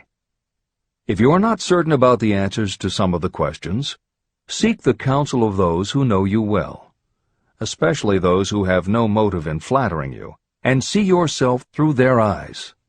The experience will be astonishing. The one thing over which you have absolute control. You have absolute control over only one thing, and that is your thoughts. This is the most significant and inspiring of all facts known to humans. It reflects our divine nature. This ability to control your thoughts is the sole means by which you may control your own destiny. If you fail to control your own mind, you may be sure you will control nothing else. Your mind is your spiritual estate. Protect and use it with the care to which divine royalty is entitled. You were given your willpower for this purpose. Unfortunately, there is no legal protection against those who, by design or through ignorance, poison the minds of others with negative suggestion. Those with negative minds tried to convince Thomas A. Edison that he could not build a machine that would record and reproduce the human voice, because, they said, no one else has ever produced such a machine. Edison did not believe them. He knew that the mind could produce anything the mind could conceive and believe. That knowledge was the thing that lifted the great Edison above the common herd. Men with negative minds told F.W. Woolworth he would go broke trying to run a store on 5 and 10-cent sales. He did not believe them. He knew that he could do anything within reason if he backed his plans with faith. Exercising his right to keep the negative suggestions of others out of his mind, he piled up a fortune of more than $100 million. Doubting Thomas's scoffed scornfully when Henry Ford tried out his first crudely built automobile on the streets of Detroit. Some said the thing would never become practical.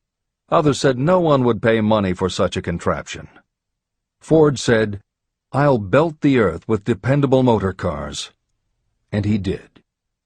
For the benefit of those seeking vast riches, let it be remembered that practically the sole difference between Henry Ford and a majority of workers is this: Ford had a mind, and he controlled it.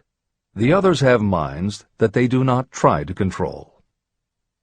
Mind control is the result of self-discipline and habit. You either control your mind, or it controls you. There is no halfway compromise. The most practical method for controlling your mind is the habit of keeping it busy with a definite purpose, backed by a definite plan. Study the records of those who achieve noteworthy success, and you will see that they have control over their own minds, and that they exercise that control and direct it toward the attainment of definite objectives. Without this control, success is not possible. 55 Famous Alibis by Old Man If.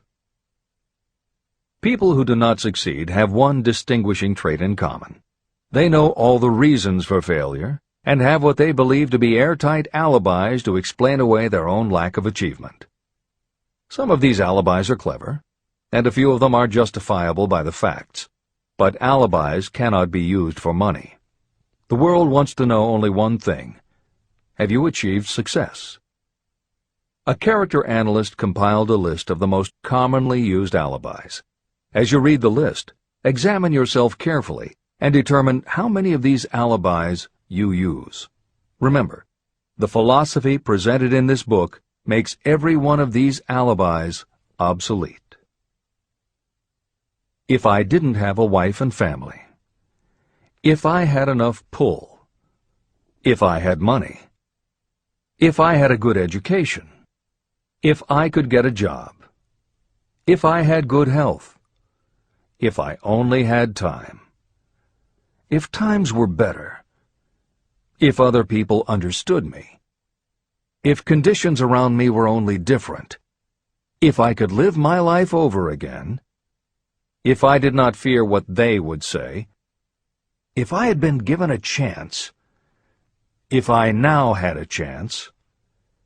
If other people didn't have it in for me. If nothing happens to stop me. If only I were younger. If I only could do what I want. If I had been born rich. If I could meet the right people. If I had the talent that some people have. If I dared to assert myself. If only I had embraced past opportunities. If people didn't get on my nerves.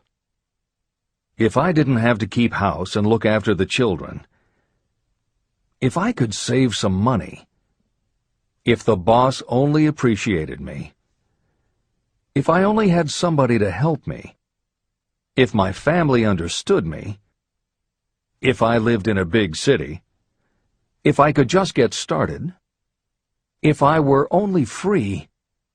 If I had the personality of some people. If I were not so fat. If my real talents were known. If I could just get a break. If I could only get out of debt. If I hadn't failed. If I only knew how. If everybody wasn't against me. If I didn't have so many worries. If I could marry the right person. If people weren't so dumb. If my family were not so extravagant. If I were sure of myself. If luck were not against me. If I had not been born under the wrong star. If it were not true that what is to be will be. If I did not have to work so hard. If I hadn't lost my money. If I lived in a different neighborhood. If I didn't have a past. If I only had a business of my own. If other people would only listen to me. If, and this is the greatest of them all, if I had the courage to see myself as I really am, I would find out what is wrong with me and correct it. And I know that something must be wrong with the way I have done things, or I would already have the success that I desire. I recognize that something must be wrong with me, otherwise I would have spent more time analyzing my weaknesses and less time building alibis to cover them. Building alibis to explain away failure is a national pastime. The habit is as old as the human race and is fatal to success. Why do people cling to their pet alibis? The answer is obvious. They defend their alibis because they create them. Your alibi is the child of your own imagination. It is human nature to defend your own brainchild.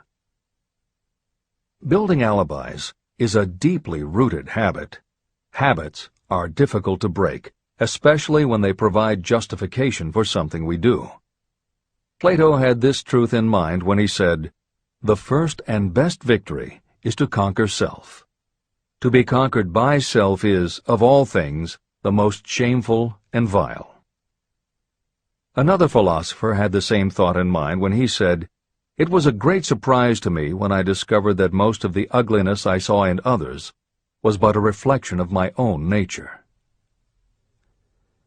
Elbert Hubbard, philosopher, author, publisher of the Fra magazine, and founder of the Roycrofters Community of Artists, said, "It has always been a mystery to me why people spend so much time deliberately fooling themselves by creating alibis to cover their weaknesses. If used differently, this same time would be sufficient to cure the weakness. Then no alibis would be needed." In parting, I would remind you that life is a checkerboard, and the player opposite you is time. If you hesitate before moving, or neglect to move promptly, your men will be wiped off the board by time.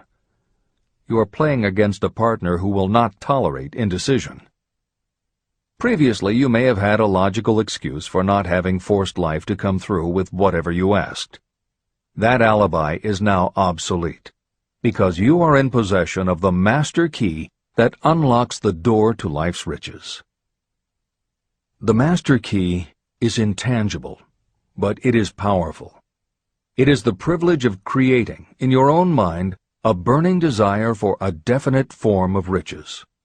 There is no penalty for the use of this key, but there is a price you must pay if you do not use it. The price is failure. There is a reward of stupendous proportions if you put the key to use. It is the satisfaction that will come to you when you conquer self and force life to pay whatever is asked. The reward is worthy of your effort. Will you make the start and be convinced? "If we are related," said the immortal Emerson, "we shall meet." In closing, may I borrow his thought and say, if we are related, we have, through these pages, met. Remember that your real wealth can be measured not by what you have, but by what you are.